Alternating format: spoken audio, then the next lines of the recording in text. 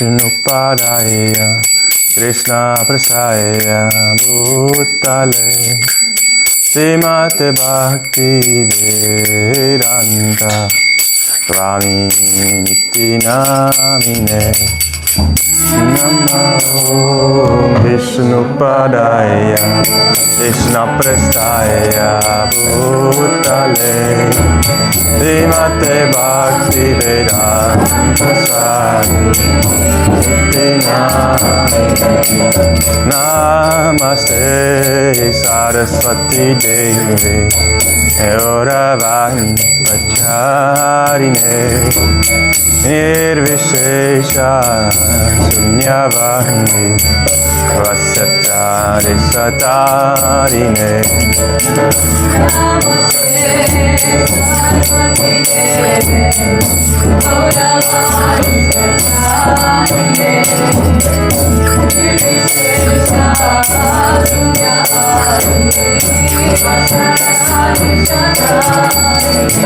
Jaya Shri Krishna Chaitanya Prabhu Nityananda Shri Advaita Gadadhara Srivasadi Gaura Bhakta Vrinda Jaya Shri Krishna Chaitanya Prabhu Nityananda Jaya Shri Krishna Chaitanya Prabhu Nityananda Shri Advaita Gadadhara Srivasadi Gaura Bhakta Vrinda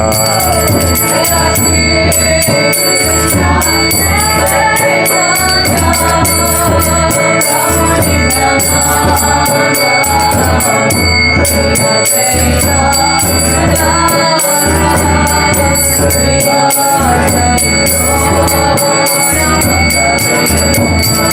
Jaya Shri Krishna Chaitanya Prabhu Nityananda Shri Advaita Gadadhara Srivasadi Gaura Bhakta Vrinda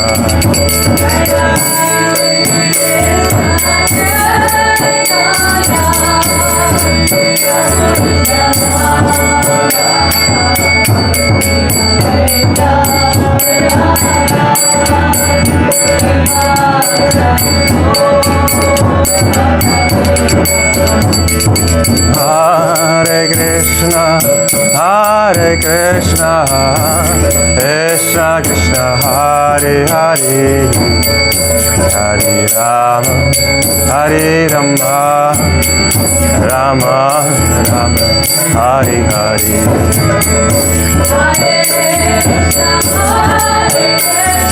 Krishna Hare Hare Hare Rama Hare Rama Hare Krishna Krishna Krishna Hare Hare Hare Rama Hare Rama Rama Rama Hare Hare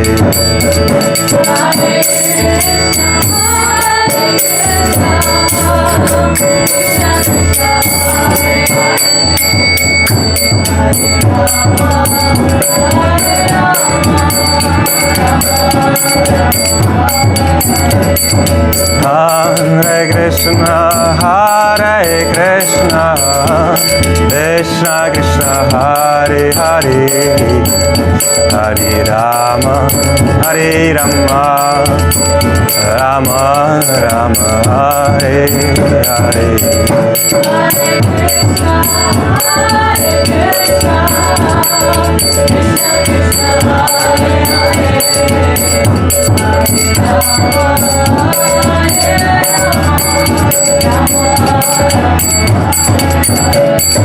Hare Krishna, Hare Krishna, Krishna Krishna, Hare Hare, Hare Rama, Hare Rama, Rama Rama, Hare Hare.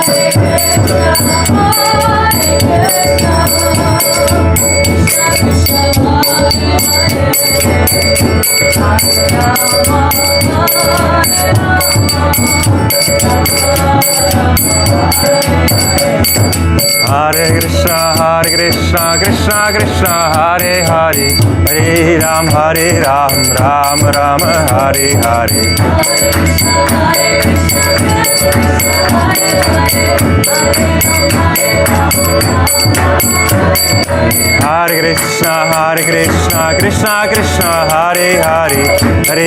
Hare Ram, Ram Ram, Hare Hare.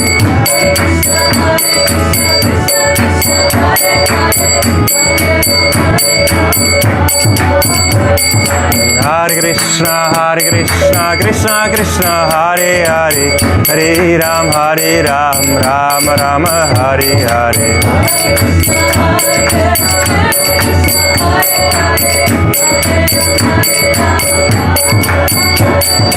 Hare Krishna, Krishna Krishna, Hare Hare, Hare Ram, Ram Ram, Hare Hare.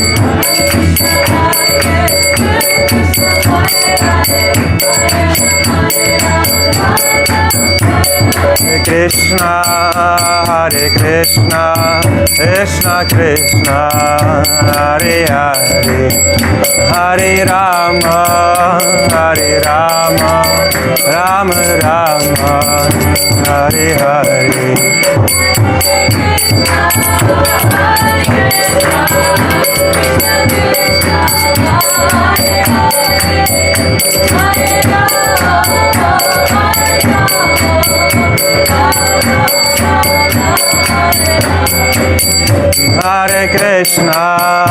Hare Krishna, Krishna Krishna, Hare Hare, Hare Rama, Rama Rama, Hare Hare.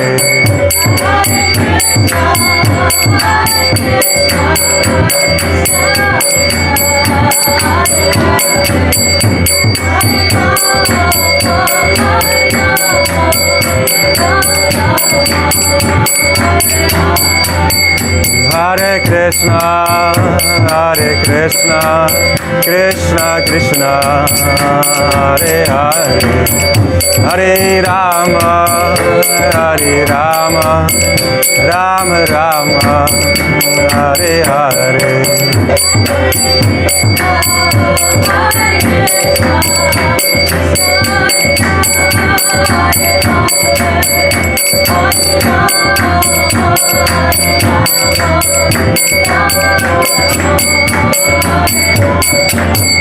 Jaya Goranithai, Goranithai, Goranithai, Shri Goranithai.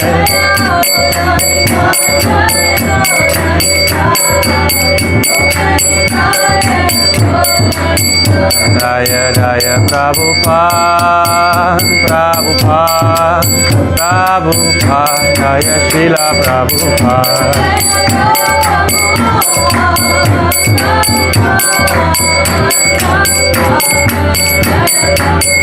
Jaya Jaya Prabhupada, Prabhupada, Prabhupada, Jaya Srila Prabhupada.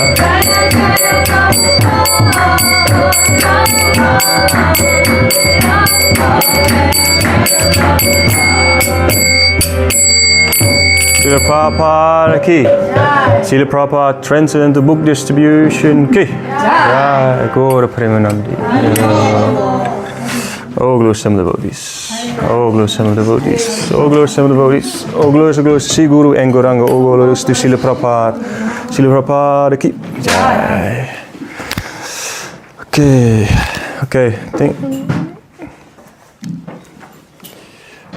Thank you. I will do this in English, If everybody understands English? Almost. Well, if you don't understand something, you can always ask me to translate or... Yeah. The reason why I do it in English because I want to put it online and then... Yeah, not everybody speaks Dutch, but many speak English. Today's Vaisheshika was Vyasa Puja. Oh, wow, Haribol. Current world famous book distributor. Yeah, he's the Maharati. So his blessings are certainly with you and I hope so. I hope so. Yes, so thank you for coming. So this will be the first time I'm giving this seminar. So it's based on 6 years, maybe a bit more even, of experience of book distribution that I've done in around 20 different countries, mostly just doing face-to-face on the street book distribution, cold approaches. Also I have a lot of experience in telephone sales. Before I came to Krishna Consciousness, I did also like charity work on streets for about 5 years, like telephone sales, a little bit charity work. So there's a lot of practical experience there, and I had a few seminars, of which what I'm going to present now is mainly based on a seminar I did in Mayapur, I think 3 or 4 years ago with His Grace Navina Nirda Prabhu. He's also a close friend of His Grace Vaisheshika Prabhu. And that was a 5-day seminar, 5 or 6 day seminar, and every day 6 hours. So I tried to squeeze everything in. So we're going to have a full day. So I divided the day in 5 parts, of which the first 3 parts will be mainly theory, and then the 4th part will be a little bit practice, so we can have a little bit exchange, and we can give a bit of feedback, see where you can improve. There's always improvement, of course, but then you have a bit of an idea. And then the last part of the day, around 4:30, I would like to go for a little bit practical part, like on the street. So, that's in the end where it happens. So according to time, because we're already starting like half an hour later, so we see how we go. And because it's the first time I'm doing this, I don't know how long I need for everything. So yeah, let's see.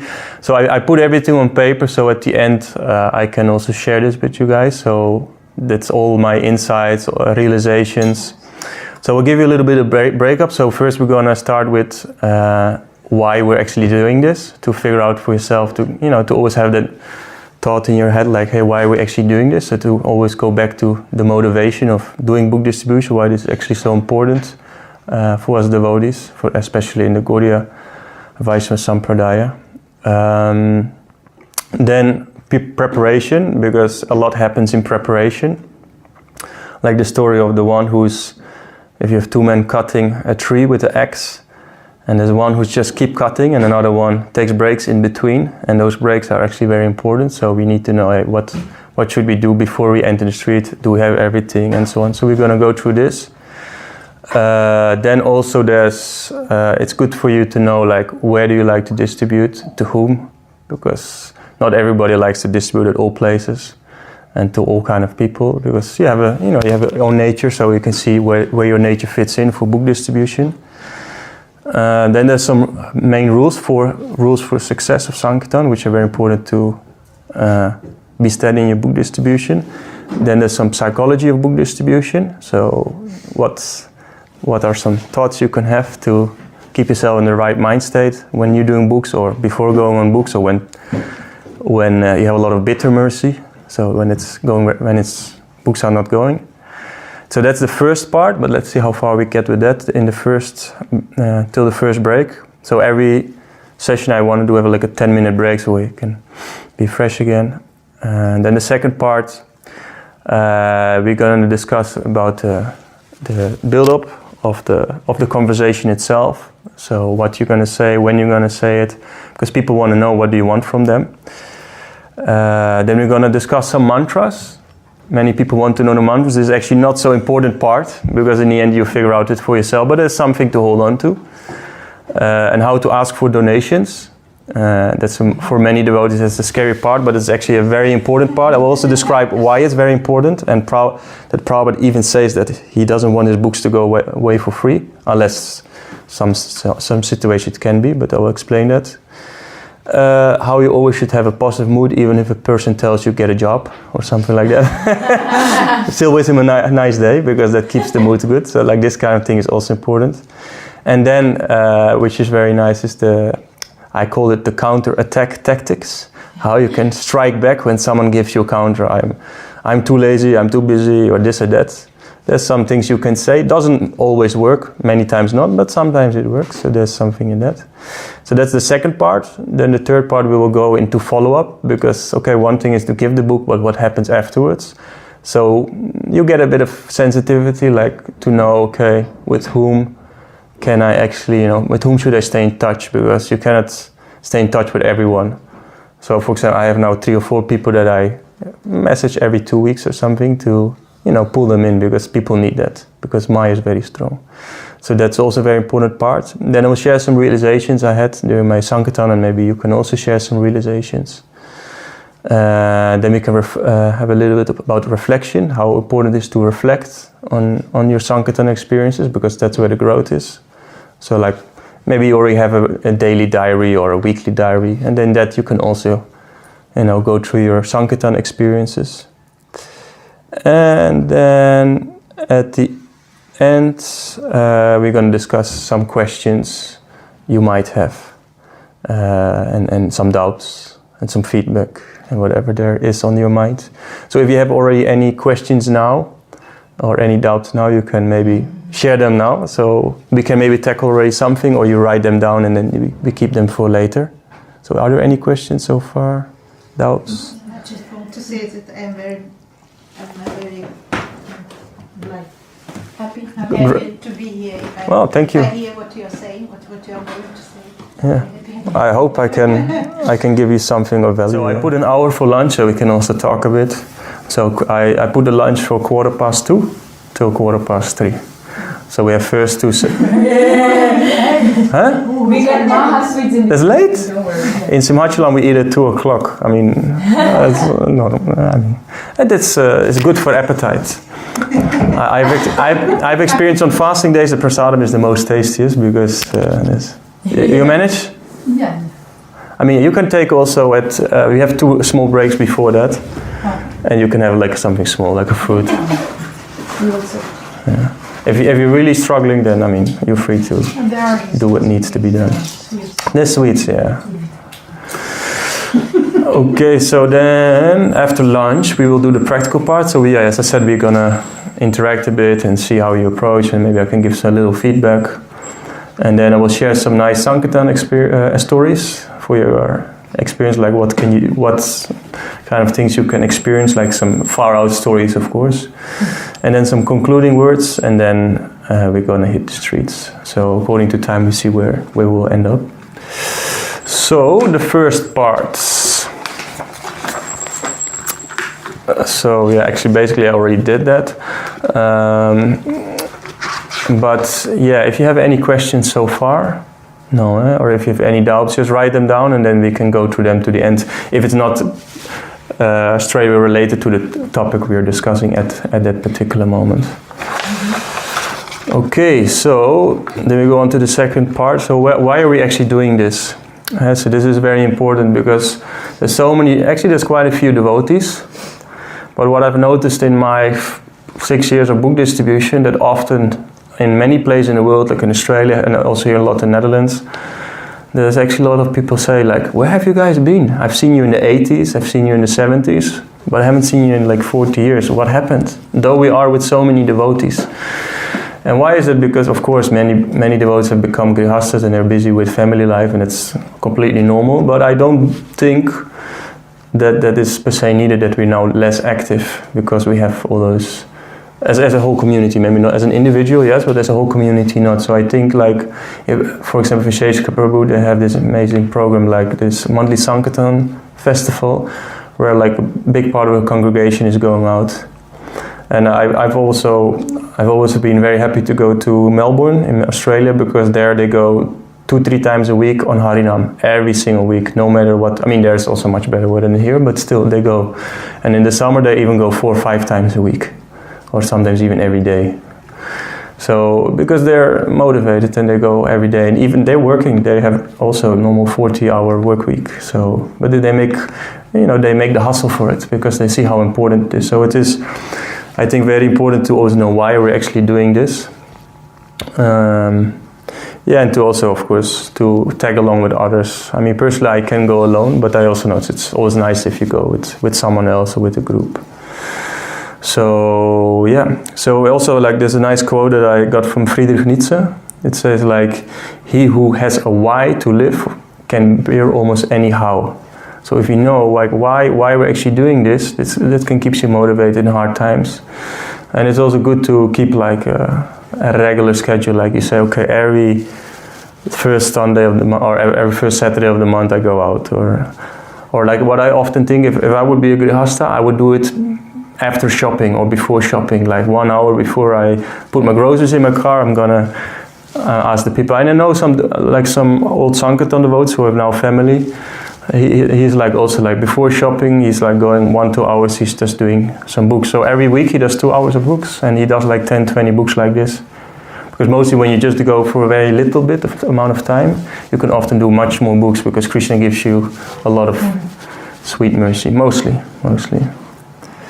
So yeah. There's also purport that I wanted to share with you from the Bhagavad Gita. As well as Prabhupada says in the Bhagavad Gita, purport from 9.2.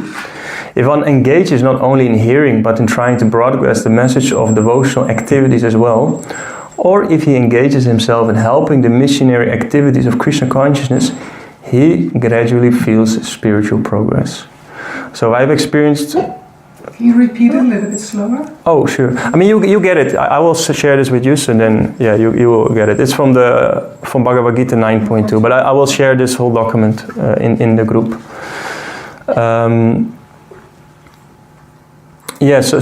So personally, what I've experienced, or what I sometimes say, like Krishna, like book distribution is the highway to heaven. I mean, if you just do book distribution, I will also know that you can become very proud. Like Navina Nirda was a few weeks ago, he was in Simhachalam, and he was saying, like, when they came back from Sankirtan, like from the marathon, they were so proud because they did all these books. So they were thinking, like, okay, now we're gonna take over the temple, the temple board, because they're just in Maya, they're just staying in the temple. So we have to also stay humble. But I've experienced that book distribution gives you a lot of realization, gives you very sharp focus, and yeah, confirmed. So and also it's you have to organize, especially when you, for example, I do traveling Sankirtan for most of the time, and you have to organize. Like, there's much more to it than just go on the streets and doing books. You need to do your chanting, you need to do your reading, you need to cook, you need to clean. Like, there's a lot of things that go around it, and it takes a lot of focus and organization. Where do I go? So you become very fixed up in also the other parts of your devotion service. So yeah, before I explain more reasons why to do Sankirtan, I would like to invite you to write as many points as possible, but try to at least write 3 to 5 points why you think it is important to distribute books.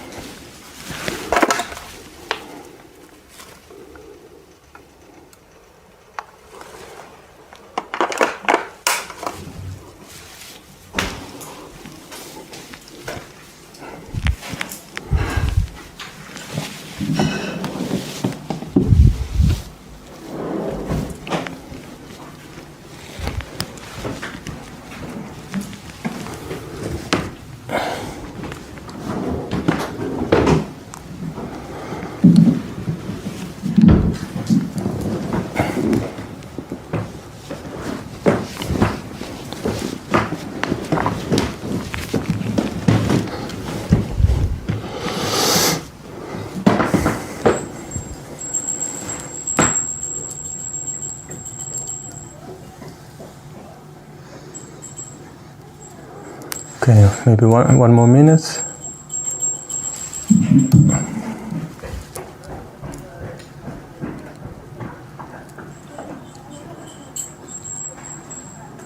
Did they come in? Or?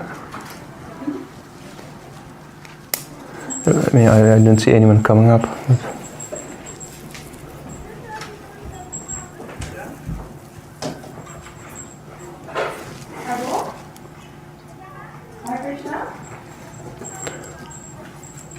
Maybe they're outside.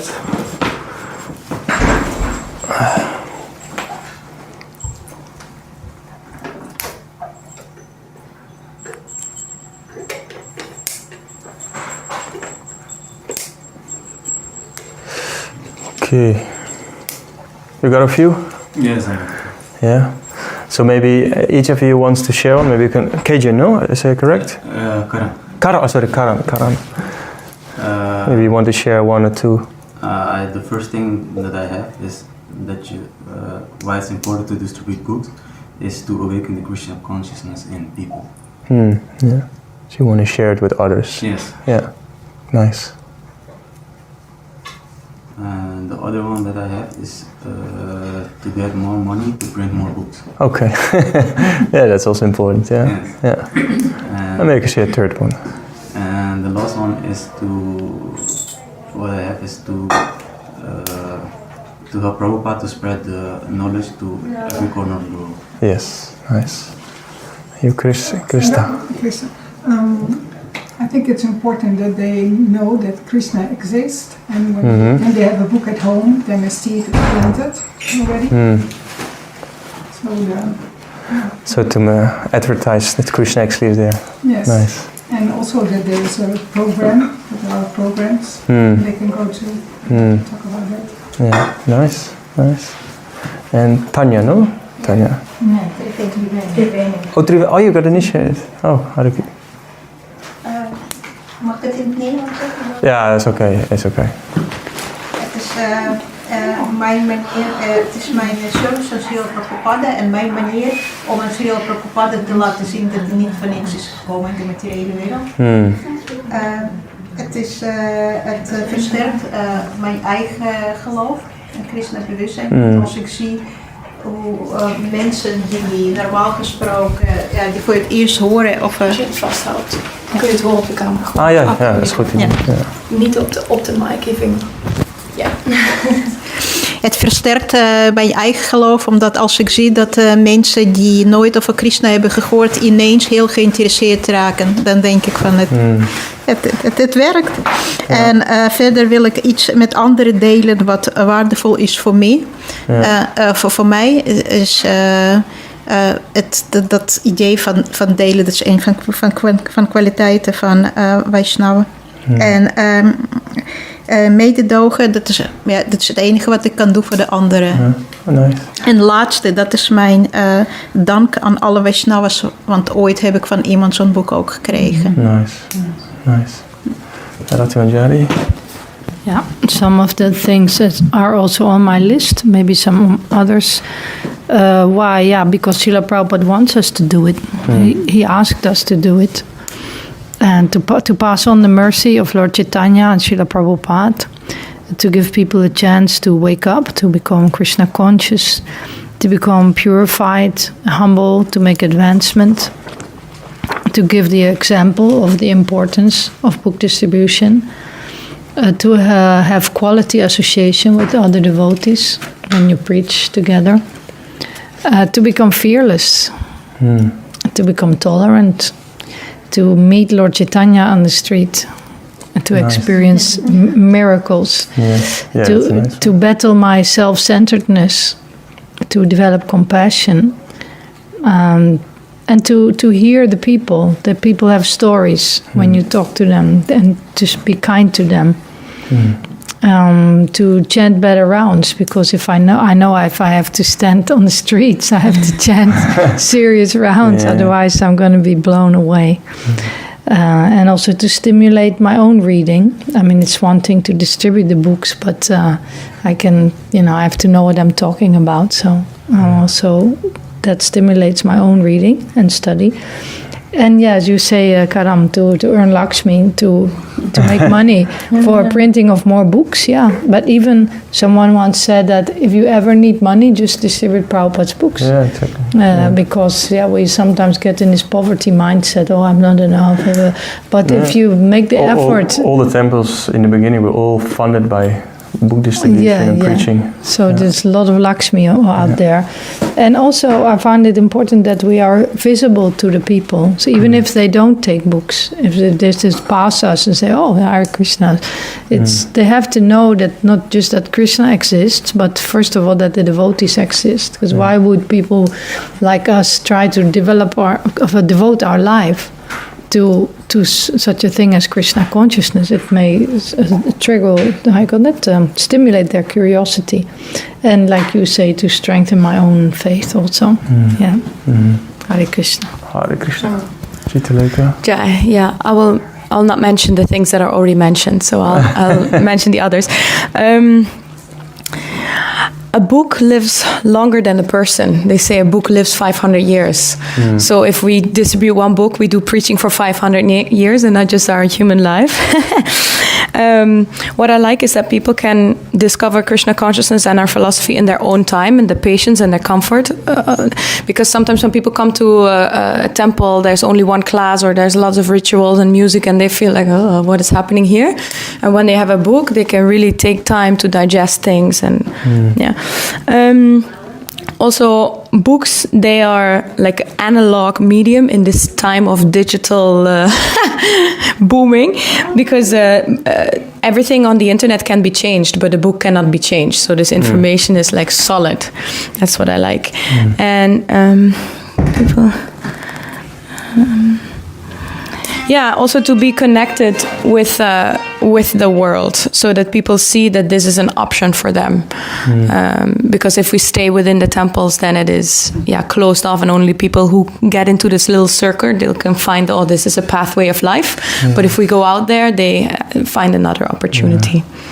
And then more of what we already said. I can also share a few. So for me, one which is very egotistical, but I think it's fun. I think it's just fun. You can have a lot of fun on book distribution. A lot of people see it as, oh, it's very tough and this and that. But if you just have a fun attitude, you can have a lot of fun and a lot of adventures. Like I had some of the most adventurous experience I had during book distribution, also Harinams, but mainly on book distribution. I will tell some stories of that later. But that's one for me. Another one, I think Ratumjani mentioned also, we experience Krishna's magic, because actually we are not the doer, we're just an instrument, and you can really experience that. Not always, but sometimes you have those moments like, oh yeah, I'm really not the doer. You really have. So you actually experience the philosophy in real life. Like, I'm really not the doer. I'm not the body. I'm not the mind. So you actually really get realization of this by doing book distribution, especially when you go out for many hours in a row or for many days in a row. When you really make this tapasya, this austerity, you can really experience those kind of things. And also it's what Prabhupada wanted. It's like it's in the seven purpose of ISKCON, the last one is to, in the end says, to publish and distribute periodicals, books, magazines.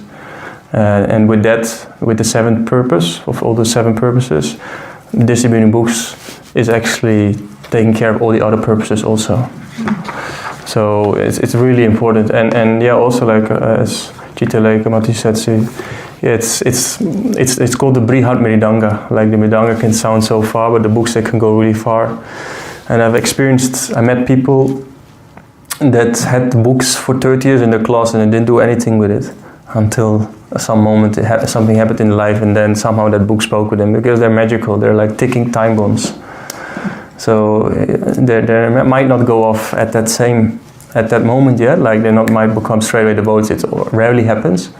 But when they have them, then something can happen, and you never know when these books are actually making an impact. When they explode for the person.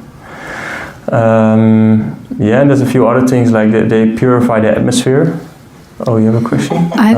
It's because I'm kind of waking up myself here in this nice flow of your Sankirtan kata. It's because I want to go out because it tastes the highest bliss. The biggest bliss I've had in my life it's not even Harinam. It's book distribution. Yeah. Yeah, so I want to taste that again. And also the feeling of freedom.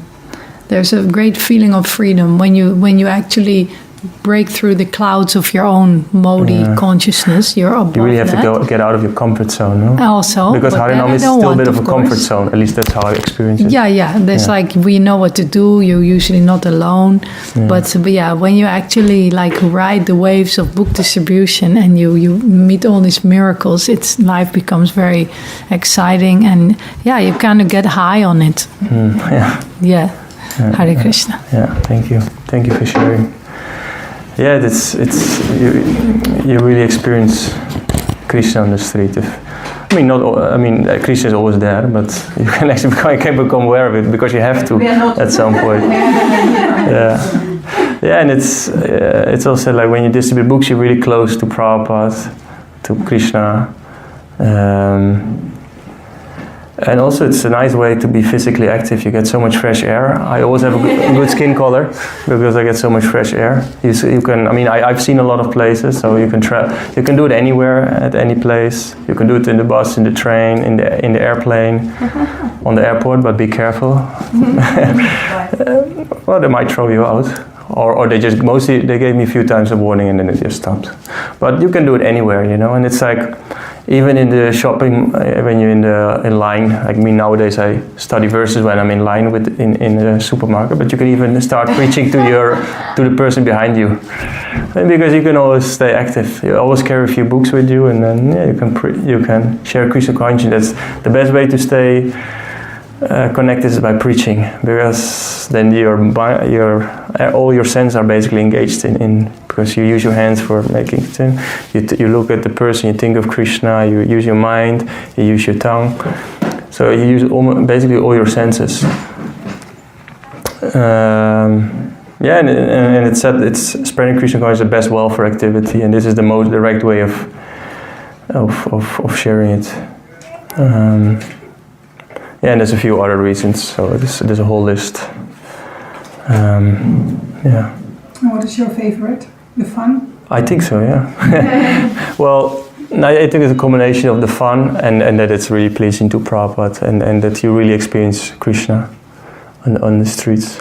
But I have experienced after some time, because now I'm doing only book distribution the last few years, I start to now desire to do other things also, because I think there should be some balance there. Like I remember when I was staying in New York, I found it a really nice balance, because for 2 hours in the morning we would do some menial seva. I was like taking care of all the toilets. So I was cleaning the toilets every day, and it was so humbling, because book distribution you can easily become proud. I've seen it in a lot of other book distributors and also in myself. So, but yeah, I think it's a very nice way to actually really realize, and I get a lot of. That's actually, I think, is also very good motivation. I get a much more taste for chanting and reading, because actually, you have to also know what to say, no? I mean, you can just, this is a nice book, but I don't know what it is about. So, children, I also seen children distributing books, and they might not per se know what it is about. But yeah, it's good to know what you're actually talking about. And yeah, it's said in the scriptures many times, whoever shares this with me, with others, like in the end of the Gita it said, he becomes most dear to me. It says, who shares it among devotees, but actually everyone is a devotee. Some are sleeping, some are not. But so yeah, it's the goal in the end of we're a preaching movement. And because we're a movement, we need to move. We need to move out of the door, onto the street, and move around and distribute the books. So yeah, like that. So yeah, I think as a book distributor and anything in life, I think it's very good to regularly come back like this. All this what I have here is based on 6 years of experience. So I'm a writer, so I like also to write realizations and ideas. I like to write it down. So I think it's good to come back, especially in the beginning, when it can be very scary, that you can just read through this and then you get a little bit extra motivation. Or for example, when you have a tough day, then it's good to sit still. You can chant a bit, eat a bit, and maybe read through these kind of things, or just read Bhagavad Gita.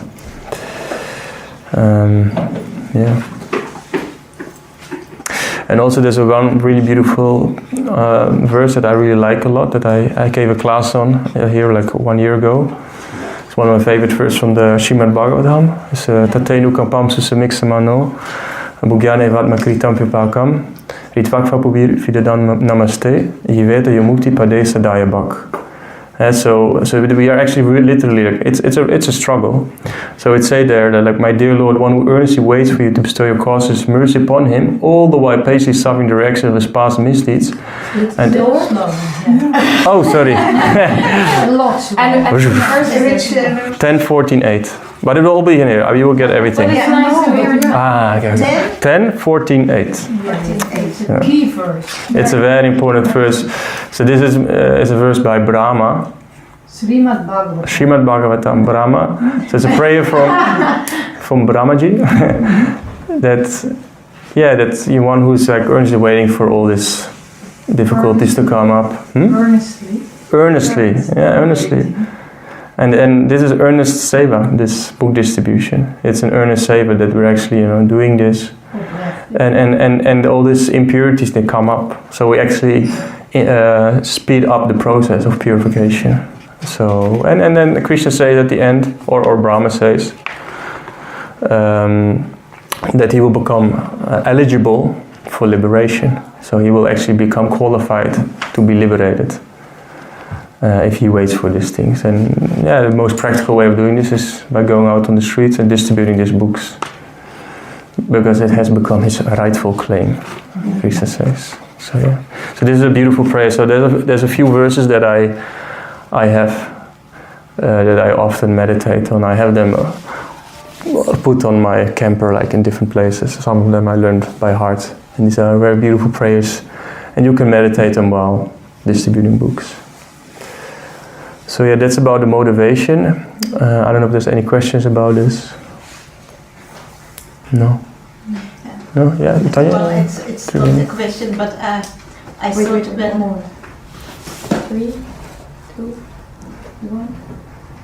Taking time on?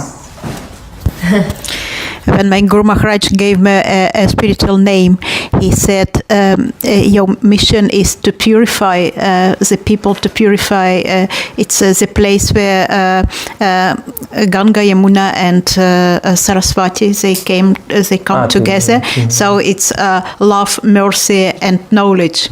So he said, these are purifying energy, so you need to purify the world. And I ask myself a lot of times, what does it mean? Mm-hmm. How can I purify the world? And so you're telling now about the purifying energy to distribute books. So mm-hmm. I think it's a nice beginning. Yeah, we not only purify the atmosphere, but also ourselves. Mm-hmm. And we purify the atmosphere because we purify ourselves. So it's back and forth working. Another motivation for me is also, for instance, that I heard some statistics that Christians, they distribute 64 million Bibles each year, and we have distributed 64 million Bhagavad Gitas in over all the time that we're here.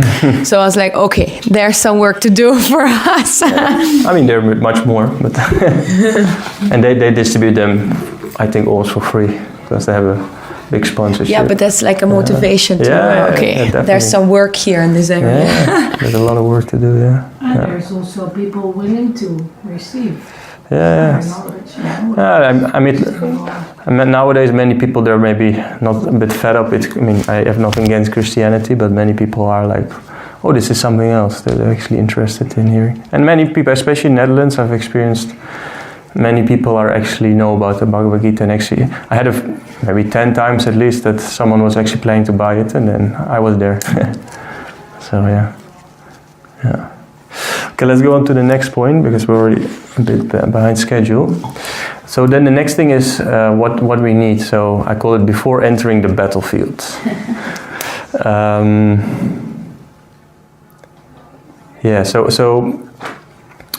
as I said before, like a strong sadhana, like reading your chanting your 16 rounds, reading 1 hour. Prabhupada even said 2 hours for book distribution, but it would be nice if you can.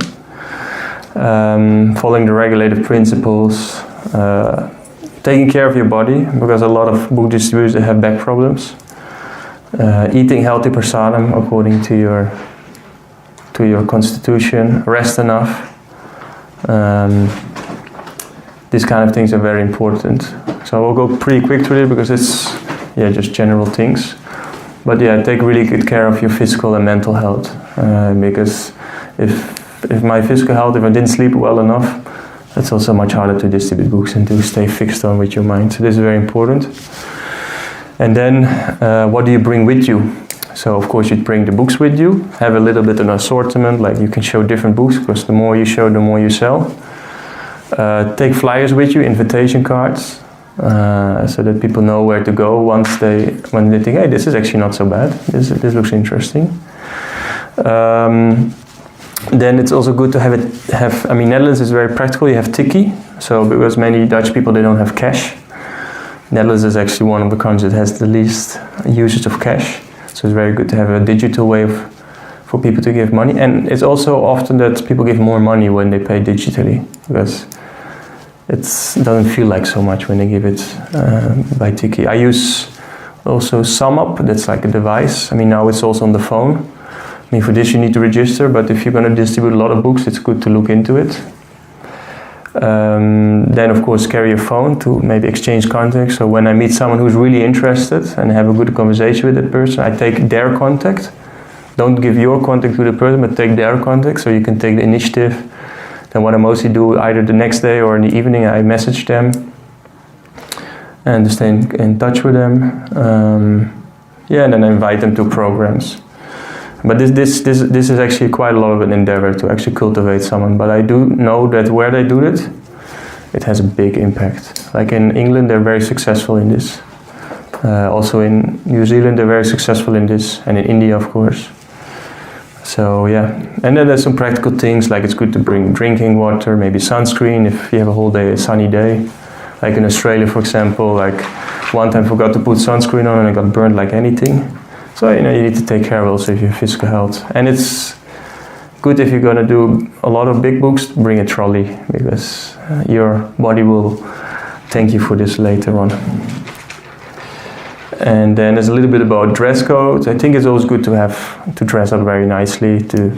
You don't have to per se wear a dhoti. I don't think that's important. It might be helpful in some situation, or sari of course, because people recognize you. Like I had a few times that a person came to me because he recognized that I was wearing a dhoti, but I just do whatever is practical. Tilak, it's nice to wear it. Do you feel that sometimes it's putting people off? Tilak not per se, maybe the dress code, but it depends, it really depends what kind of people you have. Like in Germany, for example, I feel people are a bit more judgy. But in Netherlands, for example, one time I was in South Netherlands, there were just 2 young boys, and he said, "Oh, what do you have on your back?" Like, that's my hairstyle. I said, "That's my off button." And then I did like this. Off button. My uitknop. I don't have a long stick, so I have a small, so I say it's my off button. And I press it and I stand there for 10-20 seconds, and I press it, and they were going completely wild. So I can make a bit fun with people, but in the end, it's more about your purity. It's not so much about how the dress. It should be in the mode of goodness. So I think you all dress nicely. So it's because we're presenting Prabhupada's books, so it should be like gentleman, gentle lady. Like if it's in a sari dhoti or Western clothing, it's not so important. But I do think we should look nicely. That's my experience. But more important than that, to have a good consciousness, have a smile on your face, and have fun.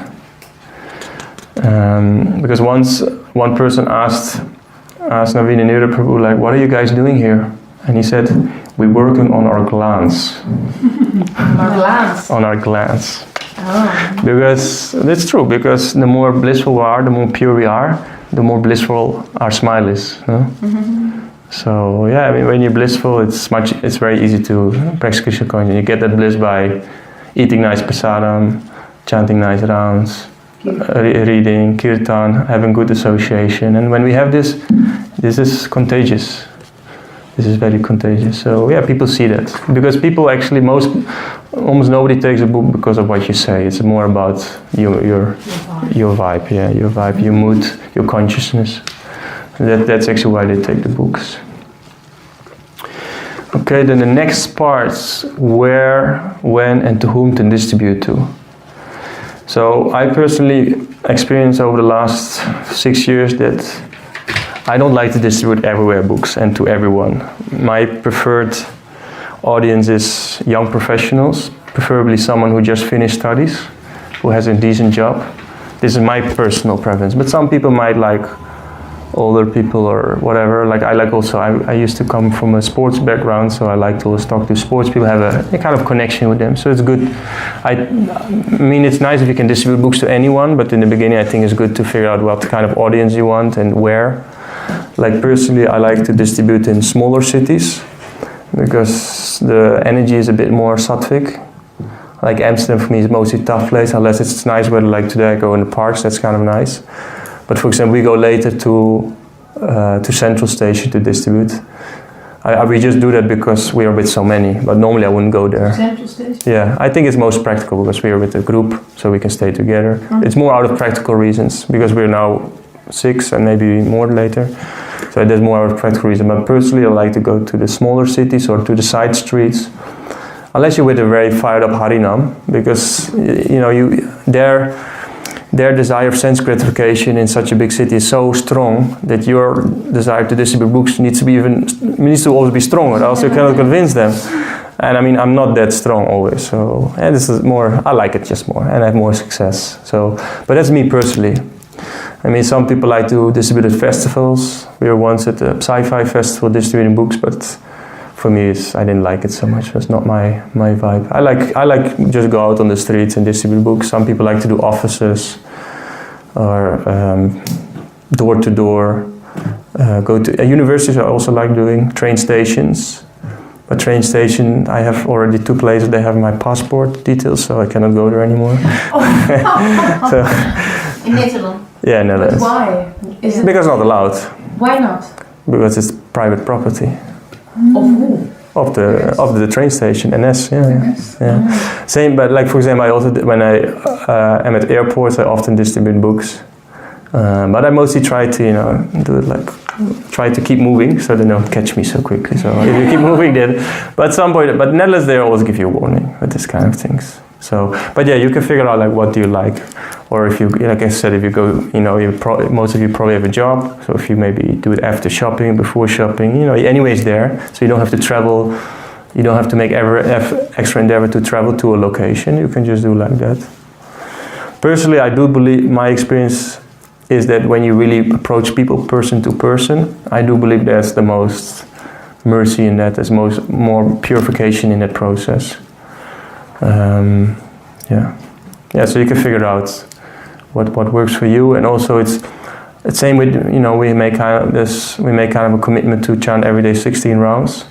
So I think in the same way it's good, especially when you don't do it so often, to at least make maybe a commitment, like I'm going to go out once a week, twice a month, or whatever is able for you, but something that you can do regular, so that's like the mind doesn't trick you. Say, hey, I'm not going out because my pinky hurts or whatever. So like that.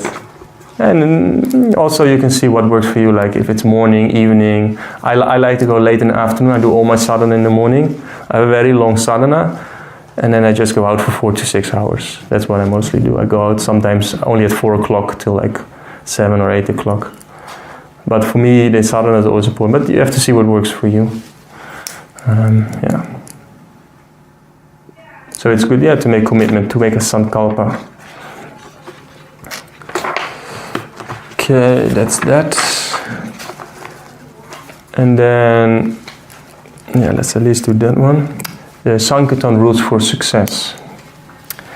Part 4? That's part 5, actually, part 5. So there's 4 rules of Sankirtan. Does anyone know the 4 rules of Sankirtan? Ever heard it? What do you think it could be? No. Because it's mentioned very often by different devotees. I think it's from ISKCON. Mm-hmm. Serious strict and sincere in your sadhana. That's number one. Right? Yeah. And then, I know that you must you have to get books. Get books. Yes. Otherwise you can't distribute them. Yeah. And then you have to, the more you show, the more you sell. Exactly. And you have to get organized. Yes. Yeah, that's all the 4 points. It, right? Yeah. That's it. Yeah.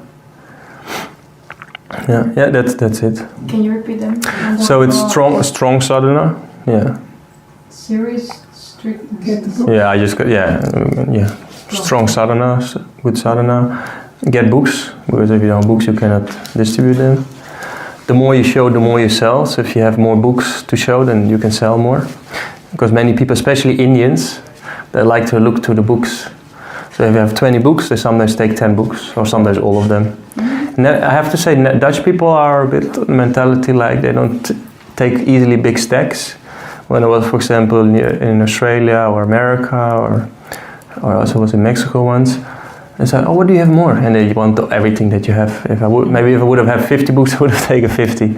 Most have 10 different titles, because there I was with my backpack. But in Netherlands, I have also 10 Dutch titles, I think now.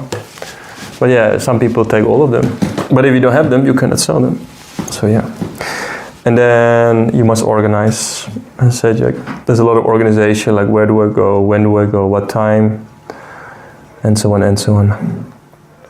Like I have my camper, and I know in Netherlands it gets harder and harder to park in places. So this year I got I think 4 or 5 fines because I was parked in the wrong area. So yeah, Netherlands is. But yeah, if you have a normal car, you can park anywhere. But yeah, so in this way you have to organize. Like there's much more to it than just be on the street and distribute the books. And then another point I find personally very important. It's quality over quantity. Because you can distribute a lot of books, which is of course very important, but if you distribute a book on the wrong mentality, with the wrong merit, like in the old days there were sometimes distributing books and telling the people how this goes to the poor children in India, this is not good. This is not good. So you cannot tell lies. Like you can, maybe like for example, I don't use the word God a lot, or yoga, because people get off-put by this, because I have a bad experience with these words.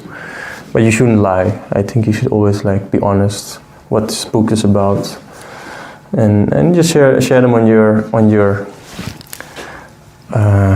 spiritual understanding and your purity, because that's in the end what really stays with people. So no fake stories. And ask for donations, but and many people ask hey, what do you use these donations for? I mean, I use it for my own maintenance. I don't know if you maybe give it to the temple or whatever. But just honestly say them, this book costs so much. I mostly tell them these books costs. I mostly tell double BBT because there's also fuel costs and all these other costs. So I say Bhagavad Gita is 10 euros, and I sell them normally for 20. I think that's an honest price for Bhagavad Gita hardcover. I mean, the Dutch, I think even 25, 30 euros. To be honest, I think that's what they should sell for. We don't have hardcover right now. The Dutch one, yeah. I mean, the soft cover I still have some. I normally ask 25 for them. I think that's a fair price. Ooh. I mean, if you go to Bruna or any bookstore, it's why not also ask? I mean, yeah. I mean, what else are going to do something else with that money? If it would be possible, I would ask 100 euros because they're gonna waste that. Maybe some people actually do give 100 euro, but it's rare. Maybe the young businessman. Some. On the street with the Harinam. No, sometimes it happens. Not often. Maybe I don't have it so often, but often it sometimes happens. I think it's maybe also what we believe. So if we believe, no, I can only get 5 to 10 euros for this, then people who will give that. Yeah, and personally, I don't like coins because I sometimes tell to people if they start grabbing in the coin section, I said, sorry, I really have back problems. I said, sorry, I have back problems. Can you please maybe give at least 5 euro or something? Or you say, we also have card reader or like Tiki. But also the thing is, if you wait with it, I mean, I'll explain it later also, but the donation, there's a whole tactic behind that. Also if you don't ask, you will not get mostly. Mm-hmm. And I think in Netherlands, the mentality is a bit that it's good to tell them what it costs. Because if you just say give a donation, I mean it can, if you really detach you can do that, but I think in Netherlands I notice it often helps to just say what it costs. So mostly what I say, this book cost us 10 euro, normally we sell them for 20, some give more, some give less. I gave my life, you do your best. Something like this, yeah. I will tell it later, so. Yeah, and then also, it's good to learn to like as I said before, I do have a preference, like young professionals. Why? Because they're most open, they're still like exploring life, they have money indeed, they're single, many of them. So that's of course a reason, and they are more likely to become devoted. But I've also noticed somehow middle-aged women, especially single ones, they're actually come a lot. Like for example, I did one last time, we had a Be a Monk challenge in Radedesh. I think 7 out of 8 people were all 40, 50-year-old ladies. Somehow they're very interested. I don't know why, but yeah. Life crisis. Yeah, life crisis. Wisdom, you know. You did, no, right. I mean, you did what they told you was going to make you happy, so that's checked up, and you did it to some degree, and then it comes and goes, and then now what? Like, what's gonna last? Yeah. So actually we're a bit over time for break. I don't know if you want now already a break, or should I keep going? I mean, I'm good. What do you think? Should we keep going, or shall we have a break? What's the next section? So now we're gonna talk about psychology of book distribution, some things that I think is good to keep in the mind. And then normally I would have a break, but we could start it a bit later. So if you feel good, we can keep going, and then maybe we stop after that for 10 minutes. Yeah. So as I said before, like people don't care so much about what you say, but they care about. People don't care how much you know until they know how much you care. I mean, I looked it up. It's from Theodore Roosevelt, but it's not 100% sure. But anyways, it's definitely there. Like I know that book distribution, you can know the whole philosophy. But it's all about the heart. Maybe you know this story about the illiterate Brahmana who was reading the Bhagavad Gita upside down, and then he was crying, and then the other Brahmana saw him and said, "What are you doing?"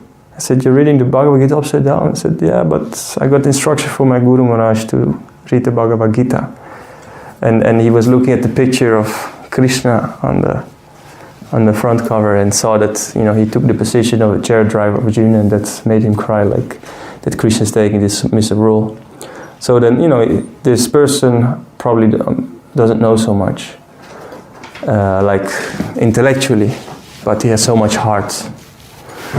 Or for example, there's a beautiful example of, I forgot the name, this famous story of this devotee, this homeless, drug-addicted person who met Prabhupada in France. Maybe you know this story. There was this drug, he called Pot, I don't know, forgot his name. It's a famous story, like Indrajumna Maharaj met him. And he was really, his mind was completely gone because of all the drugs he used, and he's homeless. But then he stayed some time at the temple, and he helped serving there, and then they didn't know what to do with him, so they said, just bring him on Sankirtan. That's what I think they did in the past. When they didn't know what to do with someone, just send him on Sankirtan. And then all the devotees, they were still like eating in the van, and this person, this devotee, he went out for books. And then when we were almost done with breakfast, he came back, and he already distributed 60 books. And said, "How did you do that?" I said, "Prabhupada saved me." That was his words. That's what he said to the people. And but because it was with such sincerity, and it was true. He really saved me because he had such a fallen life. So that's actually way more important. So then look at this, we can look at different meditations to overcome the mind, because in the end, like I said, it's not so much about what we say, but what happens in the mind, in our consciousness. So you can maybe write now for 3 minutes, like some meditation you can have in your mind to overcome the struggling mind, like, what are things that you can do in your mind that help you to stay on the path. So not motivation, but really like, what is your mind telling you? What are things that are your mind that are telling you why not to do it? Oh, that's the question? Yeah, no, what you can say against that. actually more. So for example, like the weather is it's rainy and don't go, or something like this.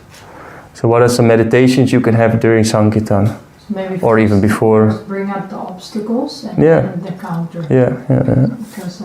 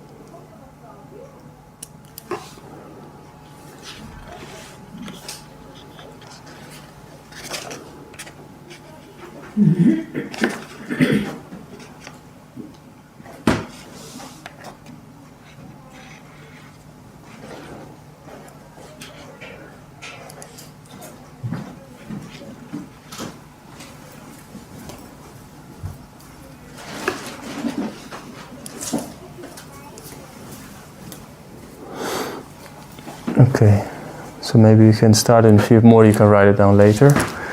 So maybe you want to start, Karen, again? No, I don't. Huh? I don't have any obstacle or counter because Maybe we can figure a counter for you. because I don't even go out for book distribution. Well, we can help you out there. So what is an obstacle you can think of? But I have not much enough. Sorry. I don't have much knowledge to spread. Like you mean philosophical knowledge? Yes. Okay. What could be a counter to this? To get more association with other people. Yeah, like I mean, if you feel you don't have enough knowledge, you should read more. Simple as that. And then won't you go out only once you've read more? So that's also no, you can. No, not per se. You can do both. So it's like the whole idea, like why do you have this obstacle? So you feel like you're lacking something, no? Mm-hmm. So first of all, okay, there's something really practical you can do about it. Just read more. Maybe you don't have to read. Maybe for many devotees it's not possible to read 1 hour a day. Yes. But read something. Or if you, for example, I guess you're working now every week, no, like 5 days a week, no, or not? Yeah, 5-6 days a week. 5 days. No. Yeah, then you can go on your free day. You can read, for example, like. I heard of one devotee, friend of Swami Bhaktikesh Maharaj. Mm-hmm. He didn't read the whole week except on Sunday. And the Sunday he was reading for 12 hours non-stop. Mm-hmm. So like this, you have to think. You have to think in solutions. Like what can I do to actually, get to some level of quota. But always do your best. But then still don't make that stop you from doing book distribution, because as I said, like doing book distribution gives you taste for reading, because you actually want to know what you're telling, what these people need to know. So you can, like as I said before, we have to become organized, no? Yes. So one way, like I organize my whole week mostly, and then within it I'm flexible, but I always make sure I do my sadhana. I read as almost maybe only 10 days a year that I less than that, maybe a few days a year that I read nothing or just 1 or 2 verses, because I make it a priority. Like a lot of people tell on the street, I don't have time to meditate or to read. Why? Because they don't make it a priority. Mm. They do have the time, but they use that time for things they think are important. So you have to understand why it's so important. And when you meditate, and why is this? So same with why book distribution is important, you can also make a same list for why reading books is important, or why chanting is important, or associating with devotees is important. Yeah, what also an obstacle is, you say a few minutes ago, you say show them more books. But if you don't read that book, how you? It's okay. You can just honestly say, I have read those books. I also have books that I distribute that I haven't read because there's hundreds of books. I mean, the big books I've read all, like Yes. Bhagavad Gita, Bhagavatam. But like some small books, like this Lord Chaitanya, I haven't read that book yet. But I mean, I have it. Voorleesgroep. We have a course right now. Yeah, but I mean, the philosophy is in the end. It's all. I mean, it's a lot the same, you know. But you can still have it. And then, like, for example, I prefer to distribute the Bhagavad Gita because that's a book that I like a lot. Or Science of Self-Realization. These two books I distribute the most, and then Perfection of Yoga. These three are like my main bullets. Yes. And then I have some other books that I keep on the side as when somebody shows a lot of interest, I just show them. And mostly a lot of people pick the books they feel attracted to. And I tell them, just pick whatever you feel attracted to. And that's okay, it's not so... I mean, it's good to read them in the end, but don't make that an obstacle to not go out. Okay, but you should read. You say read a couple of books and then go out and spread. Anyways go out, because that will create a taste for reading also. But do both. But like, don't go out 10 hours a week and not read at all. No, then, for example, read 5 hours and go out 5 hours. Like that. Yes. Yeah, like that. Yep.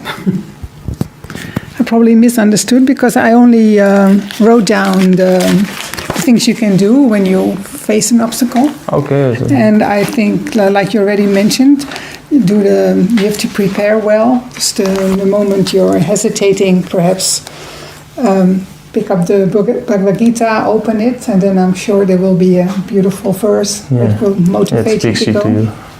Yeah, and I think the Sankalpa is very important, that you determined to do it. And and I agree with the balance. That Nice. Tanya? Triveni. David. Mag ik het weer in het Nederlands Ja, doen? dat is goed. Ik ben bang om in het Engels te praten. Zo. Try it. Nog komen.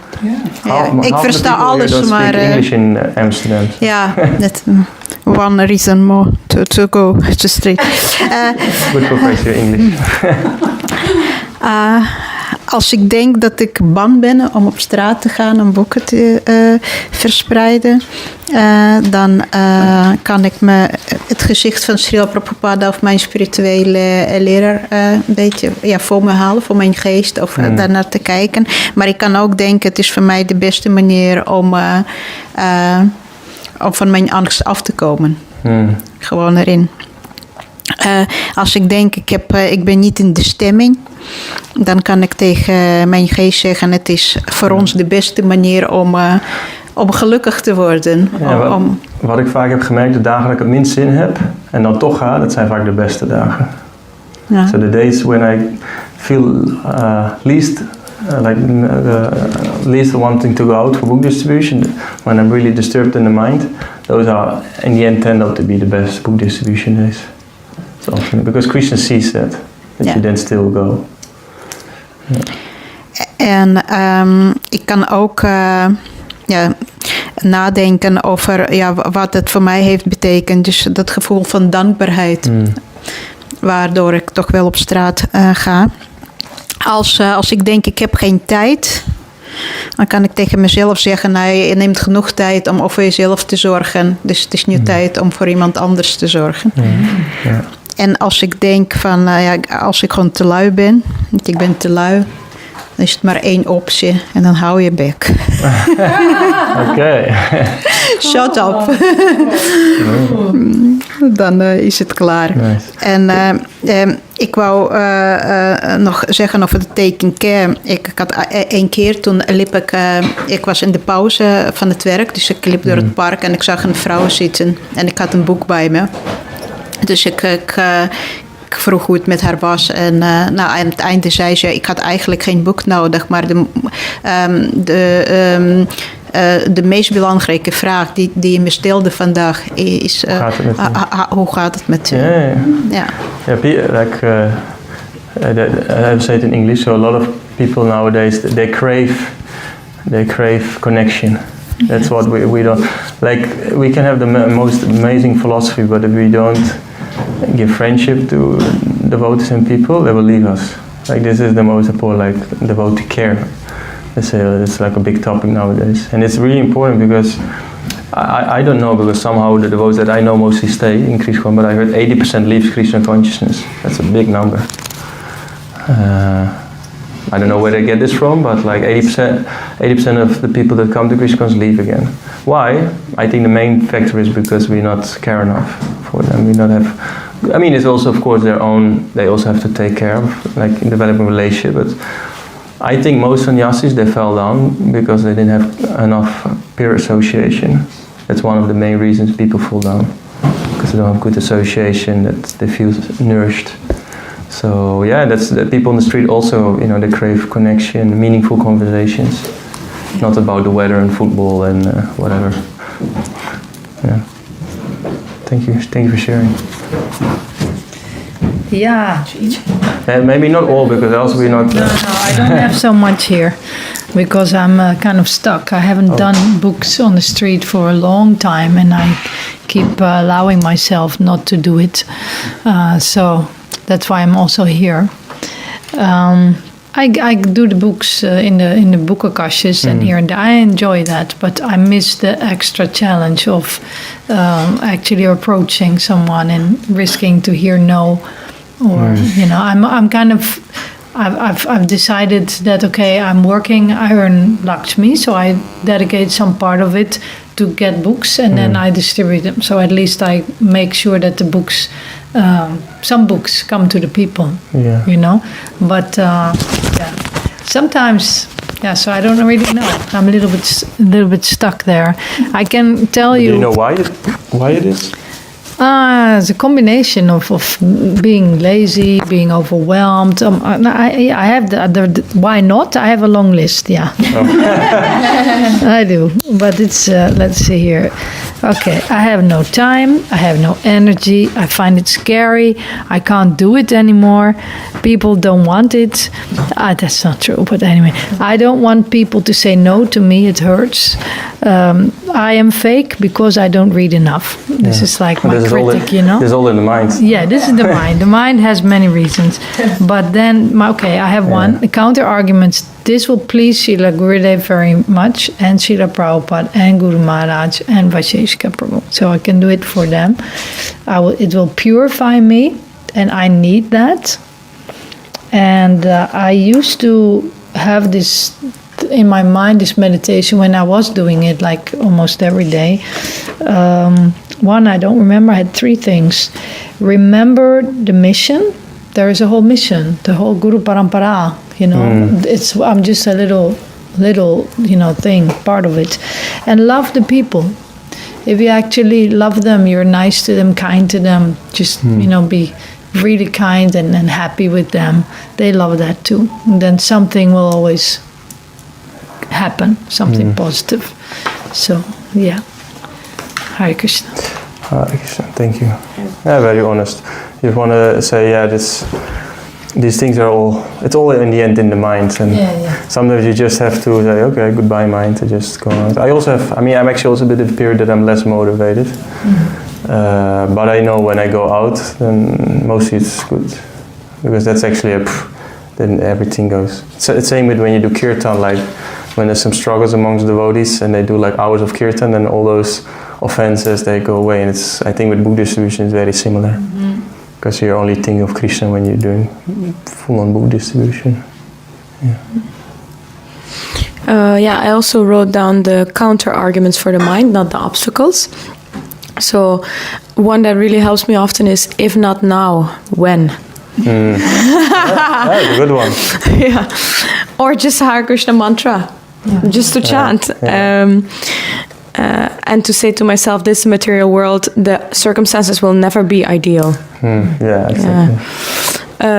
Also, step aside. I say to my ego, step aside so that Krishna can do the work. So to step aside. Let my ego, step aside and put yourself out of the center so that Krishna can work through me. Also to to hear the success stories of others or read in that Sankirtan book that you know. Gives some motivation. Yeah. Yeah, so actually I wrote more down the meditations to do it. But I think it's actually good because many of you are maybe a bit new to it, also know what's in there in your head, like what's holding you back. So one thing is like we think often we're the doer. So, but I noticed like when you understand God as the doer, so there's a nice quote like let go and let God, because God is in the end doing everything, Krishna is doing everything. And sometimes also nice meditation, I heard it, I think only this year, it's like just touch the pavement. Like that's 50% of the work, just go on the street. Once you're there, and then, okay, then the mind is already like, okay, I'm there, so let's do it as something anyways, no? Just touch the pavement. The stoop, yeah. Go to the spot. Yeah, just go there and just see, because I mean for me that's a scary feeling. I mean even after 10 years or 50 years of doing such things, it's still scary, especially when I haven't done it for a few days or sometimes a week or two. The scare is always there. It is easier because I've trained myself so much to just. I think I've maybe spoken over 100,000 people, maybe a few 100,000 people in all those years that I don't know. But it always stays scary. There's always some scare to it. But after a few people, then the scare is gone for me. So make it kind of, there's like I call it the 3-second rule. Like when I think about someone, approaching someone, I just do it. And so like that, like the first few people I meet, especially in the beginning, like when I go to the location where I want to distribute, already people on the way I approach, because then my mind doesn't start to think, maybe don't go, maybe I can still go back, I haven't done anything yet, so like that. And then also, as I said before, book distribution is fun, and it's easy, actually. It's actually quite easy. It's just the mind who makes it complicated, because you just have to, I mean, we're talking now also, or we have also you just have a conversation with a person, you just speak about what you find interesting. So you just have a conversation with the person. Then there's some other things. Steadiness is more important than big numbers. It will be a constant challenge, book distribution, so there's always obstacles, but that's because it's purifying. Tests will come, but keep going anyways, and don't try to see God in it, but try to act in a way that God will see you. This is also a nice meditation. Sincerity is more important than techniques, as I said before with this example of this Brahmana. And we, like as this pray we do Vanchakalpa Turubhyascha, we have to become compassionate for the. It will all be in here. It will all be in here, don't worry. Because else I will not be able to finish. So we have to be full of compassion. Like it's an amazing thing what we can do to give this to other people. You said sincerity is more important than numbers. Also, techniques. So all these mantras that we will speak through later, these are like. I use a similar mantra every time. I will tell you about the mantra that I've developed over the last 6 years that works for me, because it works.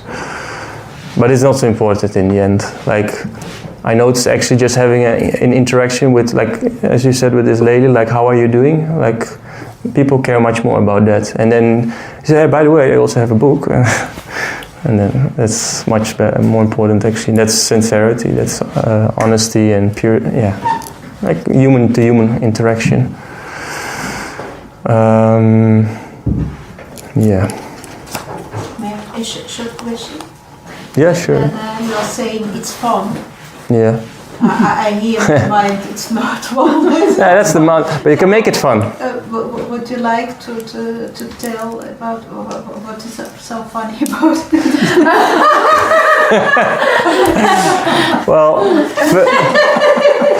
Well, first of all, just by pleasing Prabhupada, I make money, so that's fun already. So I just make money by, I mean, that's my person.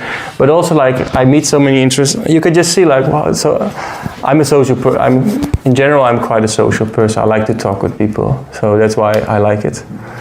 And I can just talk about Krishna, and I can meet interest. I mean, of course, I meet also often not so nice people, but I notice the more nicer, the more pure I become in my interactions. that almost no interaction is bad. It's always funny. You meet so many nice people, you get to know a lot of things about people, about how people are. You get, like all the psychology books you learn on Sankirtan. Everything that you can learn in psychology you just learn by interacting with people. And by reflecting, of course, also on this.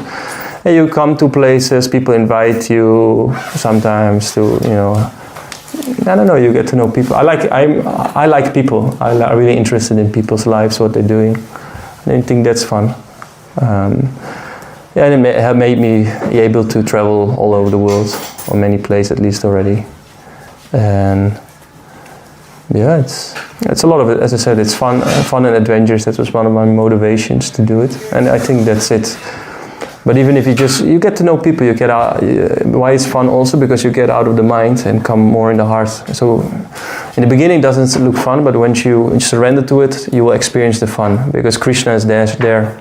He's dancing there. Actually, like in the conversation you have, because you're talking about him. So when you talk about, they say, when you talk about Krishna, Krishna is really there. So you can actually experience that. So you say you don't speak about God. So, but how is Krishna there when you're not speaking about God? No, you speak like I don't directly mention. I mean, depends. Like in the beginning, I didn't do it because I noticed not especially in Netherlands, like half the people are very atheistic. Thank you. People are very atheistic and they're not interested in God. So it's in most important they will get the book and they will read it because Prabhupada's words are very purifying. So that's my end goal, was that they have the book, not to have a nice conversation. I mean, that's also important. But the most important is that they will get the book and take it and will read it. Because that's in the end the goal. That's always the goal. So, Hare Krishna Mataji, thank you for coming. So yeah, many times I don't use the word God or yoga because a lot of people say I don't like yoga. But sometimes, because in my mantra that I use nowadays, there is you do mention the word yoga, but I say, yeah, this is spiritual yoga. This is not pretzel yoga, we say in Germany, but it's the inner yoga about feeling I use the word happy, meaning, peace of mind. These are words that almost everybody can. I try to use words that people can relate to. I do sometimes use the word God, and some also mention Krishna sometimes. But it depends a bit. Like after many years, you will get a bit of a feeling what you can say to which person. You just get like a sixth sense. I even have the sixth sense that 8 out of 10 times I know exactly where a person is from which country, and what his age is exactly to the number. Not I know it, but Krishna gives me that. So like that, Krishna will give you the insight what to say. That's you will get a feeling like Krishna will guide you what to say. Because he's saying it anyways through you. So yeah.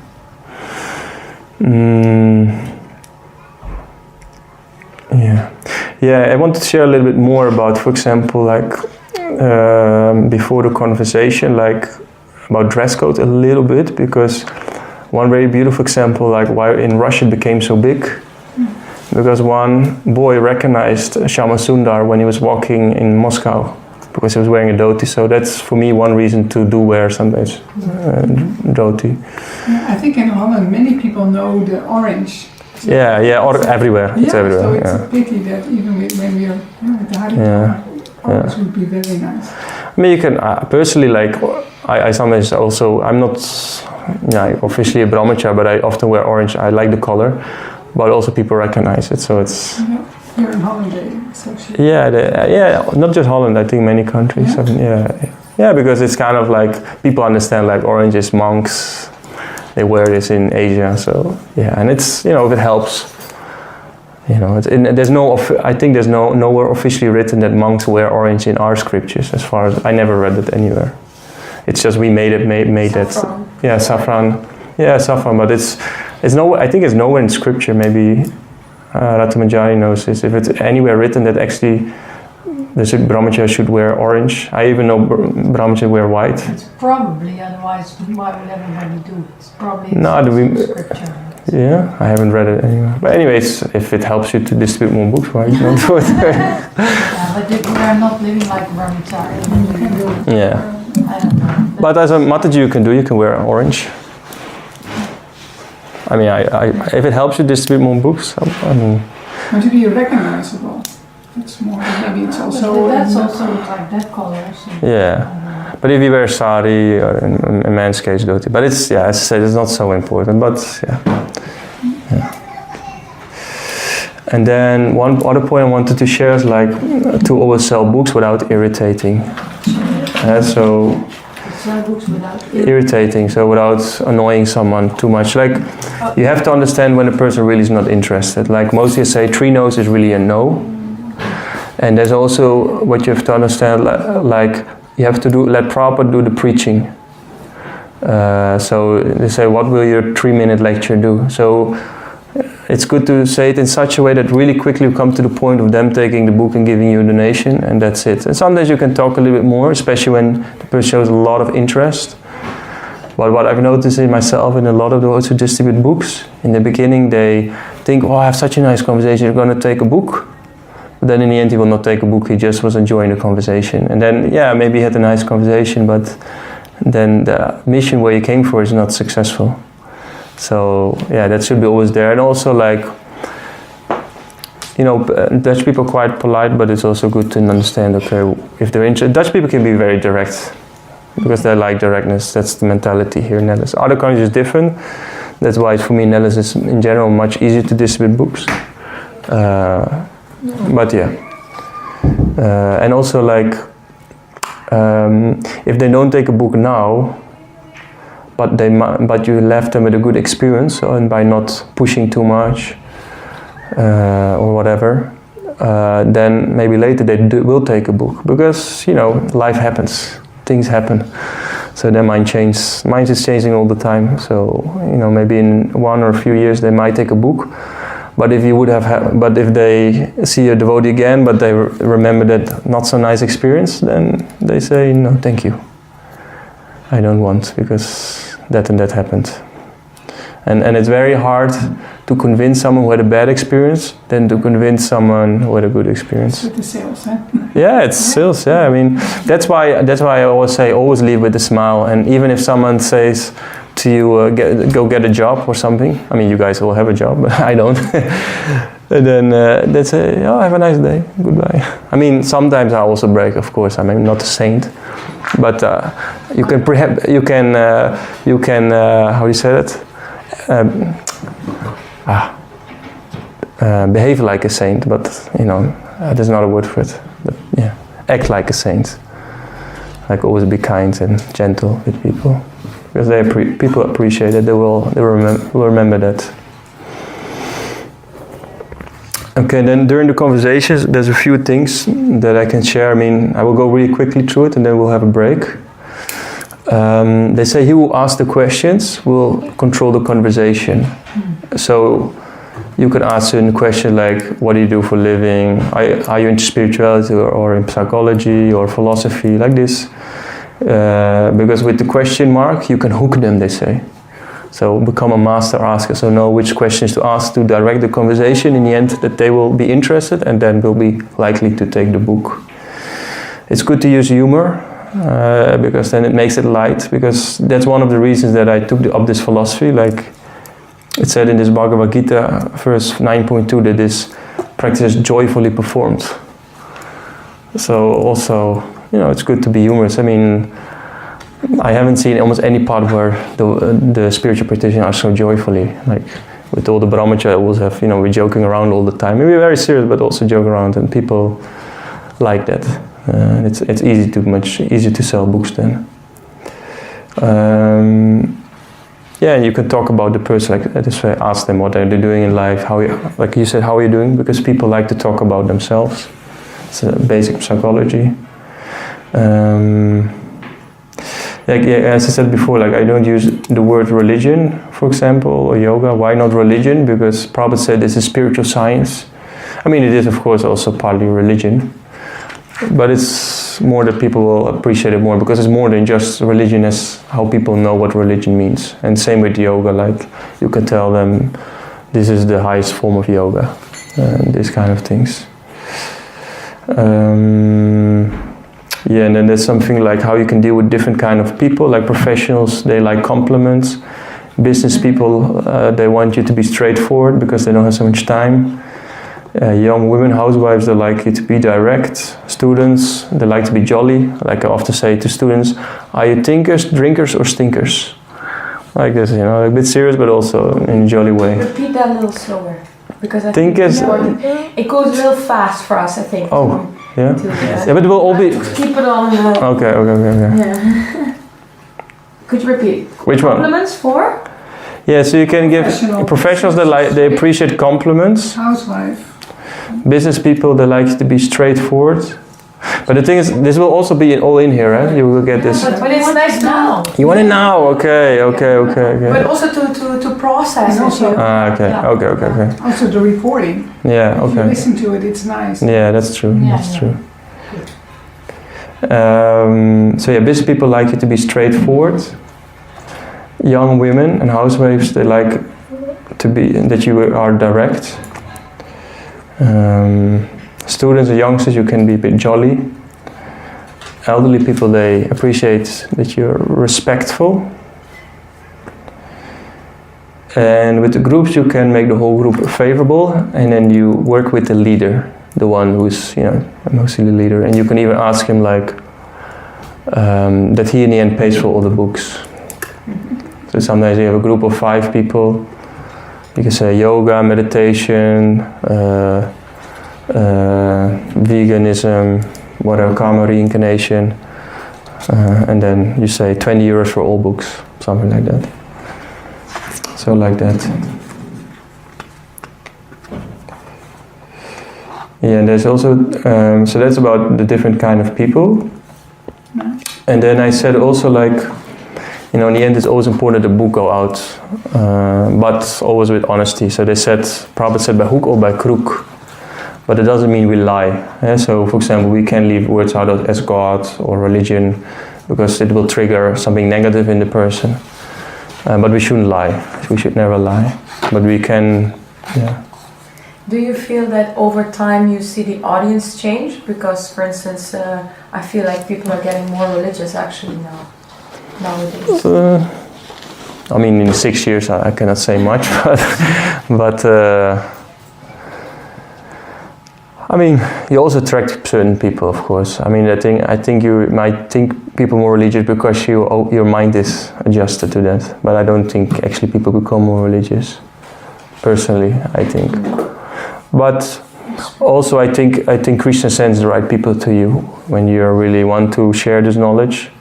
So that's also meditation, like when you have a really strong desire, people will be sent to you, the right people will come to you, no matter where you are. But in the end, it's all about your consciousness. That's in the end the most important. Because I don't think Prabhupada used so fancy sales techniques. He was just who he is. He's pure devotee. And that's his purity convinced people. But I do believe, because I'm at least not so pure, that I do need some techniques. But as I said again, after some time you will develop understanding to whom you can say what. Like I said, also with elderly and business people, there's different things how you approach them.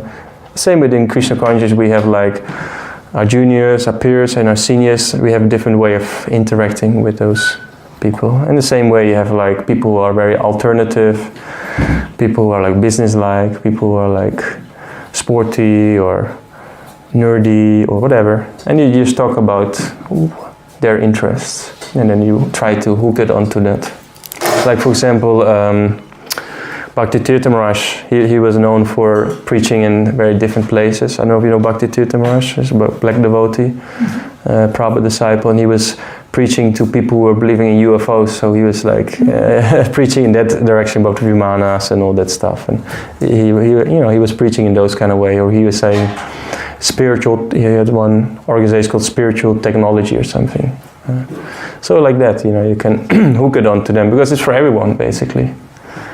But yeah, it's good to know what you can say and what's better not to say. Yeah. But if people get more spiritual, I don't know. I think not.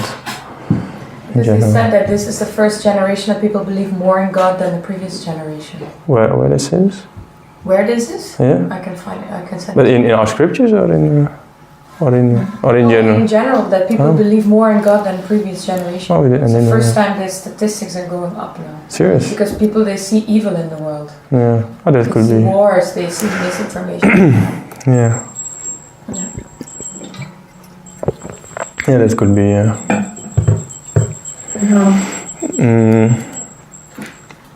Yeah, then another thing, which I think is very nice, is to also talk about your own shortcomings. Then you become relatable.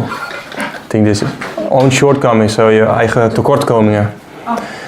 Because people like it that you're honest, not to behave like I'm some saint and you're like a fallen karmi. So people like, it needs to be human. People like human interactions. Can you give some example about? Oh, you want to know my shortcomings? Well, like, I tell them I sometimes still eat chocolate. I don't know, it's something very, small thing, but like. What makes that us relatable? Because they eat chocolate all the time, so that's maybe not so relatable to them. Then sometimes I eat chocolate. Nah, but I mean, like it's, you can do it in a funny way. So because then they feel it's more human. It's not I think it's not so important, but I think I like it more because then people feel like, I mean, that's the way I like to have conversation, to level ourselves. But I can also say, I was where you were, and there's a way out. But I'm still working on some because I know people that are way beyond me. So it's like, everybody's on the spot, so you can say, I have my struggles, you have your struggles, it might be on a different level, but it's also struggle, none the same. So like that you can, relate more deeper with people.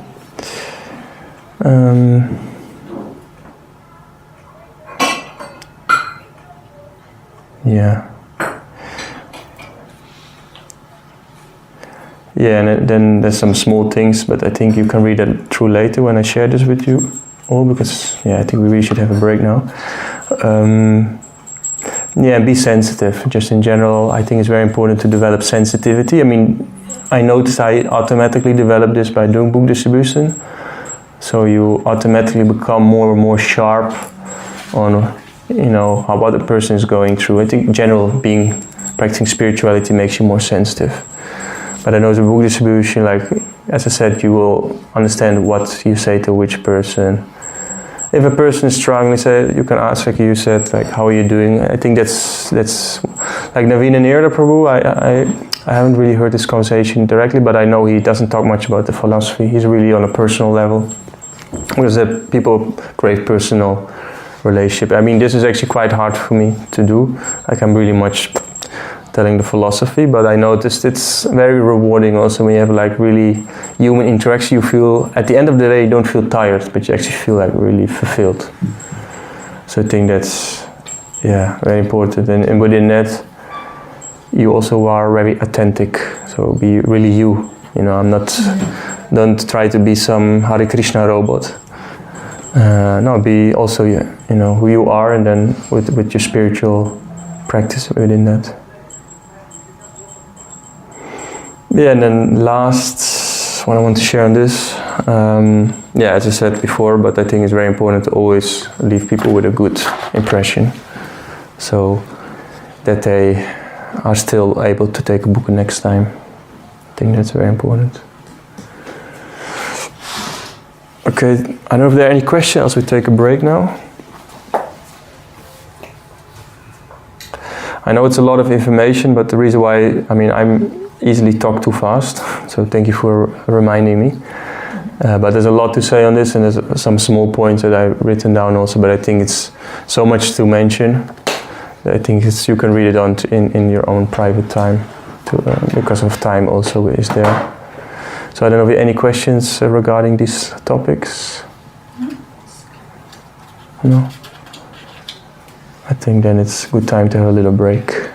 10 minutes.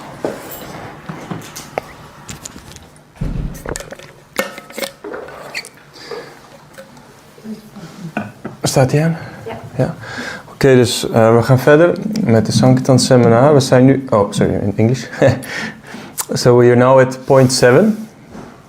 Where we'll discuss the who, where, why and what. The build-up of the conversation. Because when you approach a person, they will have a few questions in mind. First, who are you? So I tell them I'm a monk.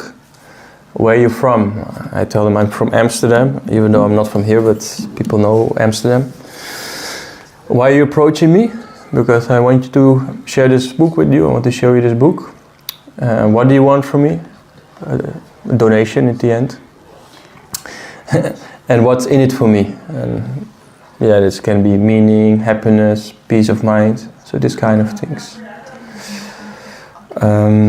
So yeah, these questions people always have when you approach them. So I will speak, later on I will tell you also what mantra I'm using.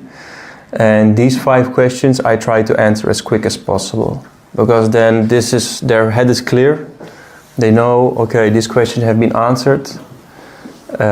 So I know why he's here. And then they can say, I'm interested, I'm not interested, or tell me, what do you have to tell me?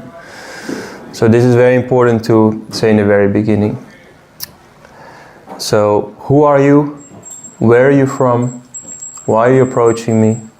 What do you want from me? And what's in it for me? So then, when you approach a person, the first thing they see is your appearance. So we talked about you should dress nicely, in sattvic way, in a goodness, even if it's in Western clothing or Vedic. I personally try to call it Vedic clothing. And your eye contact, so your face. Do you have a smile? Do you look happy or unhappy? So mostly when I approach someone, I say I do like this, like that, and they approach them. And from a distance, I do mostly streets, so I'm not talking purely about streets, of course. So on the street, you just look at someone you think is interesting. You just there needs to be a few seconds between the interaction, and say, "Hey, sir. Hey, ma'am." You go like this, and then yeah. Then they sometimes ask, what are you doing here? I said before, we work on our glands. And that's actually what we're doing here. So, working on our glands. As I said before. Yeah, so... It sounds like our glands. Like glands. No, glands. Like, so like, yeah, when you look happy and joyful and peaceful. How do you say that in Dutch? Blik. Ja, klinkt niet zo... Daarom wil ik het in Engels doen. That's why I'm doing it in English, because it's more poetic. Nou, het is niet alleen lach, het is de blik, glans, blik, aangezicht. Over glans gesproken, de detis gaan zo open. Oké. Dan gaat ze Govindam Aripurusham draaien, voor een paar minuten. Oeh. Ja. Is het mogelijk heel zacht te doen, of? Waarom, is het mogelijk om het wat zachter te doen allemaal? Ja, dat ik er gewoon door kan gaan. Maar moeten we dan niet wat? Dan gaan de detis open en dan gaan we doorpraten en zitten. Ja, dat is net als met de normale les, toch? Net ook naar lezen. Oké. Ja, dit is de darshan-art, dus dat is niet, meestal gebeurt er dan wel iets, maar ik pas me aan wie dit is. Maar. Ja. Dit is zeg maar ze zijn gekleed. En de detis gaan open, zeg maar. Eerst maar ja. Kunnen we dan anders wat langer doorgaan? Straks? Ik bedoel, Govindam Aripurusham doet 3 minuten, dus het zal niet afhangen van de 3 minuten, denk ik. Oké. Wanneer gaat dat gebeuren? Nu. Oh, nu. We kunnen ook een 3 minuten break doen. Ja, als het is just... Ja. Nee. Hare Krishna. Nou, hadden we moeten weten, hadden we iets langer doorgegaan daarvoor. Oké. Staat we aan? Ja. Okay, so as I said before, we're trying to work on our glands. So it's very important, like how people see us when they see us on the street. So that you dress nicely, we have a nice smile, we wave at them. So we get their attention, and they say, "Hey, who's this person?" Especially when you're in Vedic clothing, and then it's like, "What is this?" And then you tell them, of course, who are you? Where are you from? Why are you approaching me? What do you want from me and what's in it for me? So yeah, this is how you approach them. So I mean, personally, I like to smile, and you know, when they make a big fun of it, they have a smile. They oh, this is going to be fun, or they think he's crazy, and then you just go to the next one. So like that. Yeah, and then actually you want to show the books as soon as possible, because if you put them in there, you know, if you put them, how you call this, like where the chest is, when you put the books towards the chest, an automatic response is they will start grabbing it. At least most people. Some people, like, they're like a stone. It doesn't work. But mostly they grab it and they have it in their hands, and then they kind of already own it, you know. So it's like good. So mostly what I do, I have like 2-3 books in the hand, and I give them all of them in their hands. So here you go.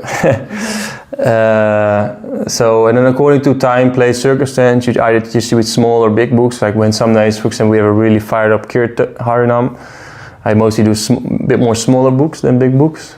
I mean, lately I started experimenting more with big books also, but then you mostly need a trolley if you do a decent amount of numbers. Yeah, and things you can say, like if you give, sometimes you give first one book, and then you can tell them, oh, to make the set complete, there's this book and this book, so you stack them up. You can even explain them. Sometimes I use the example of a cake. So I say the Bhagavad Gita is the cake, the Krishna book is the cream, and the Science of Self-Realization, that's the fork to eat it. Because the fork to eat it. It makes it easy to eat, because it's more, you know, introduction. You know, the Bhagavad Gita is more philosophy, and the Krishna book is the you know, sweet. It's the nectar, it's the lilas. Yeah, and if they show interest, you can keep stacking them up. So first, as I said, I give mostly 2-3 books, and then when they're interested, you just add more books. So that's why it's good, you know, the more you have, the more you show, or the more you can have, the more you can show. So if they show interest, you can even stack them up. And sometimes people give a donation, and they give such a nice donation, you give more books, and they give you more donation, and it keeps going. I don't do that, I haven't experimented much with that, but I know many devotees that do that, and by that they distribute sometimes like whole big stacks of book. Or you can just give a whole stack, like in some places, especially when they have book tables, they do like Saptarishi sets. So that's stacks of 7 books, mainly big books like Gita, Krishna book, Science of Self-Realization, Science of Self-Discovery, or this Self-Discovery, I forgot the title. But yeah, these bigger books. So you can do like that, but it's in the beginning it can feel hard. Do you bring bags with you for that? Personally, I don't. No. Do you see other devotees having? But if yes, but mostly only like when I was also staying some time in New York temple, and there we do have bags. Why? Because we have this Saptarishi sets. I haven't experimented much with sets, but it's something that I want to experiment more with. But what I mostly do when I do sets, I bind them together. It looks nice. It looks like a present, especially with the marathon. This is a good idea. Especially with Christmas time, you can do like 5 sets or a set 7. But yeah, that's a nice. But you can do bags. It's a nice idea. It's a nice gesture, definitely. But I haven't experienced that much. Mostly when they do those things, they mostly have a book table. So you know they have a big trolley. So it's much easier to do such things. But then again, I also want to say what I've noticed a lot. Because in the end, the goal is always that they at least take some book and they are happy with it and they don't feel pushed. Because I've also experienced that, I mean, of course, it's nice to distribute a lot of books, but some people just only want one book. Especially in Netherlands, I've noticed that. So don't push, even if they give you €100, I mean, it's of course nice. Don't push more books in them because they give such a big donation. Some people just want to give. I have many times that people just want to give a donation, don't want a book. Or what I do when they don't want a book, I ask them, oh, can you help with the donation for whatever for what we do, for our preaching, for our maintenance, and for what we do. And then at the end, then they give a book. Like some people often, they don't want a book, but they said, oh, would you like to help a donation for our cause, because we live for donations. And then they give €5 often, or sometimes 10 or even 20. And then at the end, you still give a book. And then they're more likely to take a book. But I've also noticed devotees that push books to them because they just want to score numbers. It's in the end all about the consciousness behind the interaction. So if it's all about scoring numbers, it's not good. So better give one book then, with the right mindset, with the right consciousness, and that you and the person you spoke with are both happy. So that's in the end always the goal, that everybody will leave happy, to the best extent. But of course, try to give them a book in the process. As I said, put the books in their hands as soon as possible. Talk to the hand, as I said, not to the mind. Because the body automatically reacts to it, and it's kind of like, it's kind of psychology. So you What just... does that mean, talk to the hand? Because in Well, the parent, it's like, I'm not listening, you can talk to my hand. Yeah, well, then don't. But most of the cases, like when you put the books in front of them, they will grab it. It's most of them. But what do you mean, talk to the hand? No, that part I mean, talk to the hand. Like that part, like, you try to give them, you connect the books already to them. Yeah, when someone holds something, there's kind of in psychology, there's a bit like, when they hold it, they own it already. So they already like, they look through it, they already like, kind of like, their mind's already contemplating about, this is mine. Not always, but many times. So that's why. And you should do it at the proper time. So, first I tell a little bit, like these 5 things, who I am, where I'm from, what I'm doing here, and then why you approach me, book. And so with the 3rd question, why are you approaching me? So I have a book for you, and then I actually show it. And that's already in the first 10-20 seconds mostly. Because then why I'm doing this also is because then you can see actually, if someone really is not interested, he will tell you straight up. So it's also to prevent wasting time, because there's enough other people. So that's one of the reasons also. A question, because you said I'm a monk, but how can we do it? Because I'm just a person. Well, I mean, you could say you're a nun. I mean, you can do it if it makes you feel more comfortable. It's a little lie, of course, but you can also just say I'm a yogi. I'm a bhakti yogi. Yeah. You can say like that. I mean, I've been always using that. I'm a traveling monk, and some people relate to the traveling part. But that's why I see, just be authentic, be yourself. Or you just say, this book really inspired me, and I want you to have it too, like that. One devotee, friend of Krishna, he said, I'm helping the Brahmanas. Yeah.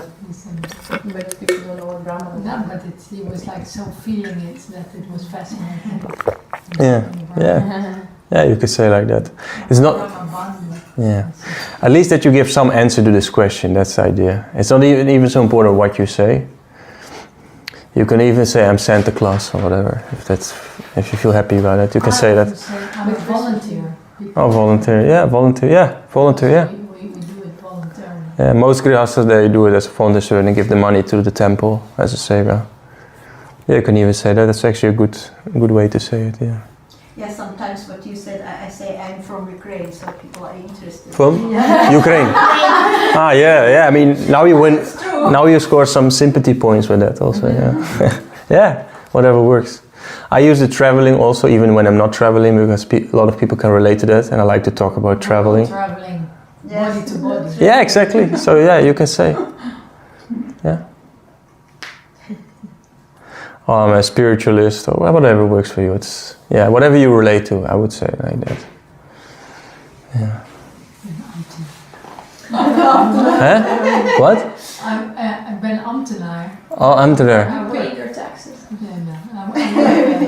Oh, as a job coach. You work in law, no? You work in law, no? Not? No, no, not. social service. Social. Yeah. Yeah, this is, you can say I'm a social worker, and this is an extension of my social work for humanity. Nice. I don't know, something like this. I would stop. Like you Stop for you, listen. yes. Say that again. I'm a social worker. I don't know. I say I'm a social worker. In my private, I'm a social worker, and this I do to really help humanity. I mean, this is something. Humanity. I mean, maybe it's also too much. I don't know. No, yeah. For some people, they like big things. I'm a social worker, and this is an extension of my social work for the benefit of humanity. Yeah, something like this. Yeah. But something you can relate to, so it also feels into you. You're doing what? Entrepreneur. Entrepreneur, yeah. So you could say, this I do for free. Like in my free time, I make a lot of money, and this I do to help people. Yeah, you could say like what you do in private life, and this is something I want. You could just say, I think, like especially when I give this example, like Prabhupada saved me, like this one devotee. You could say something like this, like, you know, this book really helped me, and I say that often to people. This book really helped me, and it really did. So it's especially the Bhagavad Gita. So I mostly present the Bhagavad Gita because that's the book I like to distribute in the beginning. Yeah. But then they need help to read it.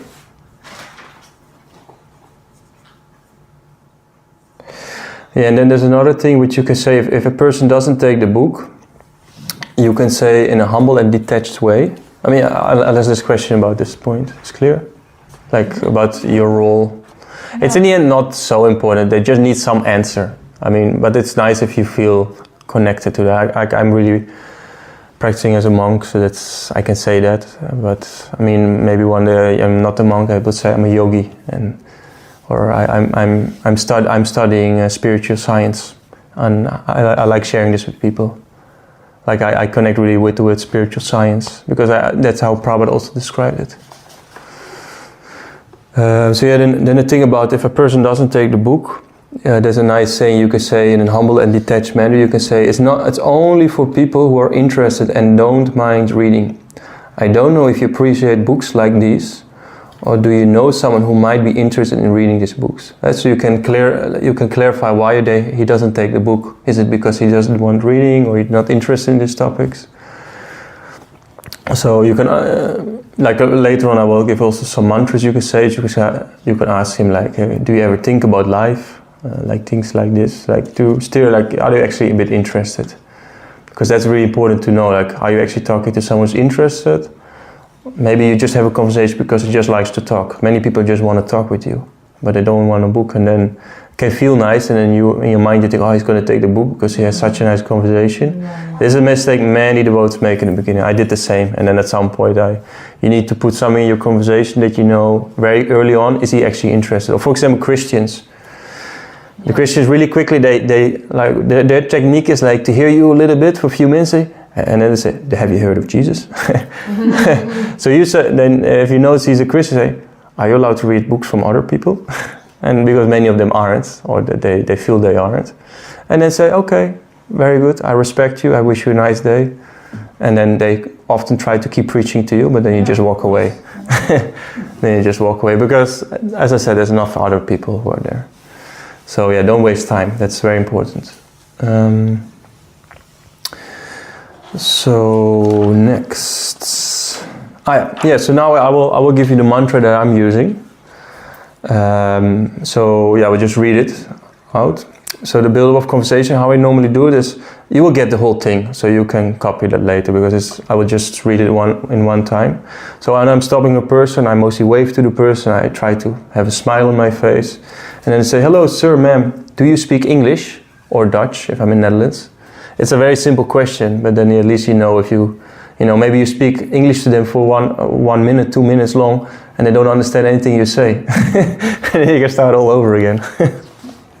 So it happens. So it's good to know if they actually do speak English, or whatever simple opener you can use. But this I've noticed is very practical, and it also clarifies already one thing. Do they actually understand? Will they actually understand what you're saying? So then I'm saying, I'm a traveling monk from Amsterdam, even though I'm not from Amsterdam, but when I'm in a foreign country, I'm not going to say, I'm born in Friesland in this village. People, then you have to explain where that is, and I don't want to go there with every conversation. So I just say, I'm from, everybody almost knows Amsterdam, and I'm showing books to all nice people.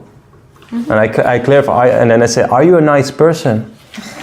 And then most of them say, yeah, sometimes. And they say, oh, nice. And then say, and if they say, sometimes or not so much, they say, oh, you're really honest, you're qualified. No matter what they say, you say, you're qualified. Yeah, that's from Vijay School. No matter the answer, you say, they're qualified, because they are. Then you give them the books in the hand, And here I will use the example of the Bhagavad Gita because that's the one I mostly distribute. So then I say, this book will help you connect to your real source of happiness. Material happiness is very short-lived, always needing more and better. No matter how big your bank balance, how famous you are, etc., etc., it will never fulfill you, right? You say, ask them, right? And they say, yes, yes, yes, yes. And then all forms of material happiness are bound to the material laws of time and space. What's the word? This we will get. I know, but I cannot catch it in my mind. When you speak like this, I follow it. Okay. So this book will help you connect to your real source of happiness. Material happiness is very short-lived, always needing more and better. No matter how big your bank balance, how famous you are, etc., it will never fulfill you. I had to really clarify the point that there's no real lasting happiness in material things, and people understand that already. But it's good to Jai Sisi Kuranga Nitai Ki Jai.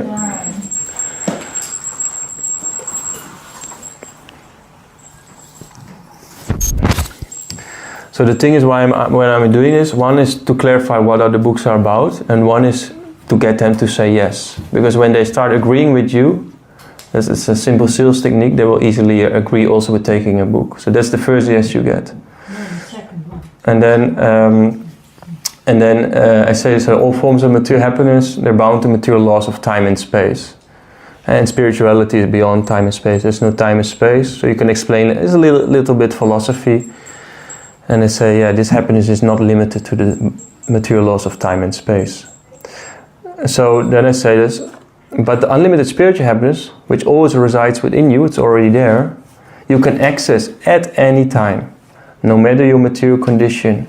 If you're poor or rich, beautiful or not so beautiful, your spiritual happiness and fulfillment is always with you, and it can always be accessed.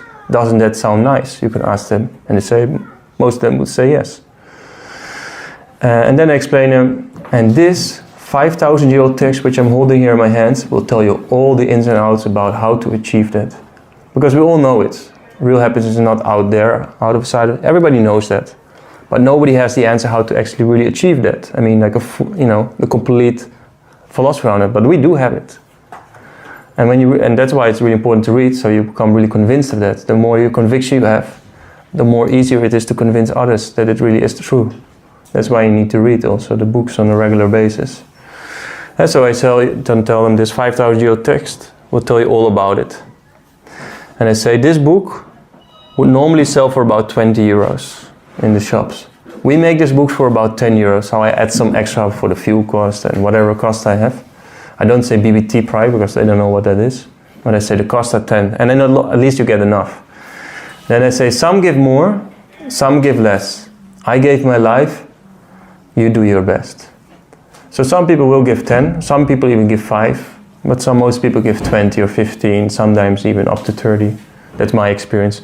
And I've noticed when you present it very nicely in a very concise way, and that's my personal experience, people will also give nice donations. So when you present it nicely, you will get also nice donations. So the whole presentation, from how you come across, how you're dressed, dressed to impress, it's really a thing. What vibe you have and what words you use. If you make it very professional, you get a professional donation. So yeah, like that. And then the person, then either the person will take the book, or maybe you have some few back and forth, like he's sharing some doubts or whatever. Or he takes the book, or after many no's, he will in the end not take the book. As I said, 3 no's is mostly really no for me. So I always take, if it's a few times no, like I try again and again and again, but then after the 3rd no, it's like, you get a bit of feeling. Sometimes the first no is already really a no. But yeah, this is basically the build-up of the beginning of the conversation, and then many times you sell a book based on that conversation alone, and some people need a bit more convincing, but that we'll get to on the next point. So yeah, that's basically the build-up I've created over the years. And it's very concise, everything is there that needs to be there, all these 5 questions that I have in the head, a bit about the philosophy. I mean, it's very basic, but you don't have to tell the most details. detailed version. Just keep it very simple, because in the end, the idea is that you let Prabhupada do the preaching, because your conversation in the end will, like the next day they see the next hour they will see their friend and they forget almost everything you say. They will remember the feeling they had with the conversation, but what exactly you said, they forget about that. So it's very important to explain a little bit and give them a good feeling, and that they get the book, and let Prabhupada do the preaching. That's very important. But if they do need some more convincing, then of course have the dialogue. But also, you will develop over some time. You will develop a sensitivity to know, okay, where is this person trying to go? Is he really interested, or is he just trying to keep me active? And then you can always ask, are you interested in taking actually a book? So yeah. So no, any question regarding this? No. But yeah, you will get everything also again here. You can the exact detail. I worked, I don't know, maybe 50 hours on this document to make it really precise. When I came with you a few times on book distribution, you would also say, hey, do you like to read? Oh yeah, this also, yeah. Very fast. It felt like not that you had a whole conversation with them, but it was like super fast. Yeah. So you always go through this conversation, or? This is kind of the build-up I made. Yeah, I also asked them, do you read? Because if they don't read, then you can ask them, oh, I don't read. Do you know someone who reads? Or I also ask them, I don't read, and they say no. I said, no problem, I have a book for people who don't read. Then you give a very small book. Logically it makes no sense, no? But it's how the mind works. It's like, oh yeah, you have to go beyond logic. Because it's in the end by the vibe, yeah. And preferably I just say as less as possible. I just, like once I was after a Harinam was actually in Sydney, and he said, and one devotee said, have you ever distributed books without saying anything? I said, no, but let's try. And I really, literally, I went to a person without saying, and it worked. I mean, I think most of you need to say something, but it's like, yeah, it's all about, in the end, all these things, what I'm saying, it's all in the end about purity. But these things can help you to have something to hold on to. But in the end, it's all about intention. And these things are also there so you can clarify some doubts that people might have in their minds. I've heard also a story when somebody, he asked when, do you like to read? And the other person said, no, I like to travel. Oh, I have a beautiful book about travel in yourself. It's the most beautiful travel you can make in your life. Travel yourself. Yeah, exactly. Yeah, you could say like that. Yeah, exactly. Yeah, so you can, the idea is that you make it as broad as possible, because you don't know the person, but you can ask for some, what do you like to do? And say, oh yeah, this book is about that. Like that. So yeah, you can try to make it somehow connect. Like I said before, Bhakti Tirtha Maharaj, he was distributing books to people who believed in UFOs and aliens, based on, on things on I think on the Bhagavatam, because they talk about Vimanas and all these things. I don't know exactly what he distributed, but yeah, he linked to them. He just tried to find a way in, like what keeps them active in life. Like sports people, I tell them like, yeah, this will help you control the biggest muscle, the mind muscle, the most difficult one to train. I say that such things, yeah, in this way you can somehow make it relatable. I think that's very important, to make it relatable for them very easily. And that this opener that I use is very general. Because some people say I don't want to be happy. But then they say, okay, no problem. There's also answers for that. But Amsterdam say a lot of people, I am already happy, and it's difficult. Yeah. Then of course sometimes you just don't know what to say. So no problem. Then you can explain other people how to be happy. This is the recipe, full written recipe, like that. Do you like to help other people? I like that. But over time you will develop a sharpness to really quickly say what you need to say, and to you say what. Yeah. Yes, I want to actually now go to the mantras and some back and forth questions, and how to get donations. I was thinking like normally around now we would have the second break, but because we took a very long break afterwards, shall we go on till like around 2 o'clock and then have lunch? Shall we do that without a break? Is that possible for you? I mean, if you really need a little break, you can always, of course, go toilet or drink or whatever you need. But regarding time, I think it's good to keep going on. So yeah, now there's some open. So I mentioned, I tell them like, do you speak English or Dutch, or do you like to read? That's actually also one I use a lot. It's very simple, but there's also some other ones. So maybe you have already some that you have for yourself. Or maybe take 1 minute to write a few down that you like, and then I will share some that I have here. You mean opening sentence? Yeah, opening sentence that you use. Maybe I can also learn from you guys, because maybe you have some openings from your work or what comes up. Be creative, which you think are like very good openers.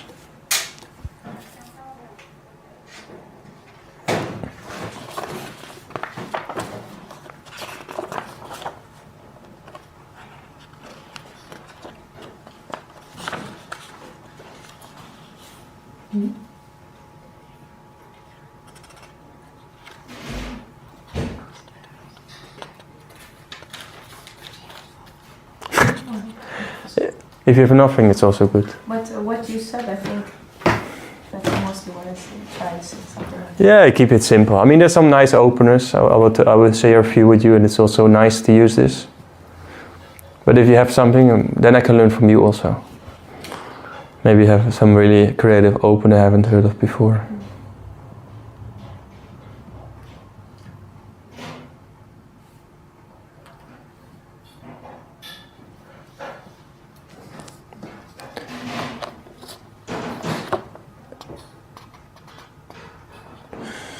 Okay, so maybe Karen, you have any that you know?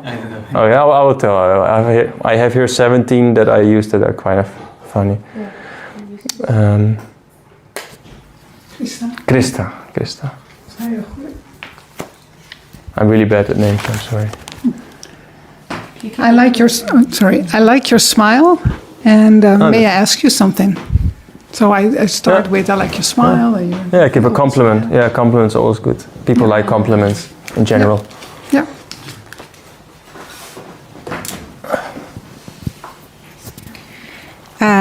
I start mostly with important things. I say that's a book which saved my life. This book? Which saved my life. This book saved. Yeah. It's real true. Yeah. Or I will share with you with something what makes me happy. And the last one, this book will help you to solve the biggest problem in your life. I will say something about this because mostly it's actually better to open with a question, because else you just tell them, and it doesn't become so interactive. So you don't draw them in so much. Right? I will share a few like. So for example, yeah, I think it's good to share like this book statement, but I would personally say that not as an opener, personally. Oh, I just skipped the other two because. Do you have an opener? Yes, I ask which language they speak and if they like to read, but I skipped it.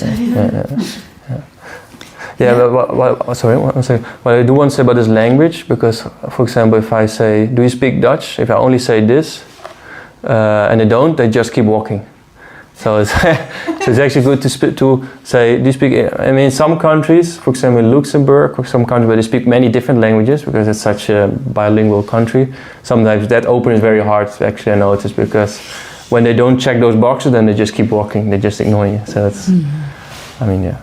It's more on a practical note. Yeah, well, I go back to how we were trained, or at least what I remember of that, and what I still also use sometimes. Like, of course, it depends. Like you were saying, if you're like on, if I'm on and I'm like, fired up, then I can say anything. Toodaloo or whatever. It doesn't really matter, you can say it doesn't. You can say Guru Puja Mangalarati. I got that from one devotee. This Partha Prabhu, he had this funny, what did he say? It's provoking something. Yeah, but during this lecture he gave. Or this talk, I'll tickle your ass with a feather or something. Yeah. Oh, and then yeah. Go, what? You know, like, oh, never mind. Ass with the feathers. Yeah, something like that. Yeah. It's great weather, you know. And then you're like, what? But then he has their attention. Yeah, we or I usually say, hi, are you from here? Yeah. You know, and then they say yes, and that's great. Okay, wonderful. Because we have a project and we're distributing to 50 nice people something very special, and then I give them.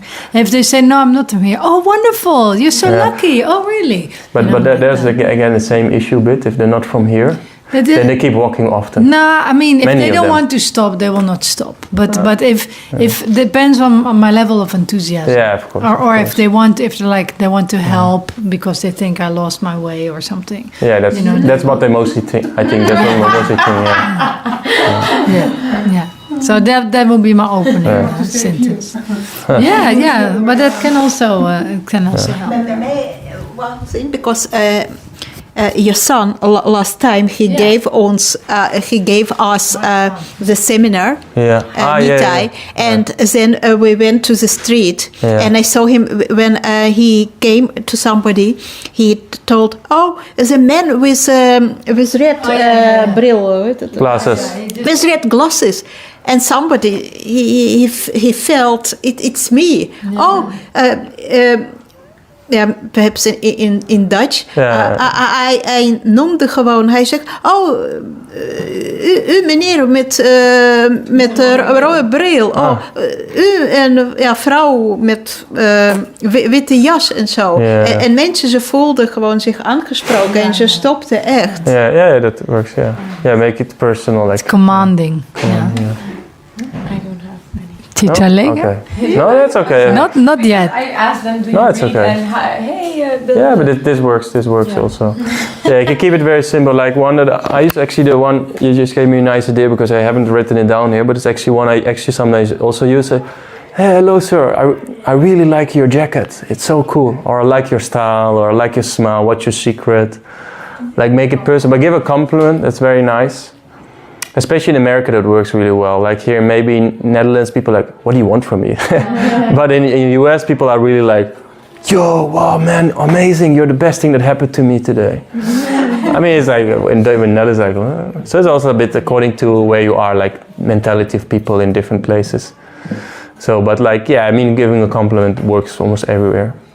Especially when it's genuine. But some openers I also like to use. This is mainly I got this from Naveen and Neerda. One is I like to use a lot. I say, hey, you look like a thoughtful person. Do you think sometimes? Keep a little break. Do you think sometimes about life? And you make it really serious. Hey, Naveen and Neerda Prabhu. You look like a thoughtful person. You make a statement. And they said, do you think sometimes about life? Like this is one that I use often. Or you can ask them a question like, what are your 3 biggest challenges these days? Patience, expectations, or just anxiety? Most people have all of them. But it makes them think. And then it didn't. Session in the street. But everybody wants to talk about it. No, you can, but you don't make it too serious. You make it kind of like a joke.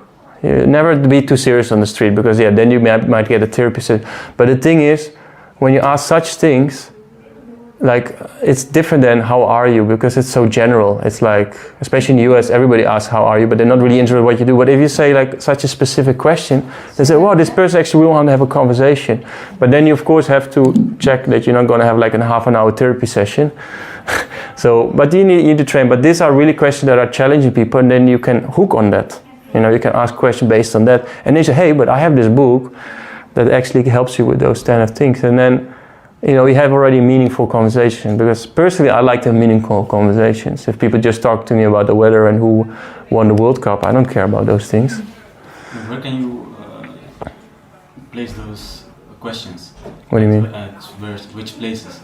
Anywhere, actually. Anywhere? Yeah, very beginning of the conversation and also in between. These are like, these mantras, I wrote them down as openers. but they can also be used in between conversation to, have a if especially when a person's still doubting, then like you can also use that as to go deeper. And it's also because for me, what I noticed after 6 years book distribution, it also gets a bit boring if you have all need the same mantra. So also keep it interesting. You can really get to know a person, and the person feels, as I said, it's important to leave a person with a good experience. And when you then have an honest conversation, they will remember that, because who has an honest conversation, especially with a stranger, even with the close friends. I mean, I've seen close people, they only talk about football and the weather or whatever they talk about. So yeah, this is kind of question, also one that I like a lot. How is your mind? Mindful or mindless? Or you could say, I brought these books all the way from India to give to special friends. Do you have one? I'd like to have it. Or to students, as I said before, are you thinkers, drinkers, or stinkers? This makes them laugh a bit and they think a bit. Or if you're at the university, you say, do you go to school here? I mean, it's very obvious mostly. What do you study? And then you can talk about the study. As I said, the situational opener, like to compliment on what they're doing or what they're wearing. Or you can say about the books, like, have you seen this before? And then you point to the book, and then, here, have a look. And you show them the book. Or you can just ask them, do you already have a book? Like that.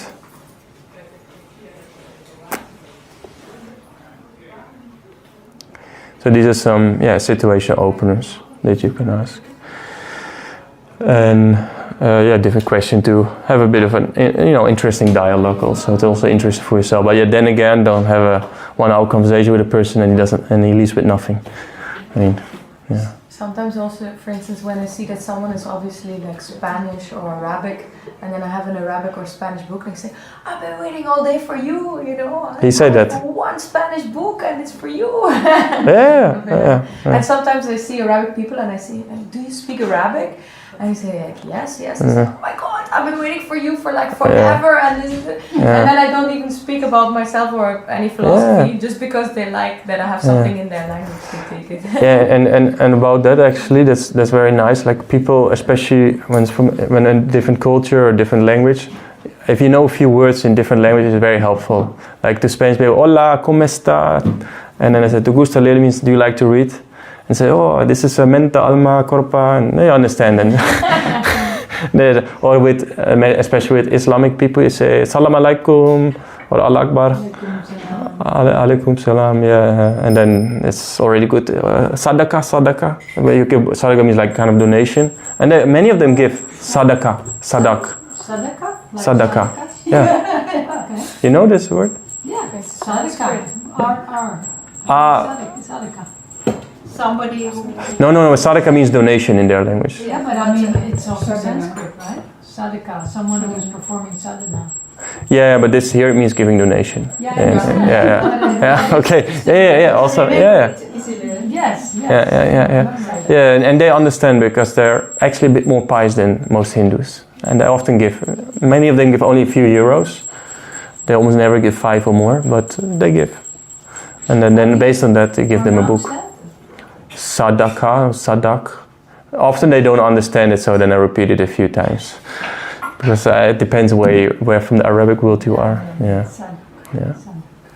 Yeah. To be honest, I'm also not so good in remembering all these different languages, but it does help a lot. People appreciate it a lot, especially when you speak their language or know a bit about the culture. For example, when people are from Tehran, there's a lot of people from Tehran here. There's actually from Iran. I say, this is where all the intelligent people are from the Arabic world. And it's true, actually. There's very educated people from that. Or Syrians also. Syrians are very favorable. They're very open-minded. They're also quite educated people. Yeah. Yeah, or when you meet a person from Africa and said, did you know our God is black? Well, like that. You say that? Yeah, why not? And then what do they say? Oh, amazing! Yeah, like that. Or you say, we like to play drums and dance every morning and evening in our temples, and they like drums and dancing, so it's relatable. I mean, that we have a God that takes the form of as a black person. I don't say that so much, but I used it sometimes, and I appreciate it. Yeah, Jagannath. Yeah. So you can say such things, yeah. Yeah, and then there's some questions if you want to steer the conversation, like, you know, you want to know what language the person speaks, like English or Dutch. Sisi Goranganita Ki.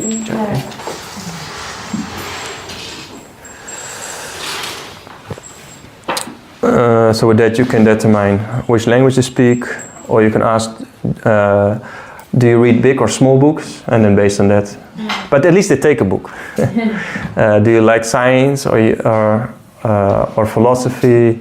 Do you like this or that book? You know, you give them an option, but like always a book. So like that. And whatever the respondent said before, you say you are qualified. Whatever they say, whatever their response is, even if they say I don't like reading, you say you're qualified. You make them qualified. And then You're qualified to get a book, to receive a book. not on everything they're qualified. You're just qualified. You say ask, what do you mean? I'm qualified. Yeah, they normally don't ask. I never experienced that they actually ask. They say you're qualified, but you say it in a bit of a fun. You're qualified, and then you just give them a book. And then, but like I'm a person, I like to keep talking. I don't ask too much. I do most of the talking. That's more my style. So they don't have time to think too much. Have you noticed when you chant, you don't think so much? No. So when you keep, well, my mind, I hear my mind much less when I'm chanting. So and also when I listen to someone else chanting. So when someone is keep talking, then there's no silence. You should know when to use silence and when not. But it's like a whole art, like when to use silence.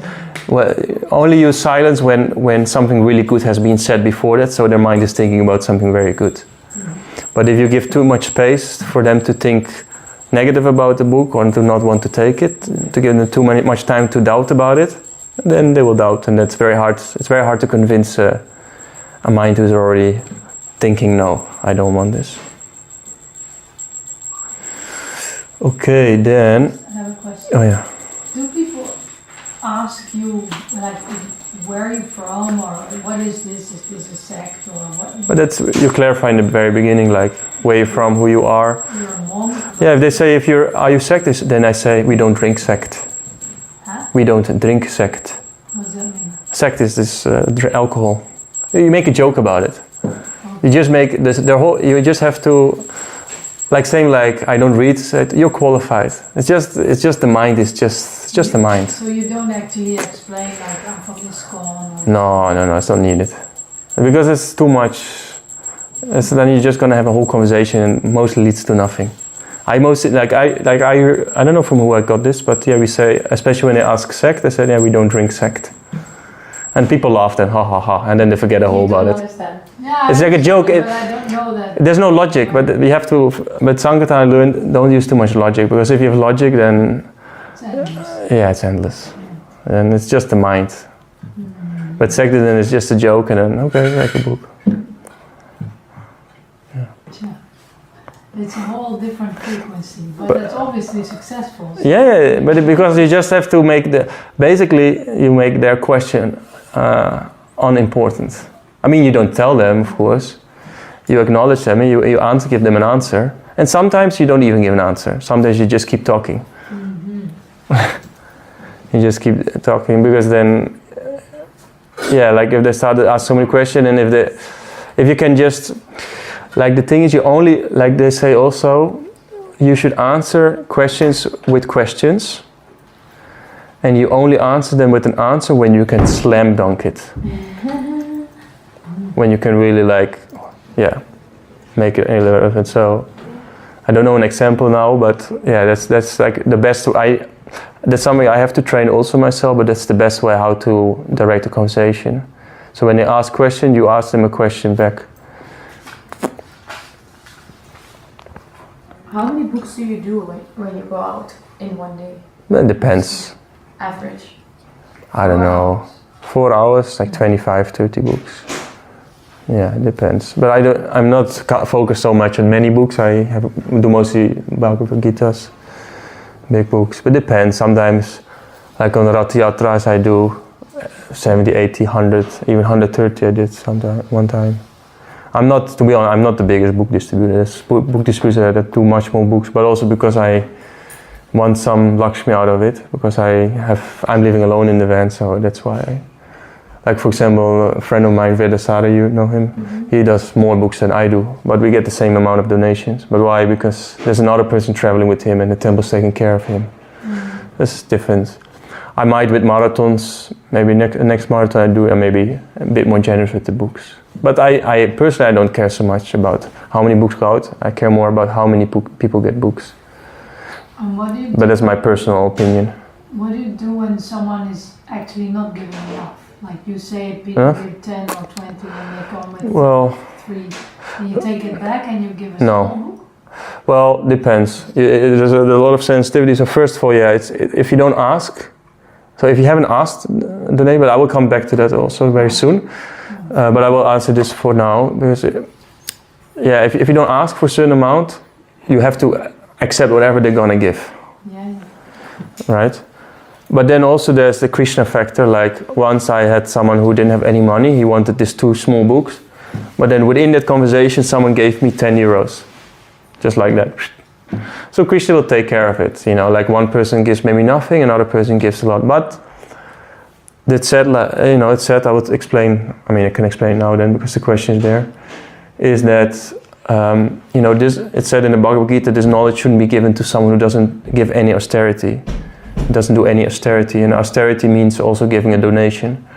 So Prabhupada also said he doesn't like his books to go away for free. There's exceptions. I know you like to put his books in this book closet. Personally, I would not do that, because I really like to have the conversation and know who's getting it. So mostly a person should give a donation. So what I mostly, there's like a thing that I go off, like, okay, you can also give €5 for Bhagavad Gita, or I ask, do you have €1 or 2? If they don't have money, it's a different story. But if they have money, they should always give you something. And said, well, this book costs something like this, and then I say I live of it. This book costs us money, so it would be weird if I pay for your book. Oh yeah. Yeah, but it depends. It really depends. Every conversation is different, and the thing is. Then you can give a small. You can also ask, do you mind if I give you a small book, because this book costs us so much to make? If it's really bothering you, you can say like that. But if he really wants that book, then you give the book, because you want to leave everyone happy. You want to make sure the person gets a book and that he leaves happy. But in general, this is just a very small percentage of people who do like that. Most people are honest and nice people, and charitable. But sometimes you meet someone who really wants the book. He doesn't have cash, so you first go up, do you have cash? No. Okay, you can also that's why you need the card reader or tikkie, because most people have tikkie, and many Dutch people, they don't use cash, so it's really good to have such a thing in place, and you need it actually, because my experience is 70 to 80% of donation I get by cards or tikkie. Here in Netherlands, it's a lot, and you can get more also. But if they don't have that, you can ask, do you have something small? Because many people say they don't have money, but they have somewhere a few euros or even sometimes bills. Many people actually do have money when they say they don't have, because they don't want to give. And then so that is there. And then also you can ask, we also accept other things. Last time, like the fruit or veggies. Or last time I accepted a package of cigarettes, I threw it away, of course, but but she did some austerity, and a package of cigarettes was pretty expensive. It was half a package of cigarettes, so it was at least, I don't know, €5 maybe. I don't know what it cost, more. And I threw it away in the bin when I came back to the door. But they do some austerity. Why? Because the austerity opens them up. But if they really don't have anything and they really want the book, then you just give it. But that happens so rarely. It will weegt elkaar af. It equals each other's out in the end, so that's not the issue. Yeah. And are you going to explain how exactly you work with the tikkie? I can explain. It's very simple. Let me explain one small thing, and then I will go to donations, and then I finish that. Yeah. But yeah, donation is a whole thing. But yeah. I think I kind of explained it already with the groups. So that's like how you approach groups. So you talk always with the, so you check who's who, and you talk with the leaders. So as I said, if you have 5 people, you say karma, reincarnation, yoga, meditation, vegetarianism. So every book costs 5, and like small books say mostly €5 each, but it's 20 for all. And then you speak to the leader. If you want, you can donate for all, because he's the leader. So like that. I don't do that so much. Personally, I like to talk one-on-one because, it's easy mostly. And then there's also the opener about stress. You could say books on yoga and meditation that show you how to get free from stress. Have you heard of stress before? I mean, there's almost no one who doesn't know stress. Is it really? You don't look so stressed. You look spiritual. What is your secret? So like, it's a simple opener. And the same with karma. Have you heard of karma before? And then you can ask, what does it mean for you? And then say, wow, what a great explanation. And you can say, if more people would think like you, the world would be a much better place. That's straight passage. Yeah, I mean, it is all, I mean, of course, everything that's here, almost nothing is from myself. It's all from parampara. Yeah. Okay, so that's that. And then now on donations, indeed. So, first of all, how many people actually give a donation if you not ask? I mean, I don't know where I got it from, but it says maybe 5%. Almost none, yeah. So you always have to ask. If you don't ask, you don't get. So it said always at the end of the conversation, ask it, or like of course first present. Some people think, oh, you're cheating me because I thought this book was for free. Yeah. So it's also how you present the book. So we're not giving the book for free. I mostly use the word showing the books. Like in German, because I distributed the first 2 years in Germany, we said we zeigen diese Bücher. So we show these books. So that doesn't implement that it's for free. But I also don't say sell, because that mostly means a fixed price. In some countries it might be better, because some countries they really need to know what exact price. I don't know which country, but some countries they prefer that. And also when you don't ask for a donation, as I said, a person should always give a donation, or best he does, because Krishna says this knowledge shouldn't be shared with those who don't show any austerity. The purification is very little for yourself and for them, because of course it's scary, but there's some purification in there also. And you can explain them. It's actually an opportunity of service. So you can explain a bit if they doubt about it. Then you can tell a bit about our philosophy is called Bhakti Yoga. So that's the yoga of devotion and service. And if you give me some donation, it will be a direct way of giving a bit of service. And this will purify your heart. And when you purify your heart, you will be able to access this knowledge, because this is not just intellectual knowledge, this is actually knowledge that will change your heart. And the main idea about this philosophy is to live according to devotion and service. So this will help give them access to purification and mercy. So as I said before, we never give away these books. Because it implements that they are for free. And we should always distribute these books on truthfulness. And always ask it in the right way. So not, as I said before, not for children poor children in India or whatever. So and I personally notice when you make the presentation very nice, I think 19 or maybe more out of 20 will be completely fine with giving a donation. That's my personal experience. So it's all about if your presentation is good, then there's no question about donation. So it's probably if too many people start doubting about it, then maybe you need to change something in your presentation beforehand.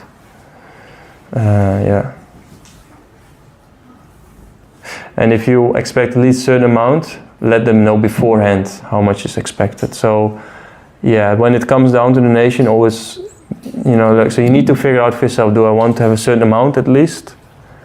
In some areas that's good, like as I said with the Gita, we make it for 10, we normally sell them for 20, you can give more or less. But then you at least give them some kind of range. But you can also leave it open, and then But then you have to accept whatever comes, because else you're cheating also. So yeah, we ask a donation. But yeah, if your presentation is good, mostly donation will be good. I mean, there's people that, I mean, I haven't experienced more than 100 years. One more nice example, I was in India. I was with Harinam Maruchi. We were in front of Samadhi of Prabhupada in Vrindavan. And I just went there, and I had like a stack of small books, and I gave one to one Indian person from New Delhi, I think. And he opened the wallet, because they understand the principle. And then I said, oh, that's okay. And he had a whole bundle of this. And he gave it all. It was my biggest donation ever for a small book. In the end, it was 15,000 rupees for like 150, 160, 70 euros. But it just, I didn't think anything about it. It was all Krishna's magic. I could experience that, and I didn't know how much it was in the moment. I just put it. But this is rare cases, of course. Mostly people give 10, 20. I mean, he was generous. He gave me 50 euros, I remember, or 50 pounds, something. You gave me a good donation. I remember because not many people give that. But we met in Oxford Street, close to Soho Temple. Yeah, he was there like 3 years ago or something, no? I was 4 years? on a business trip. Yeah. I met you. Yeah. So cool. And now you kept in contact. Huh? No, not actually much. I was actually thinking, hey, this name sounds familiar. Yeah. You look younger than I remember you. Because I had no beard. You had a beard at that time. Yeah. Yeah, so, yeah, but some people give. I also had, like in Australia, had a few times that Indian Muslims actually give big donations. As I said, Muslims are quite charitable in general. So, yeah, but in the end, Krishna takes care of it. But I also, what I've heard from Grihastha devotees who are distributing books, they often get, in general, less. Why? Because Krishna knows that they get money out of other sources, so that's also there. And it's, I heard from Australia, I have good karma when it comes to these things. So, you know, there's different aspects. So, yeah, what to do. I'm happy that I don't have a quota anymore. Like when I lived in the temple, we had a quota, you know, you had to distribute like that. Certain amount. Or a certain amount. Yeah. That was kind of a stress. Yeah, that's not nice. That anymore, so I just, I give them as I like to, whenever I like, for how much I like. Yeah. Okay. Yeah, so... yeah, so you can also ask at the end, so I gave this example of so now we'll talk about how you can ask donations. So I said, of course, this example I said before, like this book, like Mini Gita, normally we make it for 10 and sell it for 20, that's what I mostly use. But some other ways you can say, it's like, how much do you believe these books are worth? You can say like that, you know, because they're priceless. And then I tell them, these books are priceless, because they will give you the answer to the highest, you know, the most important things in life. Or you can say, like, jokingly, most people give 1 million. I gave my life. You do your best. And it's like a joking way. Or this is one I got from Swami Maharaj, from one of Italian devotee. He said, like, with Italian word, something is better than nothing, and more is better than something. It's kind of like mafia style. It's also like joking. This one I haven't used much, but yeah. And then when people ask, what are we using these donations for? So yeah, I'm a monk, so I say I live up these donations. But I think for you guys, you can better say we use this to spread this knowledge and maintain ourselves, the temple, whatever. And then you can also explain if they really still doubt, because it's a bit long explained, you can tell them it is beneficial for them because of this service. And there's some sukriti, some mercy in that. But when they doubt to give a donation, and so then they come back to, you can explain this about this mercy they get. Or most of the times also when they are not willing to give a donation, they're just actually not so interested. So you can even ask them, are you interested in this book? You know, if you see like he's not really interested, then you know it's also okay to leave the conversation. Don't be attached that everybody wants a book. Sometimes the person is just not qualified, but he doesn't know how to say no. You know, most people, they don't want to say I'm not interested. Most people, when they give excuses, most people are afraid to just say no, I'm not interested. Most people say I don't have time, I don't have money. They do have money often. Half the people, maybe even more, that they say I don't have money, they actually have money in the world. I've seen it. I say I don't have so much, and then I see like I don't know, 500 euros in the world. Maybe it's from their boss, I don't know. But Yeah, and times when people give excuses, it's not the real excuses. So it's same with psychology. When people have issues, what they say, mostly there's something behind what they say. So it's good to keep in the back of your head when you have these conversations. So when they say they don't have money, then you say, I take credit card, gold, silver, bitcoins, or do you have €1 or 2, or do you have a Tiki? Many people nowadays have phones, so most people have Tiki, and they don't even need to have the app. They just need to have, they don't even need to have the app, they just only need to have the bank app on the phone. So they just scan it. So what I do, I make a QR code, it goes really quickly, within 10 seconds you set it up. You say, how much you want to donate? Said, okay, how much? €10? Okay, €10, just put it in. You say donation, you put it in the description, and then it makes a QR code. They open their camera, so not the bank app, it needs to go with the camera or with the Tiki app. And then and then you scan this QR and it goes straight to the bank app, and they have it instantly. It's on the bank account. If you will show it later. But you can also make one QR. Yeah, you can give me donation. Their own amount. Yeah, that's also. Can you show it later? Sure. Yeah, we can show it. I can also show. Yeah. You can donate some later also. But you need to check on your phone. Huh? Sorry? No, why not? Sorry, what? Yeah. You need your bank account on your phone. Yeah, you need it, but that's easy. You can install it. It's not so much work. Why you don't have it? No, I don't have it. I don't think it's more. I had once, we went on book distribution. This was the craziest thing, and I was talking with someone. He was from the Satanic Church. Oh yeah, you meet. Yeah. And I said, do you want to give donation? He said, yeah, sure, yeah. I said, with card? He says, yes. So I take out the sum up machine, and he does with his arm. Bleep. Yeah, they have these chips. One of the 50 people in Holland who has like a chip, and he had everything on that chip. Yeah. Like, bleep with his arm. I was like, oh god. It's free for you. Yeah. And I was just realizing why it's fun. That's dangerous if you walk past something every time. Yeah.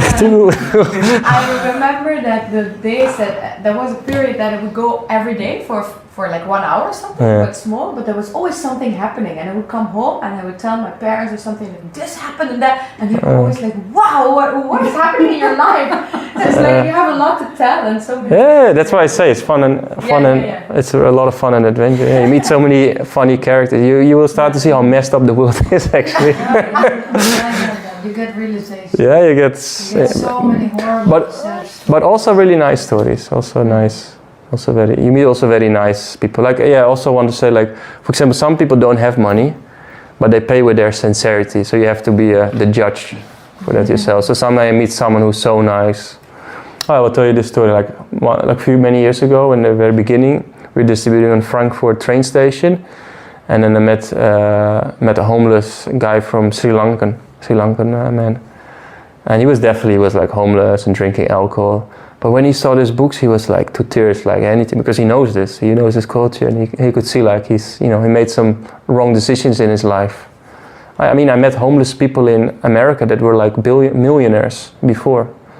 This is, people had just made some wrong decision or some bad karma, and that's life.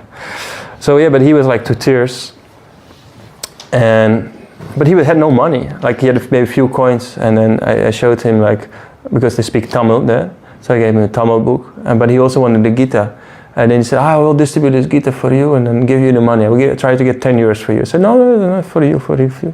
And he opened his bag and it was full of bottles of alcohol, like at least like 9 bottles, and he put it in there. But it's like, I didn't care if he wouldn't have paid anything. He was so nice. Like even many times homeless people give me 5 euros, they have money. And a lot of homeless people know the Hare Krishna because they're all the time on the street, so they've probably seen Hare Krishna at some point in their life, if they spend a few years. So yeah, some people pay with sincerity, but you have to be the judge of that. It's, yeah. So yeah, I want to say something about Srila Prabhupada, about why we shouldn't give these books for free. So just read this. So he said like, the Prabhupada, he did not want his books to be given away, even libraries or VIPs. What to speak of people on the street, but he approved of leaflets and pamphlets being sent free by mail or distributed with books. Because often free books end up in the bin.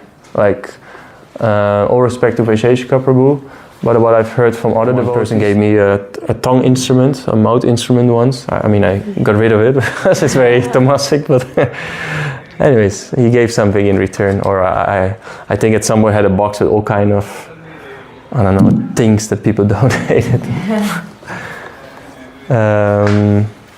Yeah, so here I want to, last thing on donations. It said Srila Prabhupada, in the Srila Prabhupada Lamrita, chapter 21, there it said that back at the temple, Prabhupada chided Ram Prabhu.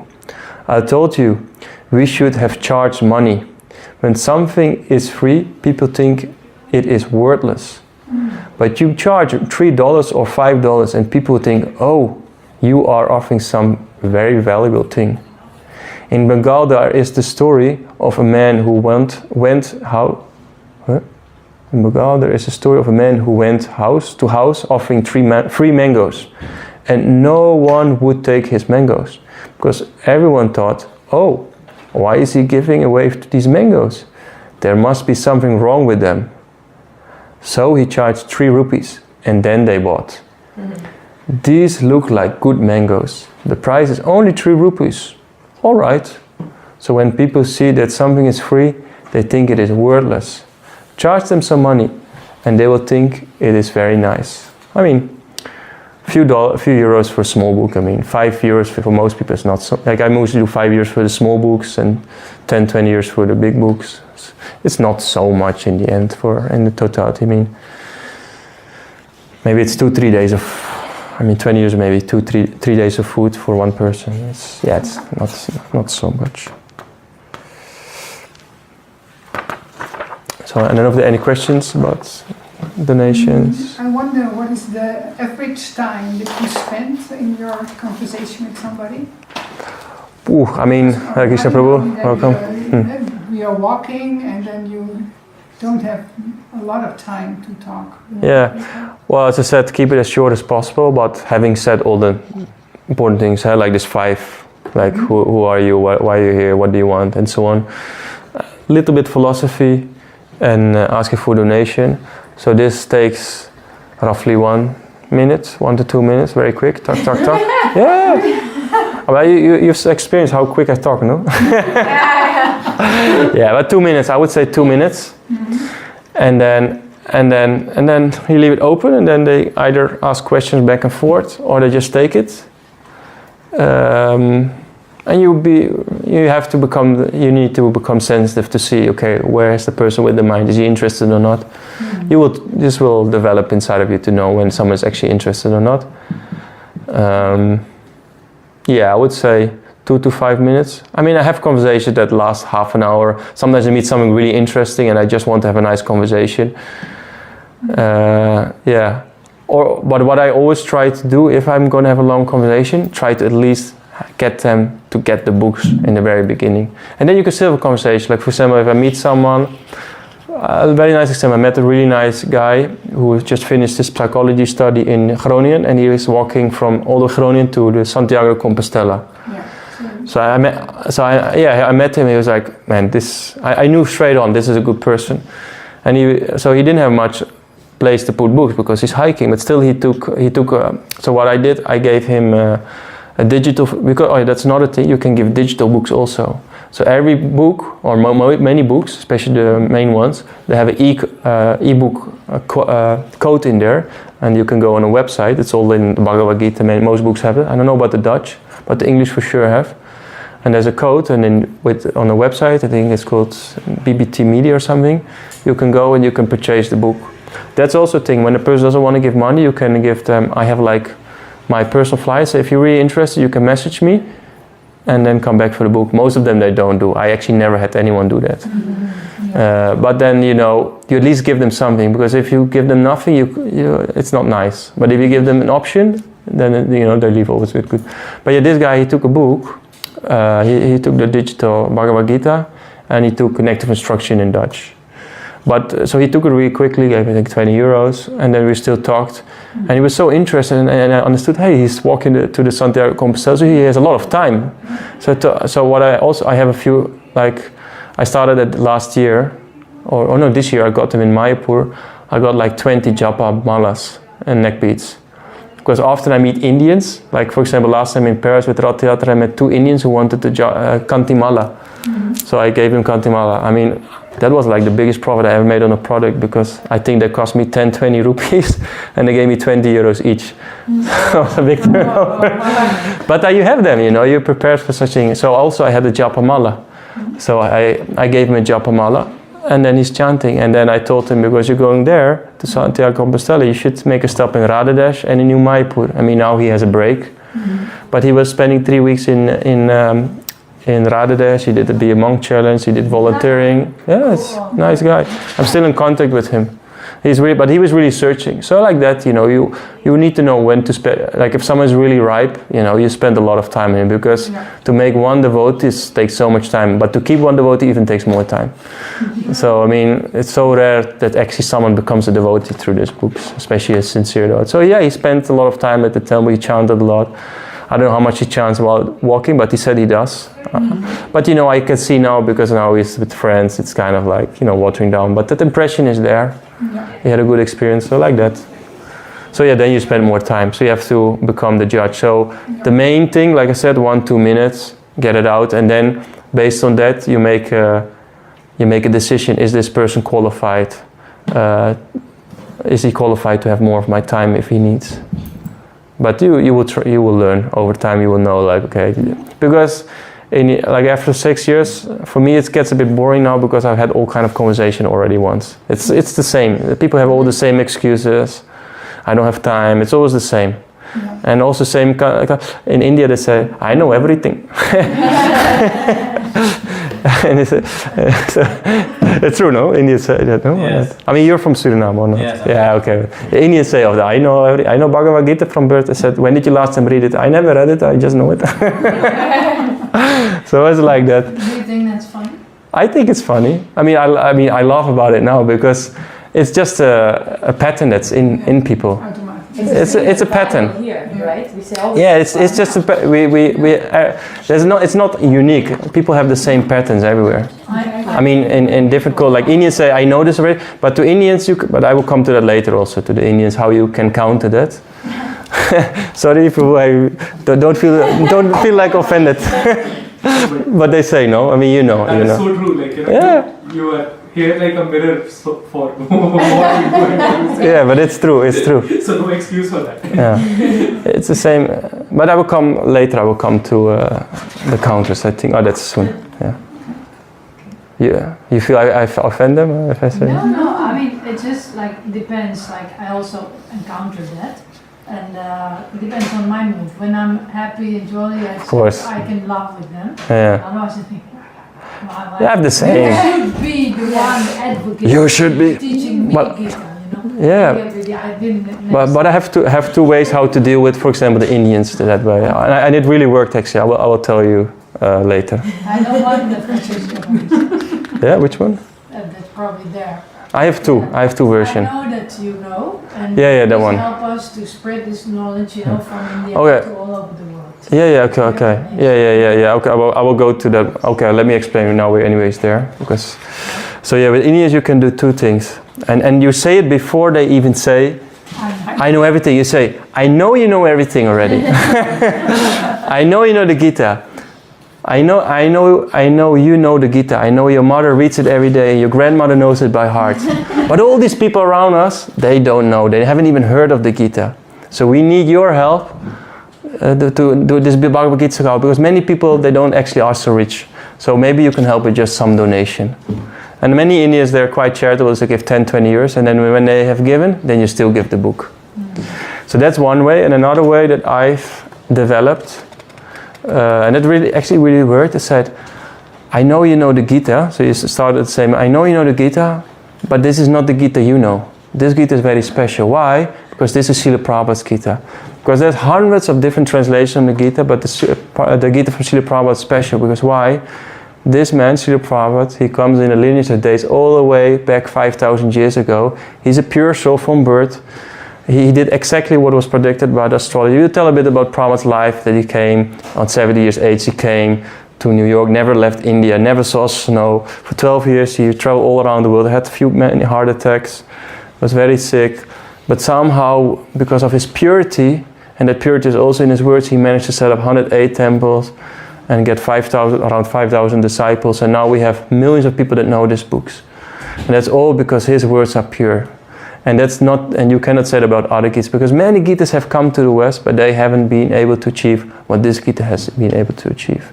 So that's why you should also read this Gita. Because you know the Gita is good, right? But it's good that you also read on a daily basis, because they agree, the Gita is good. But most Indians, they don't read the Gita, no? That's true, no?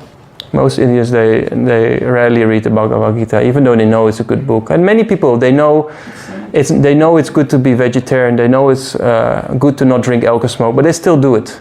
It's the same way with many Indians know that the Bhagavad Gita is an important book and it helps them in their life.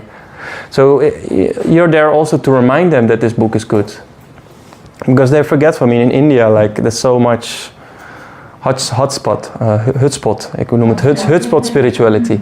So much mix-mas. So much things go on. It's so unclear, like, they have 100 deities on the altar, and they don't know what every deity means, and it's so confusing. And Prabhupada made it very clear.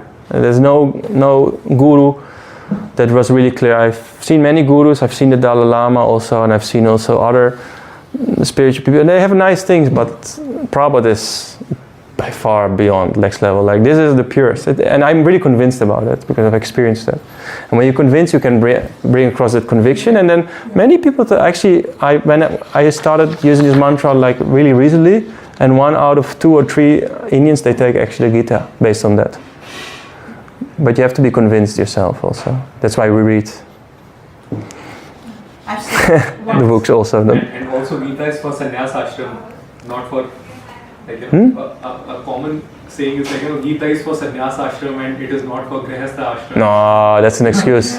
that's an excuse. Are these advices for Indians who are here or anywhere? Or there? Anywhere, any person. Any Indian or any Hindu, basically, because I mean mostly Indians say, but even Bengalis might say it, or people from Nepal, because there are also many Hindus there.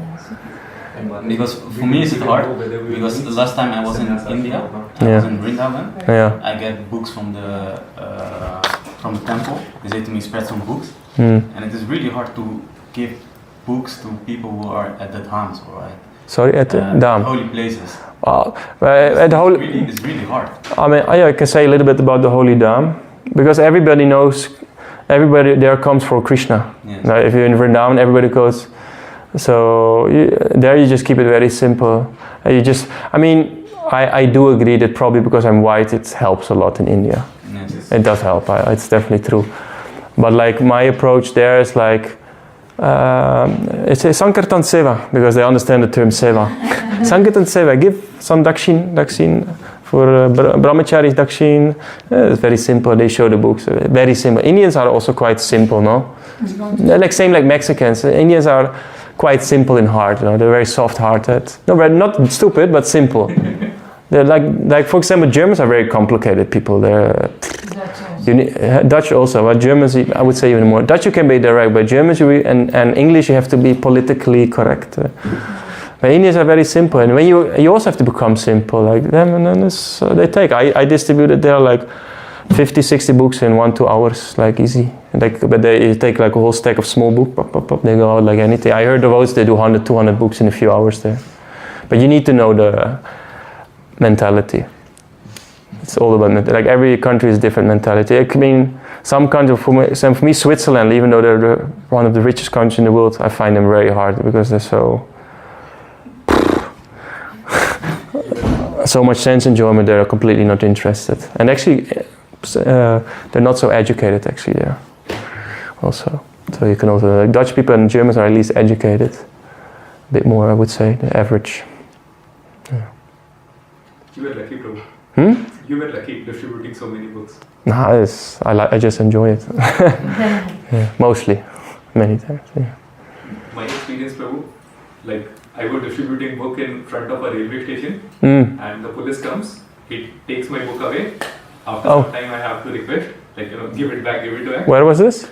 In Bangalore. Ah, Bangalore even. Can you hold it like this? Is it? If you turn it, then I think. Is it needed? It's for the recording. Okay. Yeah. So what's your name, by the way? Manish Parik. Manish. Manish. Manish.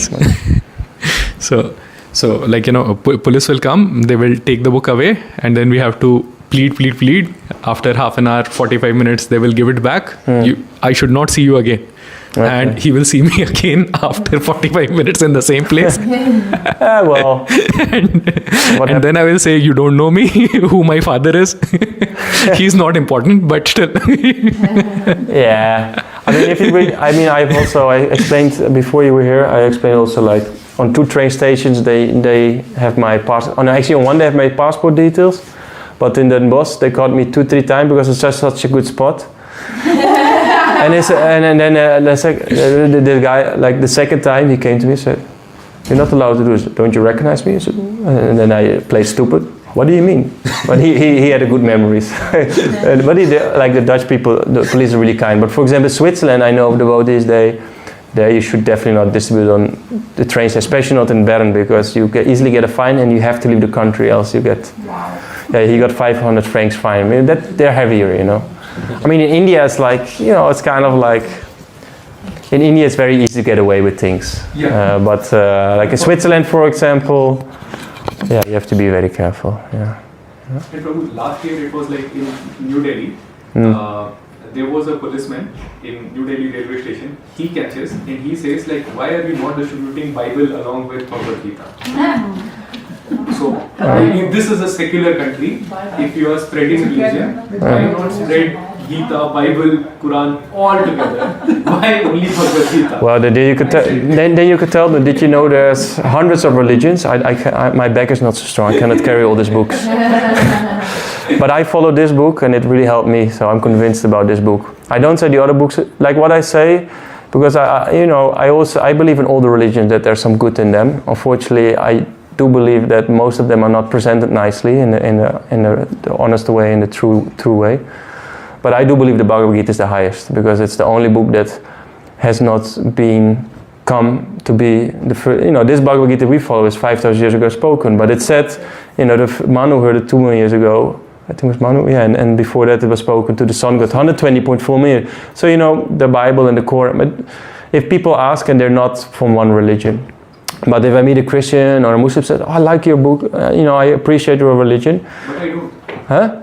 Yeah, okay. That's your problem then. That's something you have to work on. You had a question, Ratu Manjari? No. Okay, we're going on to the next point. But I think I kind of already touched this many times. To always stay friendly, no matter. I mean, this is of course a skill one needs to develop. But the thing is, if you become unfriendly to other people, which I have done also, I've almost threw a Bhagavad Gita at someone's head once.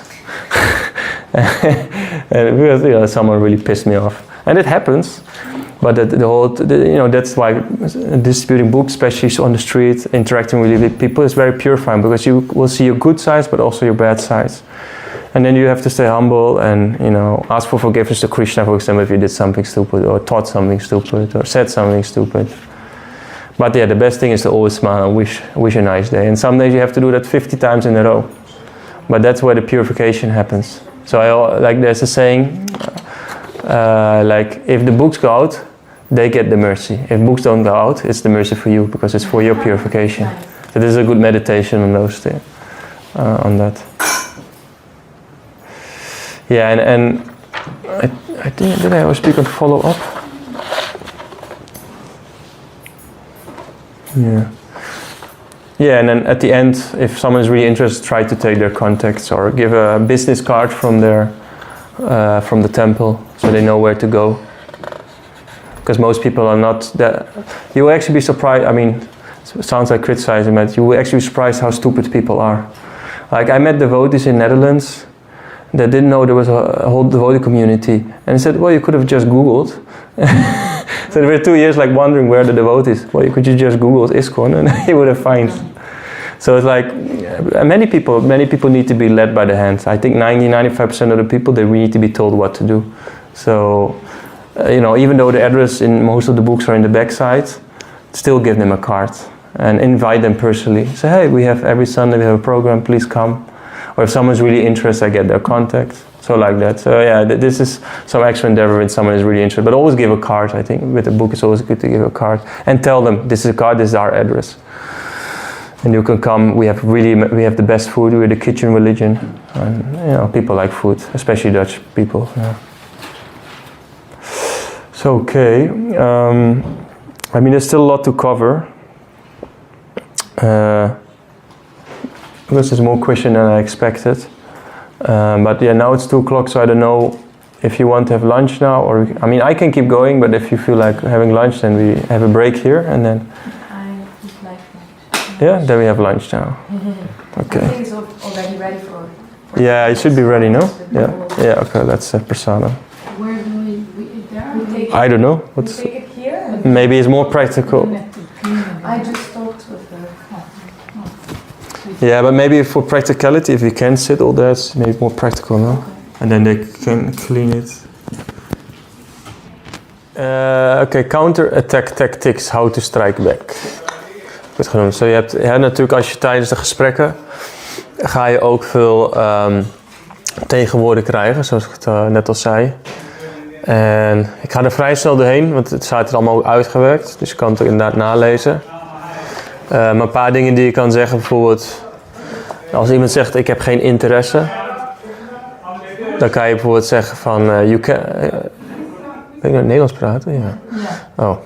So I have no interest. If they say I have no interest, then you can say, can't you be more original? Or maybe you can give it as a present. So if they say they're not interested in the book, very simple. Or if they say I don't have time, you can say, do you have a minute? Or if they say I don't read, they said, my bad, this book is for. So and then you give them a book for them. As I said before, like they say I don't read, say okay, they have a special book for you guys, like that. Or I already have so many books, and then you can ask them, do you actually read them? Maybe those books actually bore you. This is actually a book that really explains something about, something that really interests you. Or if they say I'm not spiritual, then you say the same. You can say the same thing as with I don't read. Say, no problem, I have a book for you. The same with Christians or Muslims. So you have a special book for them. And if they ask if this is religious, if this is a religion book, you can say no, it's spiritual science or self-development. And with Christians, as I said before, you can also ask them, are you allowed to read other books? Because then at least you can have a dialogue. Because many of them, they're like already confirmed, like I don't want to have books from other traditions.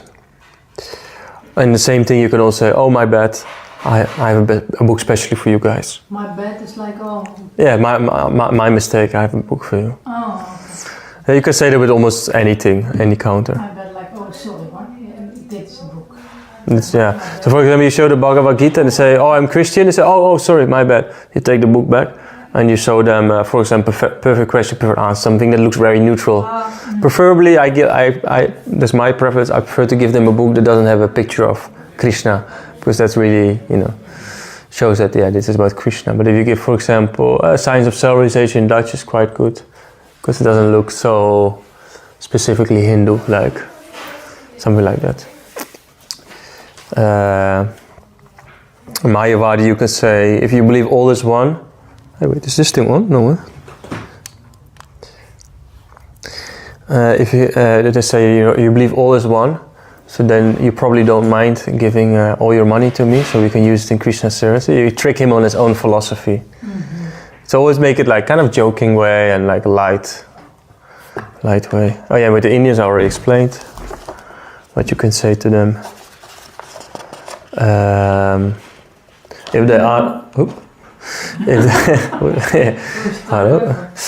they ask why do you sell these books, and you can tell them like because we like people. Simple as that.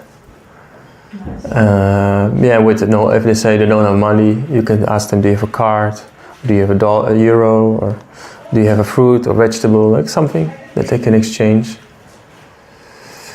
And if they say, I don't want a book, then you can ask them for a donation. And when they give a donation, then at the end you can still give them a book. And also if they don't want a book, you say maybe you know someone who likes to read a book. Also when you meet someone who's really interested, you can also always, it's actually a question you can ask always, like, do you know someone who likes these things? And then you can maybe take some books for them. Like sometimes I have people that are really into this and they take 10 small, I had a few times, not so often, but sometimes someone takes like 10 small books for people to give, to friends to give to. Yeah. But yeah, again, personally I keep the rule 3 times no is really a no. So yeah. But also what I've noticed, when you're really connected to Krishna, when you're in a really Krishna conscious mindset, then actually most excuses will not even come up. So I notice when I'm really sharp, really in the flow, then actually people don't even think about excuses. So yeah. So I don't know if you know any excuses that I haven't mentioned that you have difficulty with. I'm already happy. I'm already happy, I don't need a book. As I say, you can explain, you can say, you can tell them like, maybe you like philosophy, or maybe you like to explain to other people how to be happy, or how to deal with stress, or some other things. Or, like this question, if they have any struggles like with expectations, anxiety, or whatever. Every person has some issue in their life, so you can ask them if something in life doesn't go so well, and then you connect it to that thing. Or maybe they know someone who likes to read. But also if you feel it's a really, really strong like doubt and you cannot deal with it, then just go to the next person. Also, like, it's sometimes really hard when someone is already, that's why you want the person to say yes, yes, yes in the very beginning. So that doubts will not even come up. And I've noticed with really good book distributors, they almost never get this kind of questions. Yeah, you can also maybe flip the conversation, like when I'm already happy. You know what? I thought you look so happy. What's the secret? How do you do that? You just put it very warmly. Then they get out of the negative. They feel like, oh, maybe I can share something. This person likes me. Oh, yeah, that's indeed also a very good thing to do. Hare Krishna. Yeah, no problem. Yeah, so like that. Any other questions, doubts about this? No. Yeah, it's very straightforward, but like I would bounce it very simple. Like now we have something especially for you, or as Rata Manjari said, oh nice, you look very happy. What's your secret? But also it's very good to deviate from that question, like put a positive turn onto it again. That helps a lot. A positive, like as I say, Rata Manjari, oh you look very happy. What's your secret? Yeah. So like that. But yeah, sometimes you just don't know what to say, and then you just, what you can do is just keep talking about something else, just completely ignore the question. That's actually also one of the techniques. If it's really like not a really, when you feel it's like not that strong, and a doubt or a question or a counter, then you just keep talking and it just ignore it. That I've seen also big book distributors do that actually. So that's also something you can do. Then a bit about follow, but I think I mentioned most of it already. If you meet someone who's really, who really seems like, he's ready, he's a ripe fruit as they call it, then try to exchange contacts, at least you take their contact. Invite them to programs. I think Cheetah Lake is organizing online programs, so you can invite them to that. I know, for example, I think there's a nice program in Radhadesh. I was doing this twice with Mantrini Mataji. This Be a Monk Challenge. I think this is a very nice program. We had many nice people. So at least two or three people that I know, that I met on the street, they came to that program. This one that I was at, and then another one where I was not at, and I think another one came once. So this is nice programs, and also 1 or 2 people came, 2 or 3 people came to this programs with Keshav Maharaj. And also when Tulsi and Pandava Prabhus were here, also 1 or 2 people came to that. It is nice programs to invite them to. So I made like a WhatsApp group to make it more convenient, but I mean, the more personal this, the better always. Because yeah, as I said, people crave personal interaction and meaningful interaction. But of course we have only so much time, so you have to figure out like who's really interested.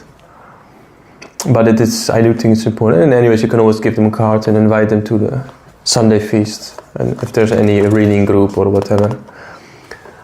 I think actually if you really focus on, for example, the Bhagavad Gita and you read through the Bhagavad Gita, or you have this Ting Gita from Kesha Maharaj. You know this? Yeah? You do it? No, I have the book. You have the book. Yeah, so this is also I think this is a very beautiful way to actually stay in touch with people, and you also talk about philosophy and you have really a structured way of. So I think these are really, really good things. Yeah. Okay, the next point is realizations. I think many of the things I already said. So yeah, because of the time, I think this maybe you can read through yourself. Because there's many realizations I had during my Sankirtan. So when you have realizations from your Sankirtan, it's good to write them down. So I had more, but I kind of condensed them to the ones I thought were most important. So you can read them too, and these are things to keep in mind, because you can get a lot of realizations throughout your Sankirtan. Can you pick out your favorite one? Well, my favorite one is avoid fanatic Mayavadis Christians, because they will waste your time like anything and make you only really disturbed in the mind for the whole day. They were like, They're strong believers. Yeah, I mean they're nice people, but this is the only way, they say. And Mayavadis, like when they're really strong, I really felt like when I was talking with them, it's like it almost sounds, almost they have the same philosophy, but just something is missing, and you really feel it in their energy. I really felt like drained after talking with them for like half an hour. I feel it. You really feel like energy is not good. I mean, that's my personal experience. And yet the one, like when books go out, it's mercy for them, and when books don't go out, it's mercy for you. This is also very nice meditation.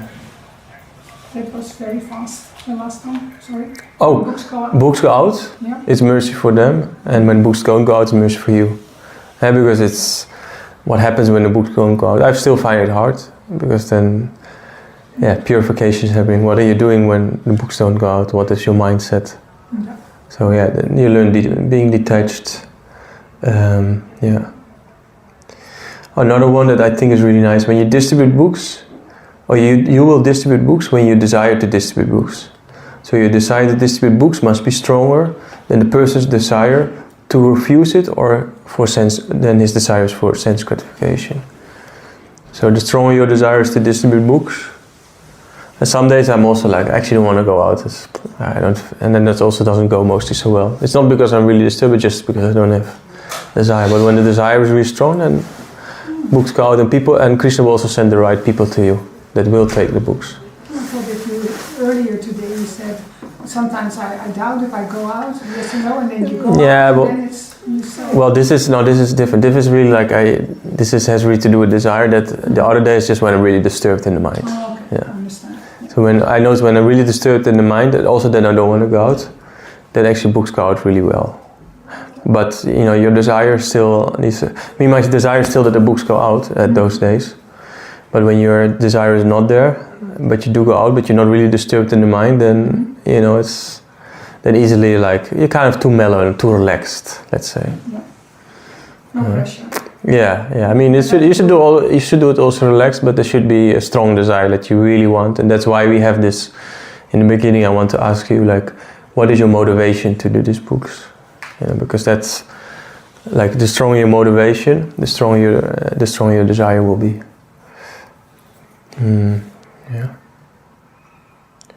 Like let Prabhupada do the preaching. So don't make a whole philosophy class and then don't distribute the book. So there's many things which I mentioned throughout what I've said so far already.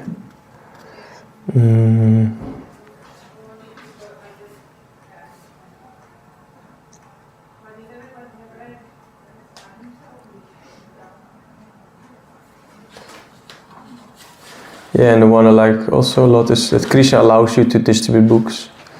So Krishna distributes books through you. So yeah, don't get proud when books go out, because once you start getting proud, the books will stop going out. Yeah. So always stay humble and understand Krishna is the one who is doing this.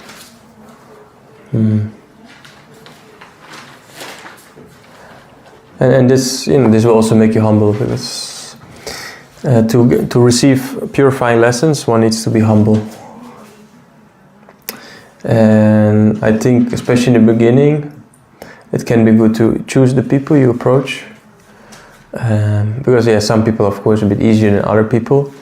But I've noticed on the few days that I was really, I think, in a better consciousness. I didn't care who I approached, I just started approaching, because my mind was not thinking anything about that person. Books were just going out like anything.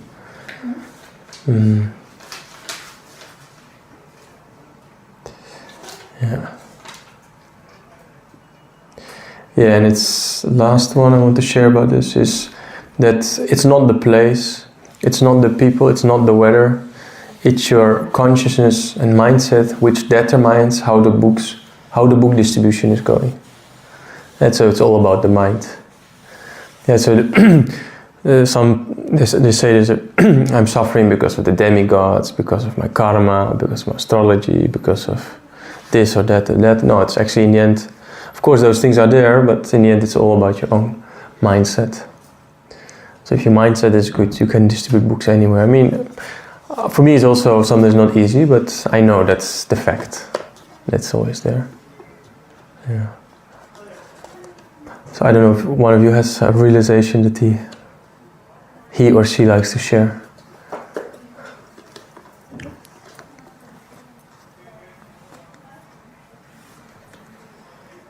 Ratamjak must have something. Well, one thing that does help me is to pray, please Krishna, send me nice people. Because when you meet those nice people, everything makes sense. You know, you're willing to make the yagya, and when you meet those special people that Krishna, somehow or other I hit the street, I made it here to meet a person like this. Then it starts to all make sense. Yeah. Then it's worth it. Yeah. When you're just there and everybody says no and nothing happens, it's also mercy, but it's harder.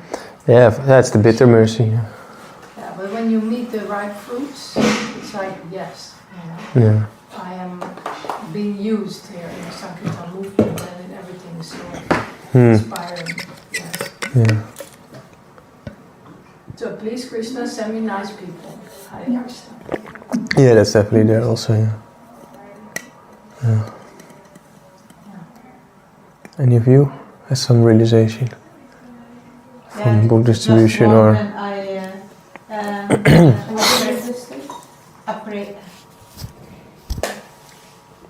Just one time when I prayed to Srila Prabhupada saves his people. I came to the woman. She was here. She was sitting on the bank and she wanted to zelfmoord. Suicide. So suicide. She was very unhappy. So the same evening she was in the temple, but later I didn't have contact with her because it's je kunt niet continu dat contact zeg maar houden. Maar wat je zei, die prayer, dat gebed, dat helpt, ja.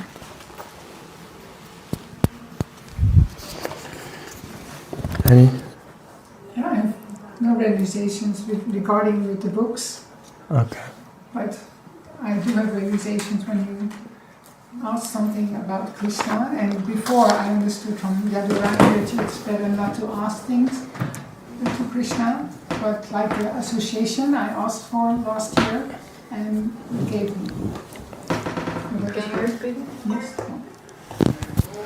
Well, I don't have realizations regarding the book distribution because so far we didn't do it, or I didn't do it asking for money.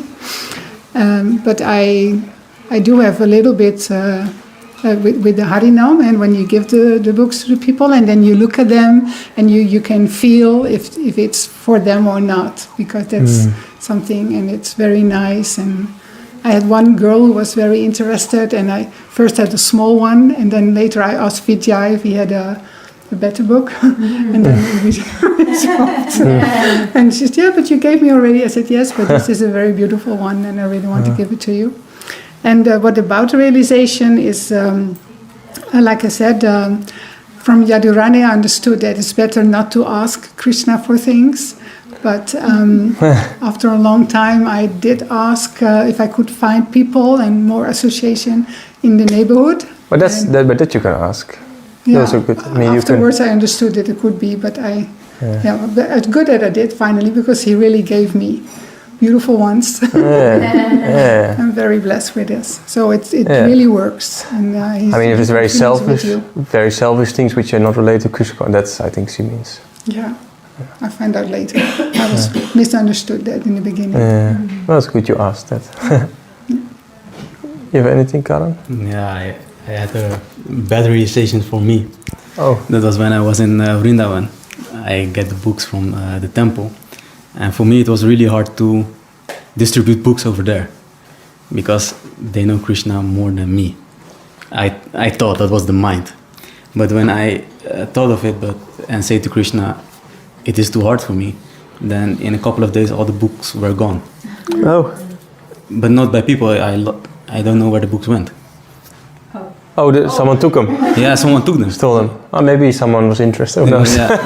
But I don't have the books anymore. So okay. That was the only realization that I have. Maybe Krishna took it. I mean, Krishna is really present in Vrindavan, though. Yes, that was the case for me. I have to learn more about the book distribution to distribute some books. Yeah. That was my reason. The best way you learn is by just going out. I mean, now I'll give you a bit of philosophy, but the real lesson is on the street, because then you actually realize all these things. Yes. That's where it really happens. Yes.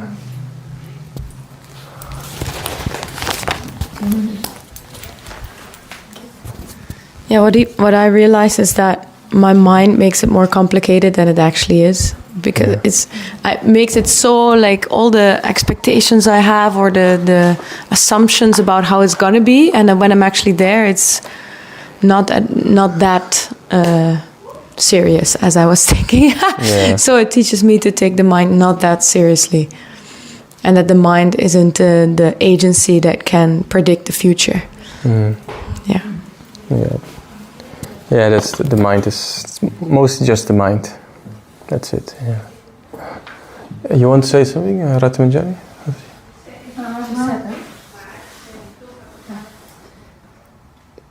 I was thinking that somehow I also had about 6 years of experience with book distribution, but the main reason I think why I have that experience is because it was organized like that. There was a lot of support for book distribution, and it's in the association of devotees that even something scary like book distribution became normal. It became like the thing to do. It was like maybe some of us have a job. You just do it, So we were just doing it, and then because we surrender to it on an almost daily basis, then so much starts to flow. It's not, we don't have to all do it by ourselves. This is maybe that's what I admire in you, Bhakti Jeroen, that you have been doing a lot of book distribution kind of by yourself, which is rare. I mean, it's not my experience. We did it in a group or I don't say it's easier. Huh? It's also not easy for me. No, it is not. It's not really natural in a way. For me personally, I don't mind being alone on the street. But I miss the association before I go out. Sure. That's the thing I'm missing. Yeah, you have to work yourself. Even when I was in New York, like we would go out with the Harinam, but then I would leave the Harinam for 2 hours and just walk around and distribute books. I would do that. Or sometimes on Sunday when I was bored, I would just go out to the shops or people on the street or parks. I would just talk. Yeah, but I mean, yes, easier if you with. It depends. Some people like to do it alone. I like to do the book distribution itself mostly alone, because then I don't have to feel I have to look behind my shoulder because I'm a person I like to walk around normally. I mean, that's also a thing, like some people just want to stand on one spot and just let the people come to them. I'm looking for the people. Yeah. I'm going to shops or like, that's also nice. You can actually go into shops, especially small shops. You can go into them, like barber shops. Tattoo shops are really good, mostly. But yeah.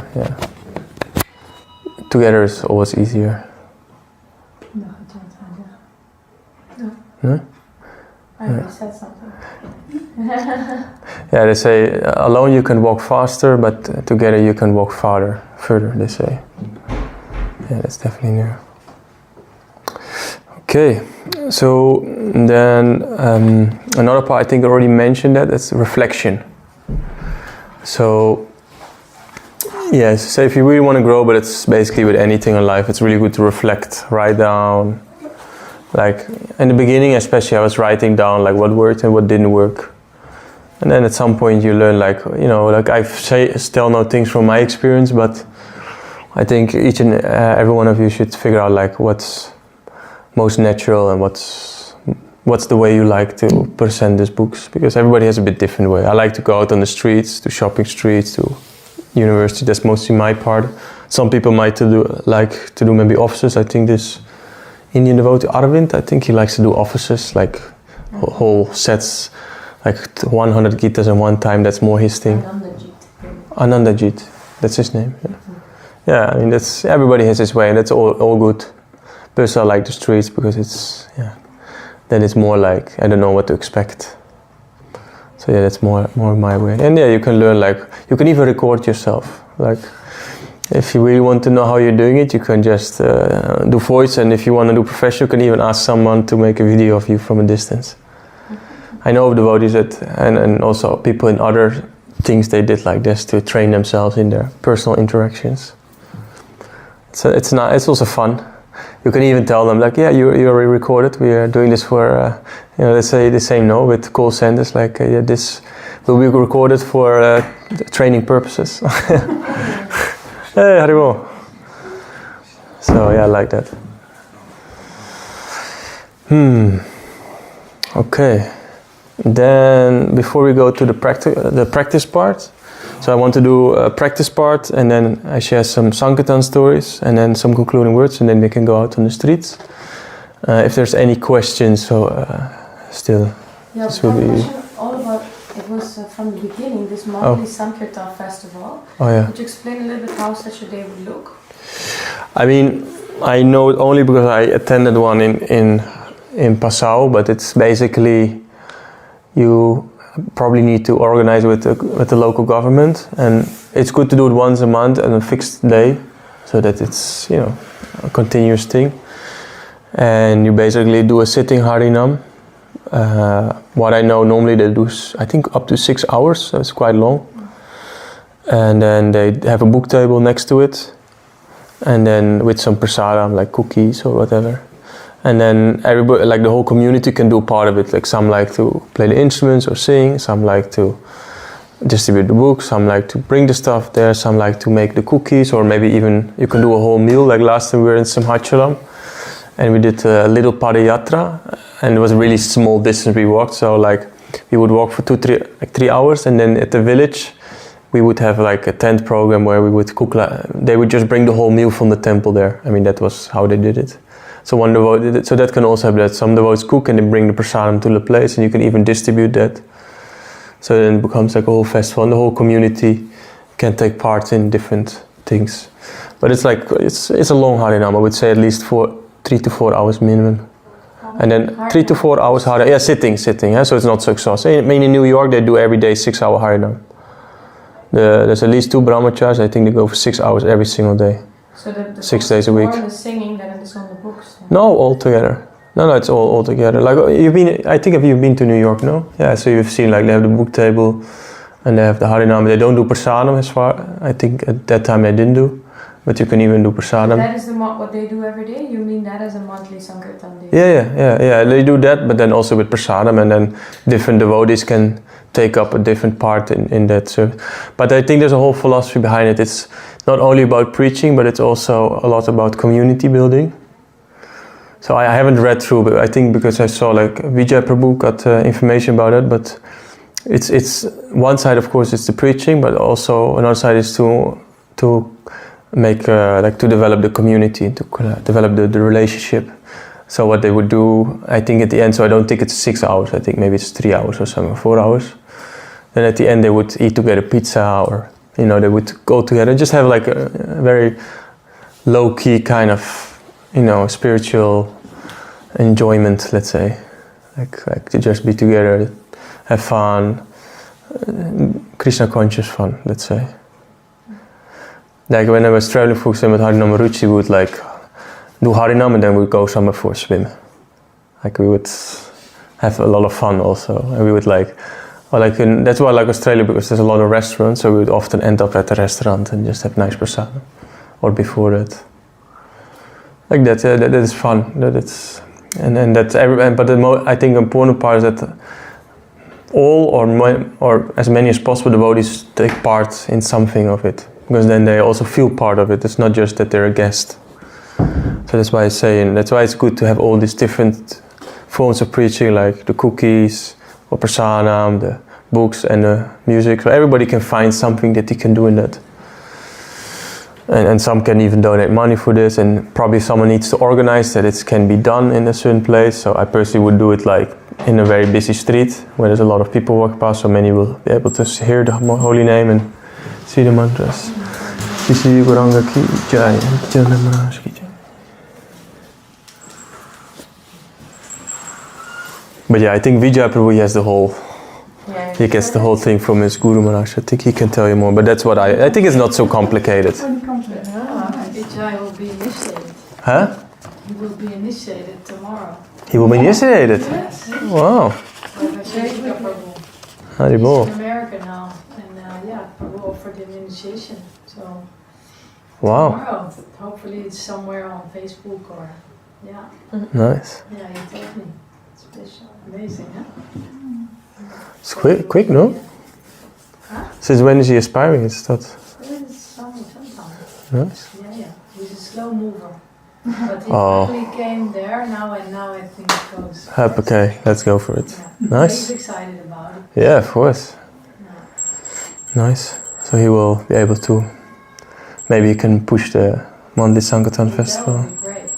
Yeah. I think we're ready for it in terms of nice community. Everybody, as you were saying, everyone can do something. Yeah. And it's the next step in building the relationships, doing service together. I think for Netherlands, because here it's cold and rainy often, it would be. I was just thinking maybe it's good to have a tent for that, and some nice supper on the ground, like some pillows, or maybe even a gas heater if that's allowed. Mm-hmm. Because if you sit there for a few hours, you can get chilly. I remember in New York, it was getting so cold we would do it, but there they have the metro, so we would do it in the metro. It's nice for the sound effect, but it was so tamasic. Yeah. You sit you've been also in the metro there? Yeah, it's fun, but it's also like, it's quite an austerity. Yeah. And there you get some really crazy people. We had sometimes even fights with local crazies.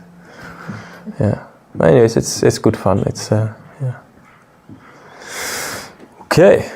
Any other questions? Doubts? No.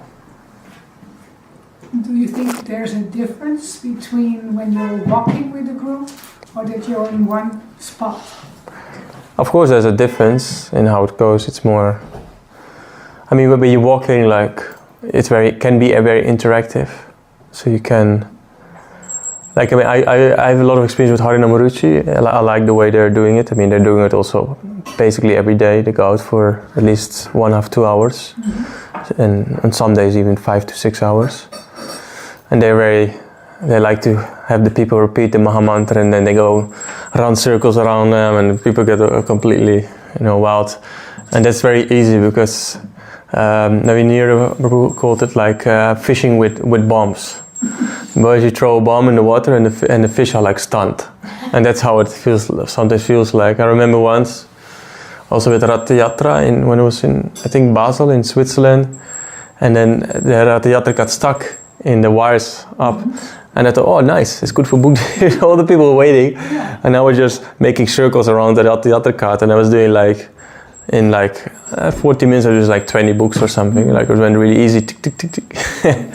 Yeah, of course it's easier. And with sitting Harinam it's a bit less interactive. But because, you know, some devotees might not be able to walk so much, and, you know, it's easier to distribute, for example, sets. You can distribute whole sets of books, which is a bit harder, I guess, if you're walking. It's different. Personally, that's one of the reasons why at some point I was a bit bored of New York, because I prefer the walking Harinam when it happens every day. But for like once a month or once in a while, I think it's very nice. I think it's, yeah, and also because everybody can be engaged, and even children can come, you know, you don't have to hold them on a leash. They get lost in the big city crowds. Yeah. No other questions? Okay, so if you like, so actually the other things went a bit faster, so we could do actually a little bit practice for like maybe half an hour, if you want, yeah? So what I would suggest is that, two of you, like one is going to be the book distributor, and the other one is going to be the one who's receiving the book, maybe not, depends on the conscience of that person. And then we can look at the conversation, and then maybe just try to keep it not short, of course, and then I can give some feedback, and maybe you can give some, the others can give some observation. I think it's good if we do 5 minutes each, like 2-minute interaction and 3 minutes discussion, and everybody can go once. What do you think? Yeah? Do you have some books? We can imagine there's a book. Yeah. Oh, you have a book? Yeah, So who wants to start? You start. Maybe you can do it here in front of the camera, no? And no. Or you're too shy? Yeah, we can. Or maybe what's good, because will the altar go open again? Probably, yes. Yeah. After. How long? 15 minutes. 50? 15. 15. Okay. So we can do it now. Yeah, just do it maybe there, and then we will face that, so we're not with our backs to the deities when we continue. What don't Yeah, maybe it's good to put on video, no? Okay, let's go. So Rata Manjari is the book distributor. Is the Oh, you sit there. She's sitting at a But park. it's recording, huh? Supposedly. Yeah, could It's be. recording. Okay. Hi, goedemiddag. Oh, it's in English, right? English. English maybe better. Yeah. Well, you have a really good phone there. It's not actually mine, it's my friend's. Wow, then it's a good friend that they trust you with your phone. Yeah, perhaps. You seem like a very joyful person. You think so? Yes, you're laughing. Makes me happy. Okay. Yeah. And where are you from? I'm from the Netherlands. Okay, that's nice. But I actually have to catch my train soon, so. Okay, good. I won't keep you long. I have this. I'm so glad I met you. We have this special project. I'm a volunteer, and I work for a Bhaktivedanta Book Trust. Do you What's know? that? No. It's something. It's like a magical company. We print treasures from the East. You don't see magic so much these days. No, that's true. You feel like the world is in a magical place now? Well, it's maybe in a What do you feel about Charlie Kirk? What just happened with Charlie Kirk? This is her fascination. I think. Do you know what? Who's that? Oh my God! No. I actually didn't know who he was, but I have this friend, and she told me all about it. And it's actually, to be honest, it's really tragic that someone like that just got killed like that. Were you for or against him? I don't see that like that. You know, I try to use wisdom to rise above the day and night and black and white kind of thing. Mm-hmm. This is a very nice book. He was revolutionary. You know Chaitanya? You've heard of Chaitanya? This is a new book. We just translated it, and it's look. He's very happy. See, he's a bit high. He's got this. Do you ever take drugs? I used to. You did that? Yeah, me too, but it never lasted. But this book, it gives access to a higher But mantra. I'm not Dutch, unfortunately. So You're not, huh? No. Wait, let me get this is the English translation. Oh. That's good, huh? Yeah, very good. So what we do, we're not salespeople. I said I'm a volunteer. Yeah. We're just enthusiastic about this wisdom. We want everybody to be able to have access to it. So actually, I'm also a working person. I work for the government here. Did you know that? Speaking about governments, what do you feel about that conservative and leftist side? Yeah, it's more of that same thing, huh? Black knight, left, right. But this is not black or white? Or No, I mean, every religion always chooses a side. Yeah, but that's what I like about this Krishna consciousness. I never was a religious person, but this is a science. It's a spiritual science. But even science chooses a side. Mm-hmm. You know what I like about you? You're so alert, alive, and enthusiastic. I feel purified now that you hit me with this book. Yeah, but actually I don't have so much time. Okay. I need to you know go. What? I tell you, these books, I already bought them. 1 minute. Yeah. Wait. The thing is, because I like this. No, this is your book. My book? I can have it? You can have it. Okay, thank you. If you want, Then as an intelligent person, you're so concerned about everything, maybe you'd like to make a little contribution towards the printing I don't cost. even have my bag with me. It's in the phone. Your money's in your phone. But it's not my phone, or? That's okay. She won't mind. Okay. Just give a donation from your friend.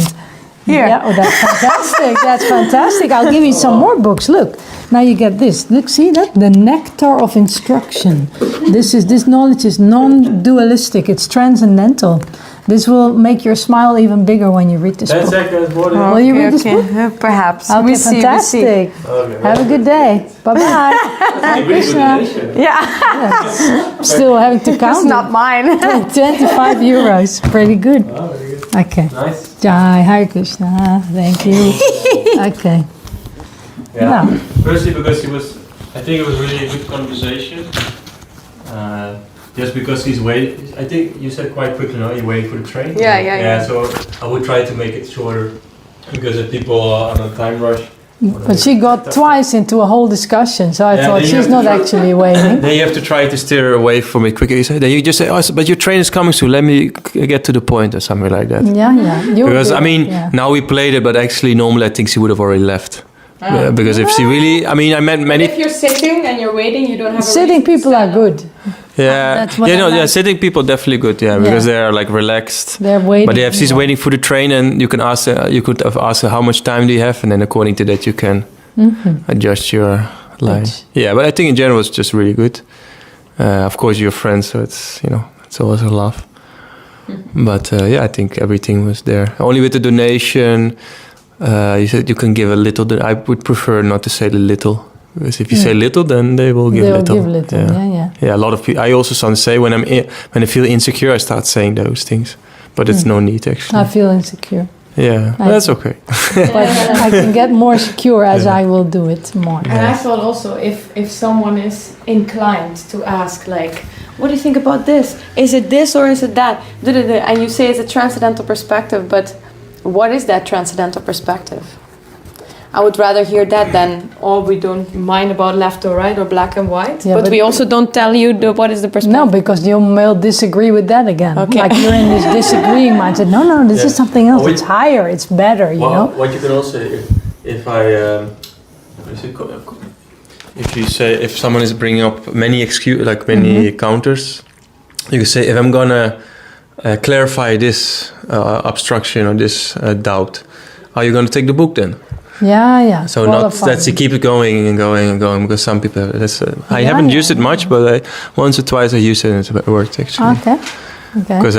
Because some people mind just works like this. They just wanna. Yeah, they just want to ping pong. Yeah, they just want to ping pong. At some point you have to say, okay, end of the game. That's why I was also doing this. Train is coming. Yeah. Else you just keep going and it doesn't go anywhere. Yeah. So shall we switch? Yeah, you wanna do again or? So you want to be the book distributor? A little bit more. You want to be the book distributor? Yes, is that okay? I'm the Actually, You can also walk or stand. do you want me whatever. to sit or to walk? What do you prefer? Sit, probably. I have to think Because about my otherwise, strategy. then you have What is to my stop me. strategy? If I walk, you have to stop me also. I can sit. That's easy. Yeah, you can walk from there. Maybe you start at the chair. I need more books. Do you want me to be like? I want you to buy books. Difficult or medium difficult or very. Hello. Hello. Are you okay? No. What happened? I'm depressed. Come a bit more here. I want we to be sit on down camera together. and tell everybody how depressed I am. Come, we sit down. I'm depressed. I have something for you. I think again. it's arrangement from above that we meet today. Because You I don't have wanna something. know. I have a neighbor on above. When I just hear above, I already get more depressed. What happened with your neighbor? Yeah, he's always banging and I can't sleep. I'm tired. Anyway. what But do you have? know, I tell you, in this Are you a world, Christian? no, I'm not. I was raised Christian, but I'm not a Christian now. Hmm. But you know, in this world, it's never going to be peaceful. We have to Yeah, you try got and that find right. our internal peace. So if you read this, most definitely you will create inner peace. See, he's very peaceful. I need glasses. This is very small. These letters are so small. Yeah, But the do you have pictures are glasses at nice. home? Yeah. So you can bring the book home. You just. What is this? This is a special surprise. If you It's read the like book, you will get to voodoo. know. It's voodoo. You're into voodoo? So No. Oh, This is voodoo? you know, I don't it's want not voodoo. voodoo. It's not voodoo.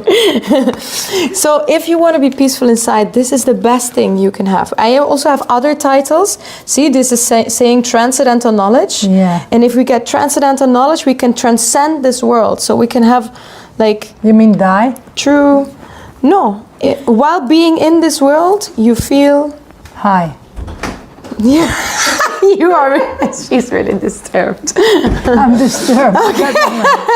I want a quick fix. So, if you want a quick fix, Yeah. you just give me a quick donation. You take this home, take your glasses, and you got the super quick But I fix. had the other one. I want The other one. Okay, this one.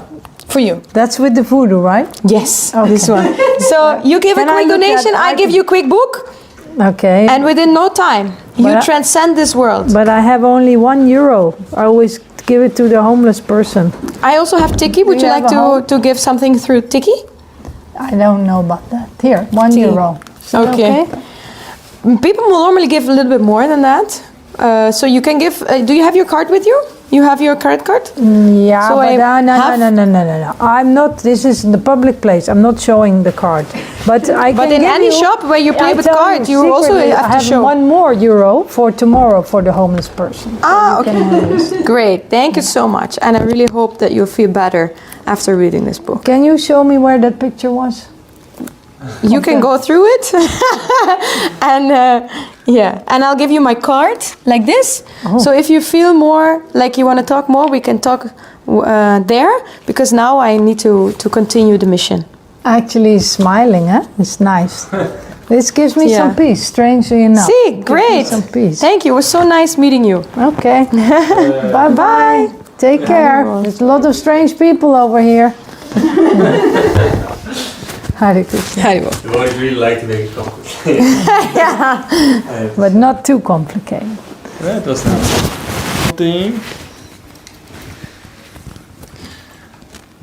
Let me see. So it's on, no? Yeah. Yeah, I think in general was again really good. I mean, you went.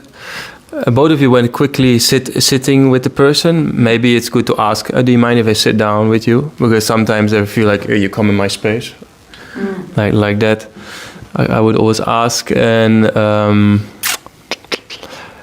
yeah, with the donation was a bit, if you would have made the conversation a bit more prepared in the beginning, then it was a bit more clear. So you might have... Crazy. Yeah, well, that is of course there. But if you say it in the beginning, then say, normally we sell them, because now you have to explain when you're just giving a donation that normally people give more. It's better to do that up front. I mean, you're like this character, but in general, I would say you're like some crazy bird lady or something. There are many like that. Yeah, and I've seen probably a lot. Yeah. Those are the ones that don't have much to do. They'll talk to you. And Yeah. you get them in a space where it's a little bit understandable. Yeah. Some connection, and they will also. Yeah, they will take a book. Yeah. Yeah, they have time to read. But yeah, for your own sake, keep it a bit short and clear in the very beginning. Like talk, go through all these points that needs to be covered. Like who are you? What are you doing? Mm-hmm. Donation. What's in it for them? Because he was asking, is this voodoo? And then, because then that's in her head, and then you have to explain. Say it. Yeah, I would be a bit clear. That's my personal approach. Clear how? Yeah, like you say, this is about how to achieve inner peace and happiness. Because he was disturbed about her above neighbor. No? It was really clear. Okay. Okay. Yeah. Okay. Yeah, with the donation, at least I would say it maybe a bit more upfront. Mm-hmm. That's his. But yes, he was also quite dominant also in the conversation. So yeah, this kind of people are not easy. But you stayed quite relaxed. So I think that was really good. Yeah, you stayed really relaxed. Is how you became actually happy, funny, laughing. That's very nice. Everybody will like that. Yeah. And they spend some few minutes with a happy job. Yeah, exactly. It's always a relief. Yeah. That's a shakti. I could see you were slightly frustrated. Just take the donation. No, I want to make it a little... Ik zie me dat niet doen. Nee, wil je niet doen? Ik ben heel onzeker. En als ik toch weet dat andere mensen kijken, onzeker. Nee, dat moet je juist doen. Ja, dit is de beste. Je kent ons allemaal toch? Ja, je bent ook goed, hè? She is very sincere. She's doing this all the time. Yeah, just do it. Ik geef ze gewoon de weg. Ja, nou, maar je durft het, hè? No, then we can see and then we can give you feedback on that. She went to some of the mayors also, hè? Burgemeesters. Mayors? Wow. Ja. That scares me. Ja, ze hebben al aangegeven dat je dat wilde, dus dat maakt het... But then she would talk with them for some hours sometimes, hè? Some were very interested.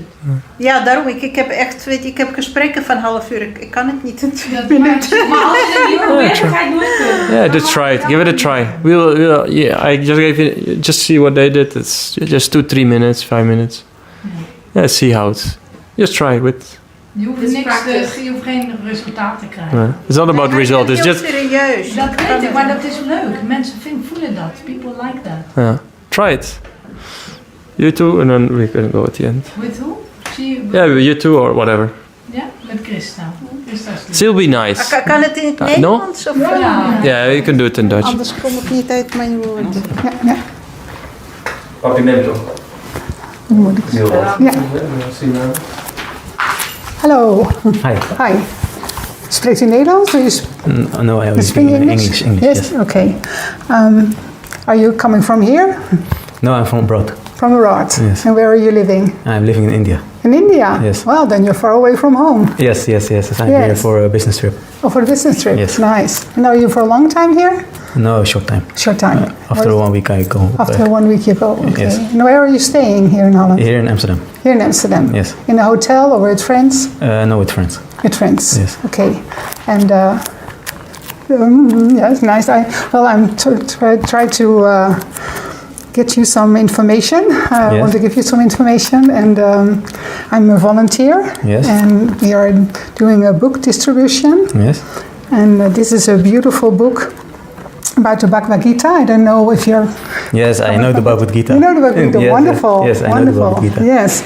And do you like the Bhagavad Gita? Yes, I think I know the Bhagavad Gita. Yes. Yes. You already come across it when you were very young. Yes, I know that Krishna says something in the Bhagavad Gita. Yes. Yes. And do you know what he's saying? What is the message from the Bhagavad Gita? No. No? That I don't know the conclusion. Yes. But the conclusion is that this book, he teaches us how to become happy. Yes. And of course the bottom line is how to come back to him. Okay. And that's the main thing. Yes. And the Bhagavad Gita tells us a lot of information about how we can change our lives, and and how we can serve him. Yes. And also trying to help other people to know him, and that's what we are doing here today. Okay. And I hope we have the Bhagavad Gita from Srila Prabhupada. Yes. I don't know if you know him. No.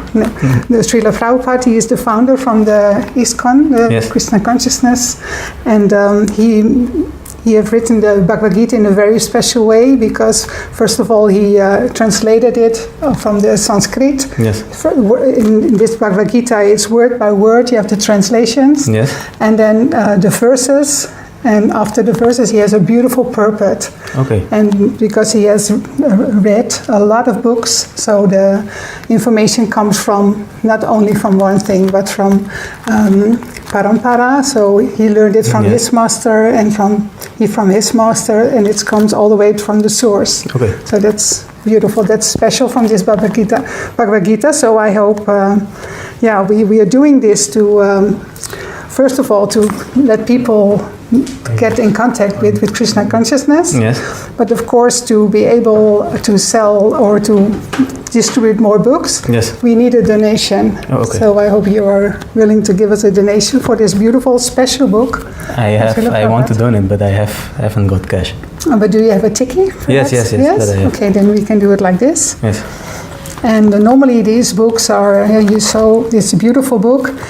Just imagine it's the good one, the big one. So they are 25 euros. Yes. And I hope you are able to donate this money. 15 euros enough for both? For both, I like to have 30. Oh. Yeah, because one is already 15. So I hope for two beautiful books. Okay. The big ones. What books do you have? Yeah. They have the big Bhagavad Gita with the hardcover. Yeah.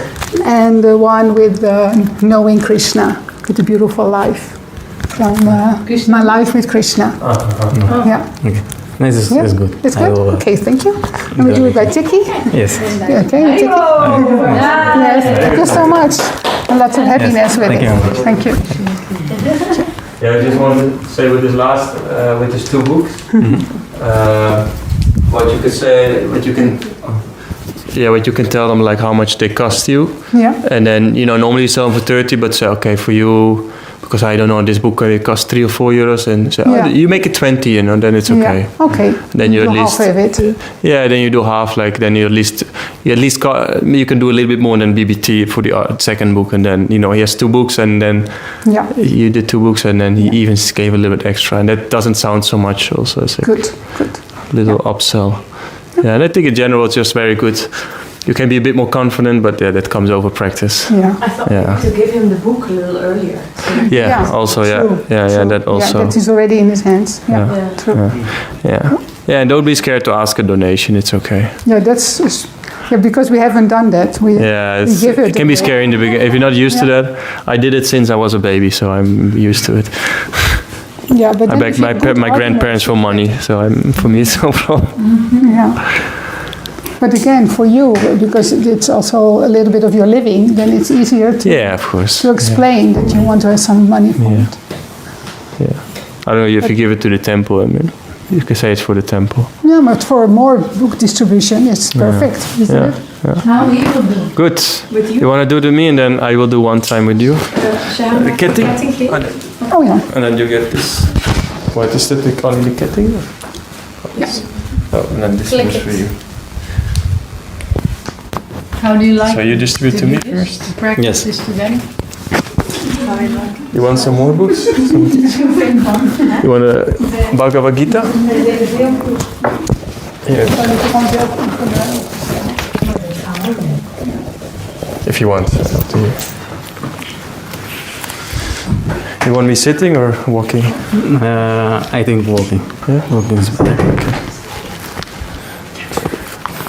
You ready? Yes. Hi. Oh, hi. You look really happy today. Yeah, I had good food just in my belly. Very nice. Yes? Yeah, it was really good. You should come. It's so good. It's a good place. Where are you heading to?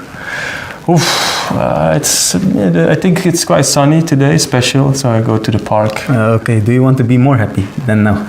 I think I'm good. You are good? Yeah, I'm good. If you are interested, I have a few books over here. Oh, but I don't like reading so much.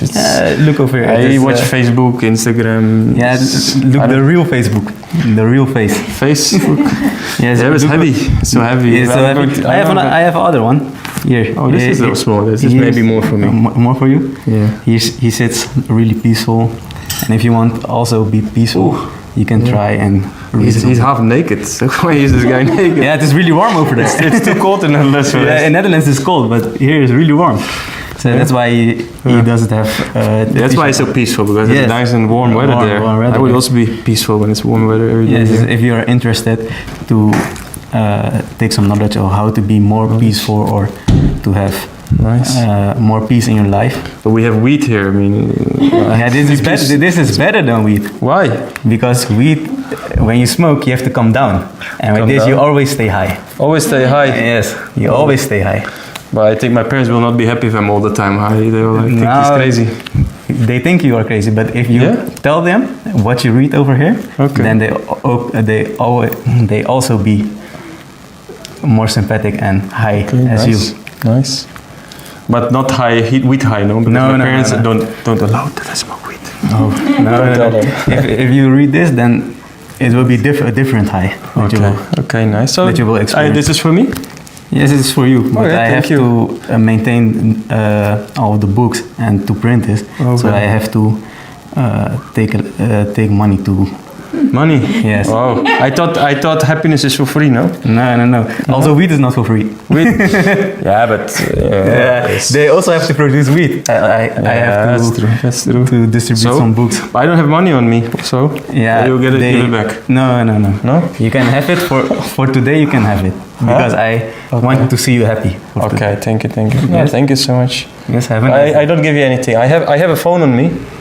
That's. Oh, do you have a phone? Then I can give you if you. Do you have Tiki?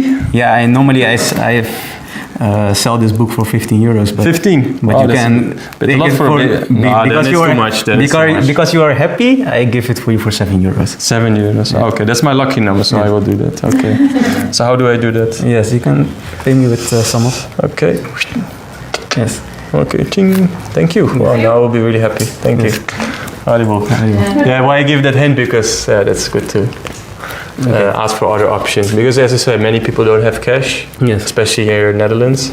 So I ask, do you have a euro, or actually better ask, do you have Tiki or SumUp? You have also other options. Ask them, because many people don't think of that option. I mean, I know I thought of you for that option, but most people, they don't think, because they think you need cash, because they don't know you have Tiki, they don't know you have SumUp. So it's good to, if you don't ask for donation, you don't get it. So if they don't have cash, they might have phone on. Do you have a phone on you? Do you have card on you? We are, like I say, I'm a modern monk. We also take digital money. Oh, okay. So like that, you make it like a joke. Yeah, we're very modern. We take also digital money. Okay. Yeah, so like that, it's good too. But in general, I think it's really good. Okay, thank you very much. But it's a bit expensive though, €15 for this small book. Yeah, I don't know the prices. I need your money. I have to ask money. I have to have your money. Okay. Something else that you've seen, no? Yeah. I think everyone did. Yeah. Okay, I will try one. Let me see if I will succeed. Yeah, this is. So you're my customer? Yeah, in real life I was your customer. Yeah. So now you can take more bits. Give me again such a nice donation. Okay. Walking. Hey, hello, sir. How are you doing? Hi. I'm fine. How are you? Hey, where are you from? I'm from the Netherlands. Netherlands. You speak Dutch? Yes, little. My Dutch not so good. I'm from Netherlands, but I'm actually living abroad. Abroad? Oh. Yeah, I'm actually here today in Amsterdam. Yes. Because I have some really nice books. Do you know this book? No. No, you have a look. It's very nice book. This book really helped me so much. So I would like you to read this book also. But I don't need help. You don't need help. Okay. Are you struggling some days in life? Are you some days unhappy or stressed? Everyone is struggling. Exactly. So maybe you don't need this book now, but one day you might have difficulties, and this is the best book. You know who read this book? No. Have you seen the movie Oppenheimer? No. Okay. Well, he read this book also. Also Einstein read it, the Beatles, Nelson Mandela, Martin Luther King, Gandhi. You can mention this name also. I heard lately Tupac Shakur and Charlie Chaplin read it also. Oh. So many big people. So even such big people, very thoughtful people, they even read this book. Why? Because it has so much value. Because this book talks to you about a form of happiness that is always with you. You said you're quite good, no? Yes, I am quite good. But it goes again, no? It's something that comes and goes, no? This happiness. No, I don't know. Because you don't know? I am. The happiness you experience. It comes and goes, but it's not that I'm sad for a long time. That's good. But it comes and goes. So this book talks about something much deeper. You ever think about life, sir? No, my life is so far so good. No problem. Take this book. It's just a very nice read. Do you read books? Not very often. Not very often? No problem. You don't have to read this so often. Magazines. You only read it. No, then take a magazine. Yeah, this is a small magazine. You don't have to read it so often, but just read it. It will really enrich in your life. Like I said, many big thinkers read it. Mm-hmm. So we distribute them. We don't sell them. We ask some donation. I'm like a traveling monk, so we live off donations. So this one we normally sell for €5, but you can give more or less whatever you're able to afford. Whatever you give us helps us a lot. Okay. So we accept cash, but we're very modern, so we also take cards. Okay, yes, I have cash. Yeah? Yes. Okay, how much you like to give? The more the better, we say. 10 euros. 10 euros? Okay, very nice. Thank you so much. Yeah, I gave you this book with it. You can give it to your friends. Okay, thank you very much. Thank you so much. Yes. Yes. Yeah, he was strong because he doesn't like reading, and he doesn't. He's already quite peaceful. These people are the hardest, actually. But you kept on talking. Yeah, keep him talking because it was not a hard no. So you kept talking. I mean, mostly, like very often, these people they move on. Now everybody distributed books, but normally, like, of course, it's not reality. And maybe only a few in the 10 take a book. Maybe 1 in the 10 or one in the 5. Yeah, but yeah, you can keep talking, and then when you find an opening, then you hook on that, and then after 3 tries or something, if then still not, then yeah, maybe move on to the next person. Next time. Next one, yeah, next one. Or you can ask, of course, maybe you know someone who likes to read or who's struggling in life. I mean, everybody knows someone who's struggling in life if they're very honest. And then you can give that book still. Yes. Thank you. Yes. Haribo. His life is very good, so he doesn't feel like he needs anything. So if a book distribution will only go good, it's very hard to think of Krishna when it goes only good. It's much easier to think of Krishna when it's tough. So you can think about that also. You want to say something? Yeah? Ask something. Oh, maybe a microphone.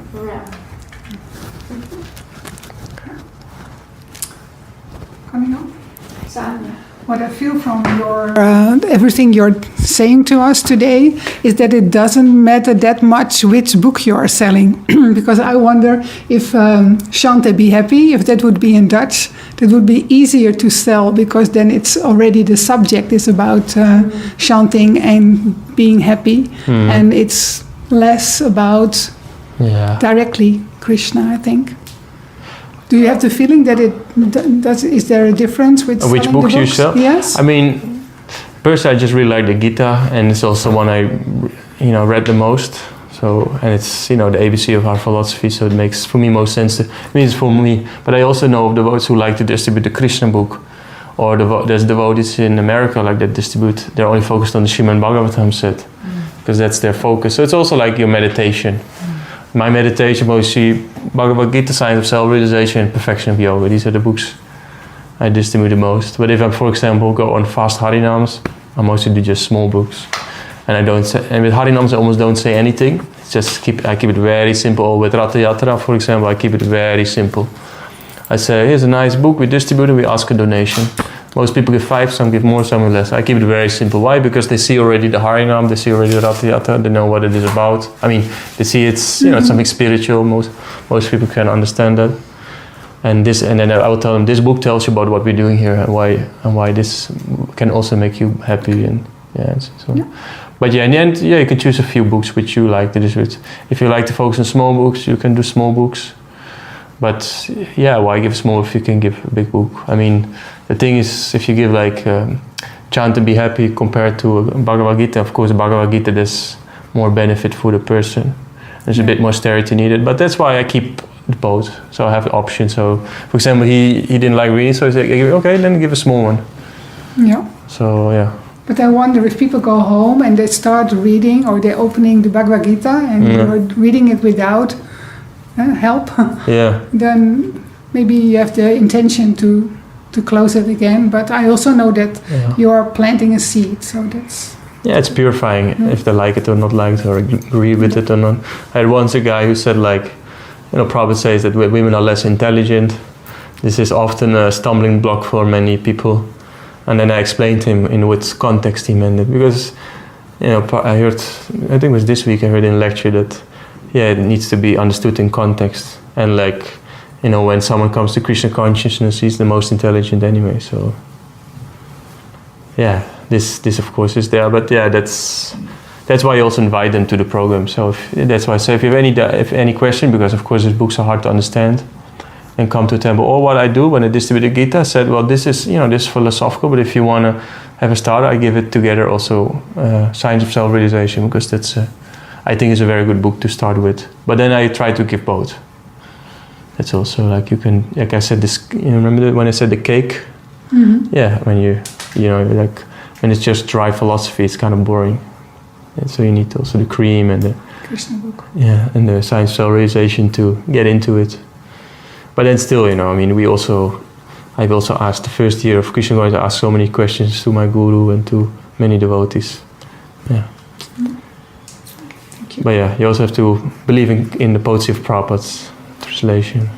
Yeah. I liked it when he said, let the preaching done by Srila Prabhupada. Yeah, because everything is actually there, but person also needs some humility. I think the person also needs some humility and some serious greed to want to understand it. And then actually, you will overcome those doubts and stuff like that. Yeah. 9? No other questions? Okay, so then some Sankirtan stories, some nice experiences I had, and also other devotees had. So one really nice experience I had, I think it was 2 or 3 years ago. We were at Harinam Maruchi in Sydney. We were doing Harinam close to where we were staying, and we were just going on the street. And there was one guy standing there on the balcony or out of the window. He's waving. I said, "Hey, please come in."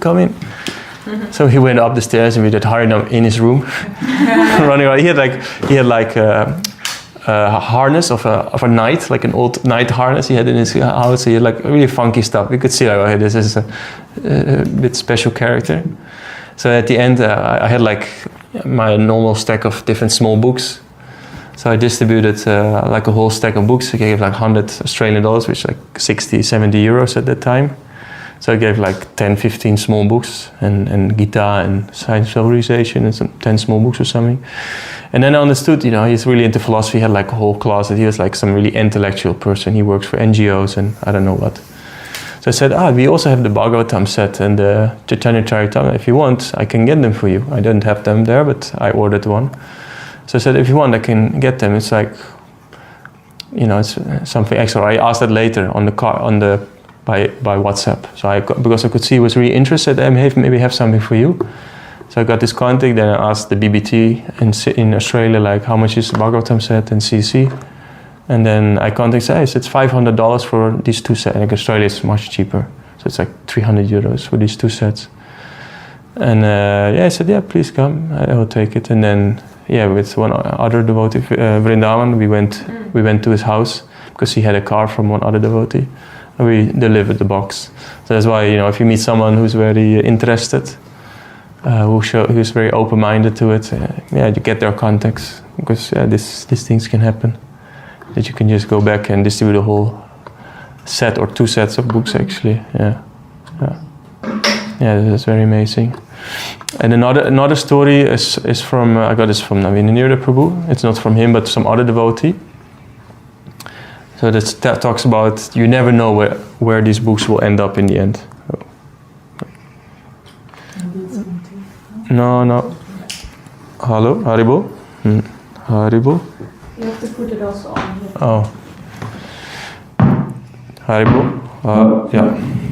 So there's also a story of Navin Nirupur when he was when one devotee was in Novosibirsk. Talks about you never know where these books end up. So one devotee was in Novosibirsk. I don't know if you know Novosibirsk. You know where this is? No, it's in the middle of Russia, in Siberia. I've been there once when I was traveling through Asia. It's a really grey city, very cold in the winter. It's like snow. It's white and grey. It's like all the buildings are grey. It's really depressing city, actually. But one devotee was distributing books there, and then he saw one other person also distributing some instead. So he went closer, and then he saw he had xerocopies, xerocopies, like these paper copies of the Bhagavad Gita. So he said to this person, he said, Prabhu, what are you doing? Where do you get these books from? And he said, Prabhu, I don't know any Prabhu. And he said, because Prabhu is not, as far as I know, it's not really mentioned in Bhagavad Gita, so he didn't know Prabhu. So then he explained that somewhere one day he got the Bhagavad Gita, and in the Bhagavad Gita in the end it said like, the one who distributes this knowledge amongst my devotees, to others, becomes most dear to me. So he took that upon him without any, so even without association of devotees, he can understand the Gita, like the highest message is actually to share it also with others. So he did that. He made 100 Xerox copies, which in that time was really expensive.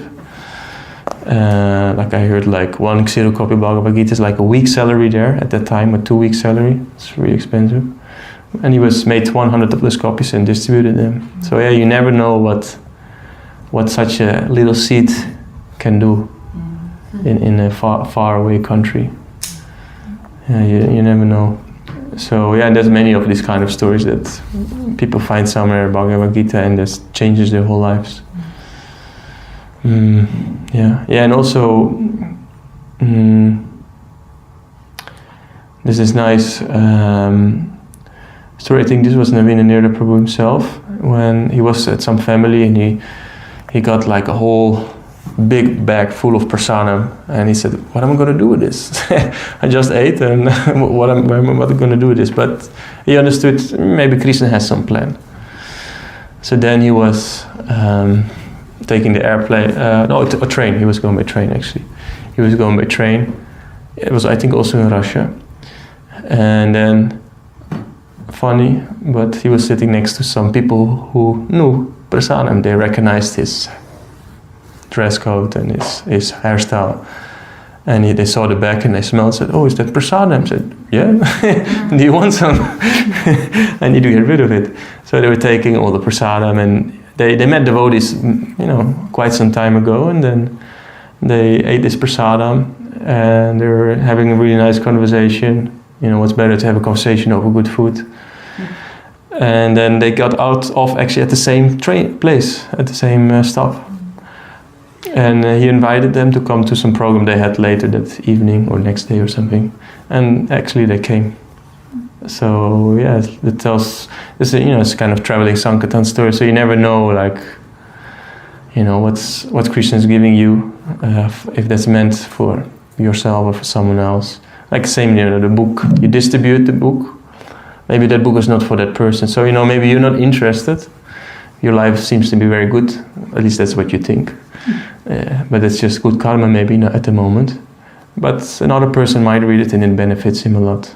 Or there might be a moment that you do need the book. So it shows that, Krishna, these bombs, these time bombs will go off at the right time, at the right place, with the right person. So yeah, you just keep distributing the books, because you never know who will in the end read them. And personally, I've distributed now for 6 years, and I've seen some people coming to the temple, but really becoming full-time devotees. I haven't seen anyone from my endeavor yet. You've come, but I think you're a new devotees, no? Yes. Yeah. So, but like a completely new person, yeah, that's very rare. But just by doing that, like maybe the atmosphere gets purified, and Krishna will send other people. So yeah, you never know. That's so complex, creation and Krishna's plan. We don't know what's in the end comes out of all of that. But definitely Krishna will appreciate it. Because if we're not going to do it, I will say then the Russians and the Ukrainians, Ukrainian, will do it for us. Because in Germany, I think the Ukrainians are doing much more preaching than the Germans at the moment. Because so it will happen anyways. But we can be part of the fun. Yeah. My very, very first contact when I was 16, I was walking in my hometown in the shopping street, and in Netherlands? Yeah, in Netherlands, in Leiden. I live in Leiden, yeah. And then I saw this brahmachari, and I don't know his face. I just saw this saffron, strange looking guy, and I felt so attracted. I really felt like I just have to be near him, not in this romantic way, but it was just. So then I took a book. I don't know what he said, but it was so nice to have this.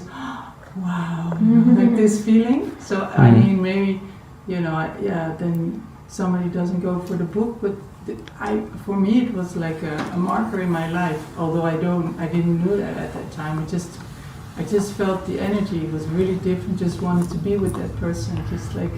Yeah, it's some aura, no, or something. Yeah. The whole energy. I never felt that with someone in this. Yeah. So, I guess, you know, some people just really want to have it's like a breath of fresh air. You get some energy to be around some devotee, and I think maybe because we live in this community, we don't always realize how nice it is to be in a devotees association. For some people, it's just like, you know, just to be like spend a little bit of time with you.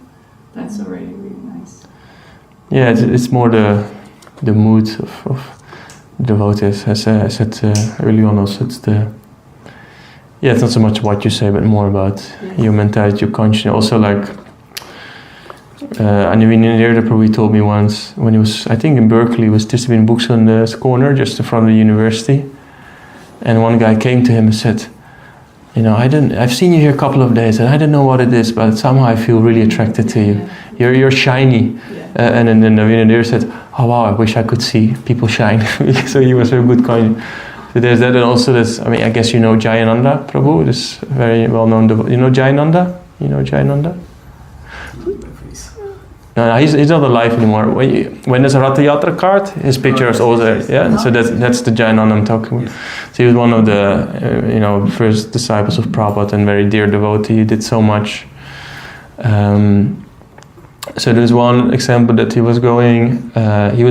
Somehow he could arrange things. You know, he would get free food, free boga, and you know. See, I think it was indeed like a farmer's market or something, or someone who was selling fruits or vegetables. And this lady said, you know, I don't like your philosophy, I don't like your people, but this man I like.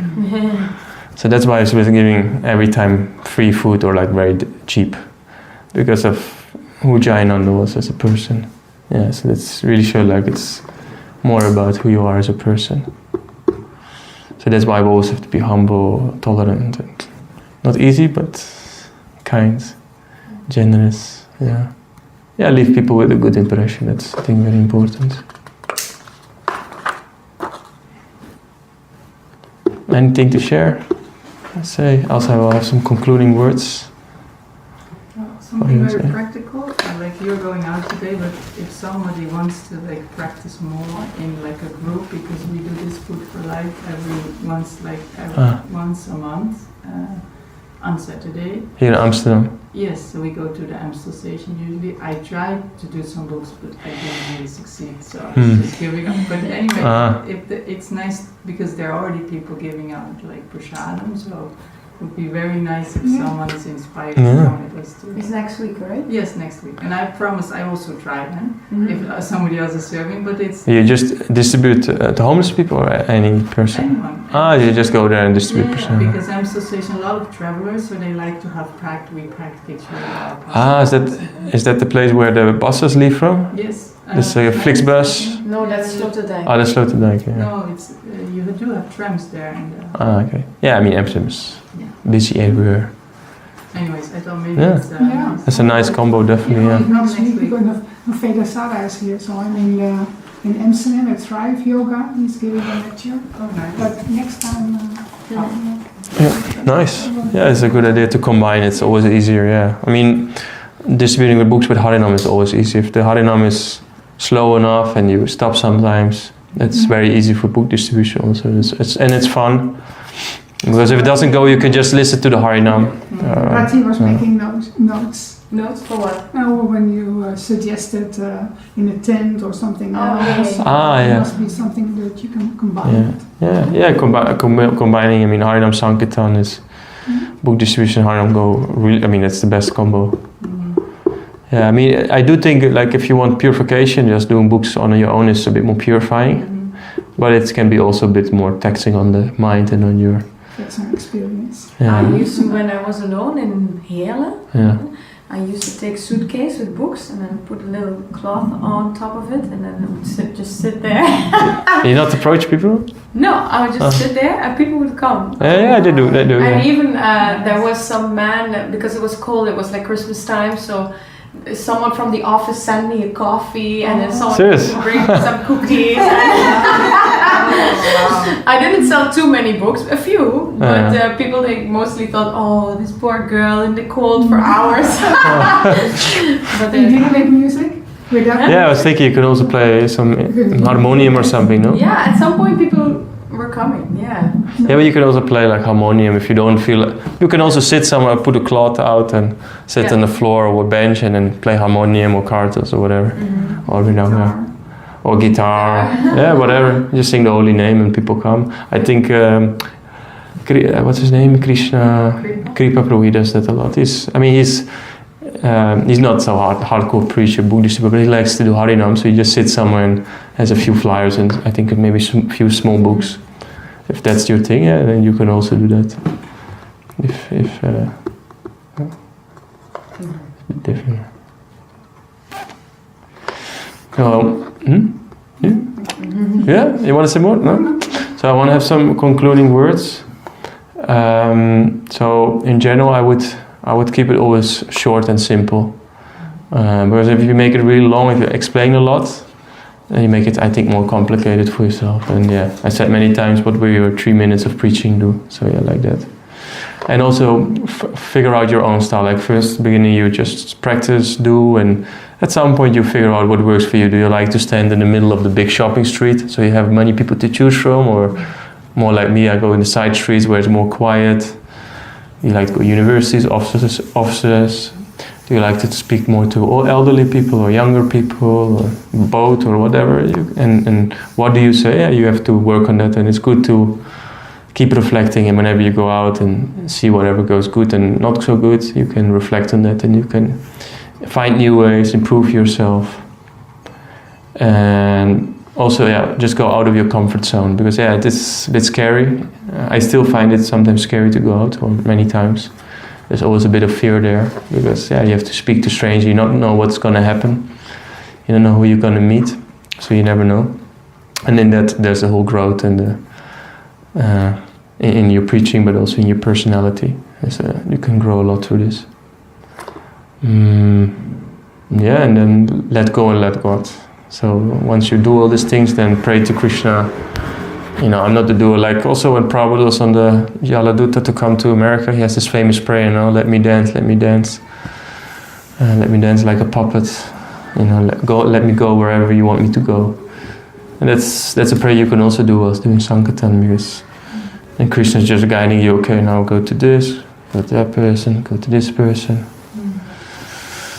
And then also have fun, most of all have fun. Because if it's not fun, you're not going to do it for long. Like personally, I'm now a bit, I didn't enjoy it so much anymore. That's why lately I've been doing less, because yeah, not enough association for me. But yeah, have fun. So yeah, go with this, when you do this prasadam distribution, or go with harinams. But it's also good sometimes to, like once a month or once a week, to go alone. I think there's a lot of, I think you learn a lot of things which you will not learn if you stay in a certain comfort zone. Yeah, that's it. So I liked one thing that Nitai said. Nitai? Rati's son. Yeah. He was saying to be fruitless, not pointed at the results. Yeah, detached from the results. To be detached from results. He said, you can take a quota, not how many books you distribute, but how many people you will approach. Yeah, exactly. I will talk to 10 people today, rather than I will distribute. Nice. Yeah, because then also you're detached from, and you need to have a book, and exactly. and everything is dependent on that, you know. Yeah. But then it's in your control also. And you still feel fulfilled because you did that. You're not dependent on your happiness for the amount of books or how much Lakshmi. So you said you need to take different goals. Yeah. Nice. Yeah, meditation I do often is like to leave people in a very happy mood, to also leave a good impression. That's my meditation, because that's the only thing you really have an influence on, like what kind of attitude you take. So to meditate more, I want to have a good attitude no matter what happens. That's meditation I often do. Yeah. And then still do your best and try to distribute many books, but yeah, be detached from that. Yeah. Okay, I want to read one little last thing for you. That's and that's it.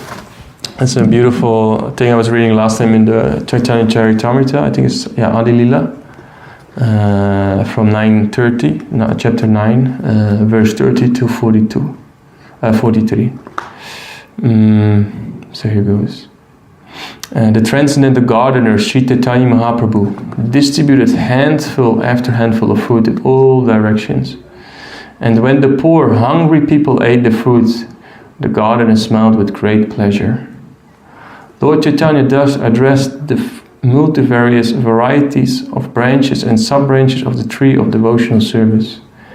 Since the tree of devotional service is transcendental, every one of its parts can perform the action of all the others. Although a tree is supposed to be immovable, this tree nevertheless moves. All the parts of this tree are spiritually cognizant, and thus, as they grow, they spread all over the world. I am the only gardener.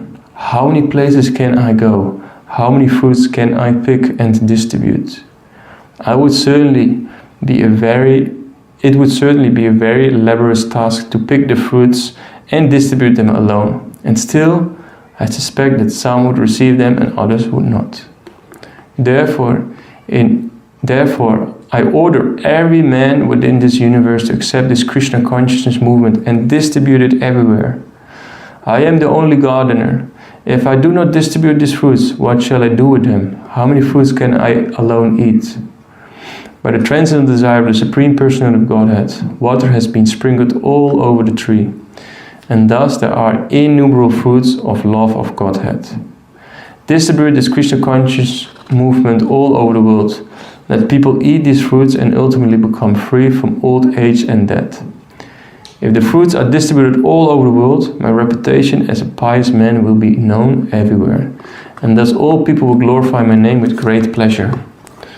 One who has taken his birth as a human being in the land of India, Bharatvarsha, should make his life successful and work for the benefit of all other people.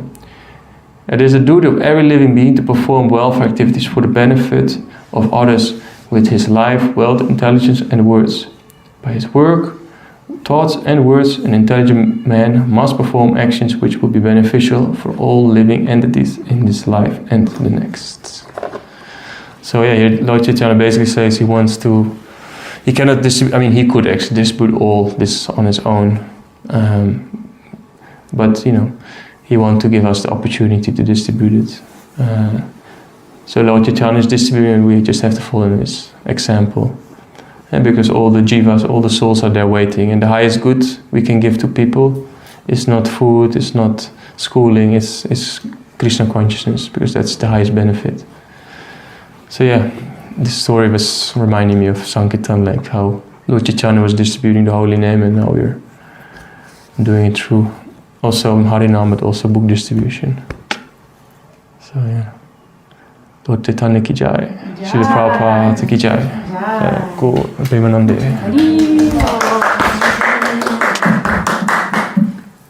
Jai Ho.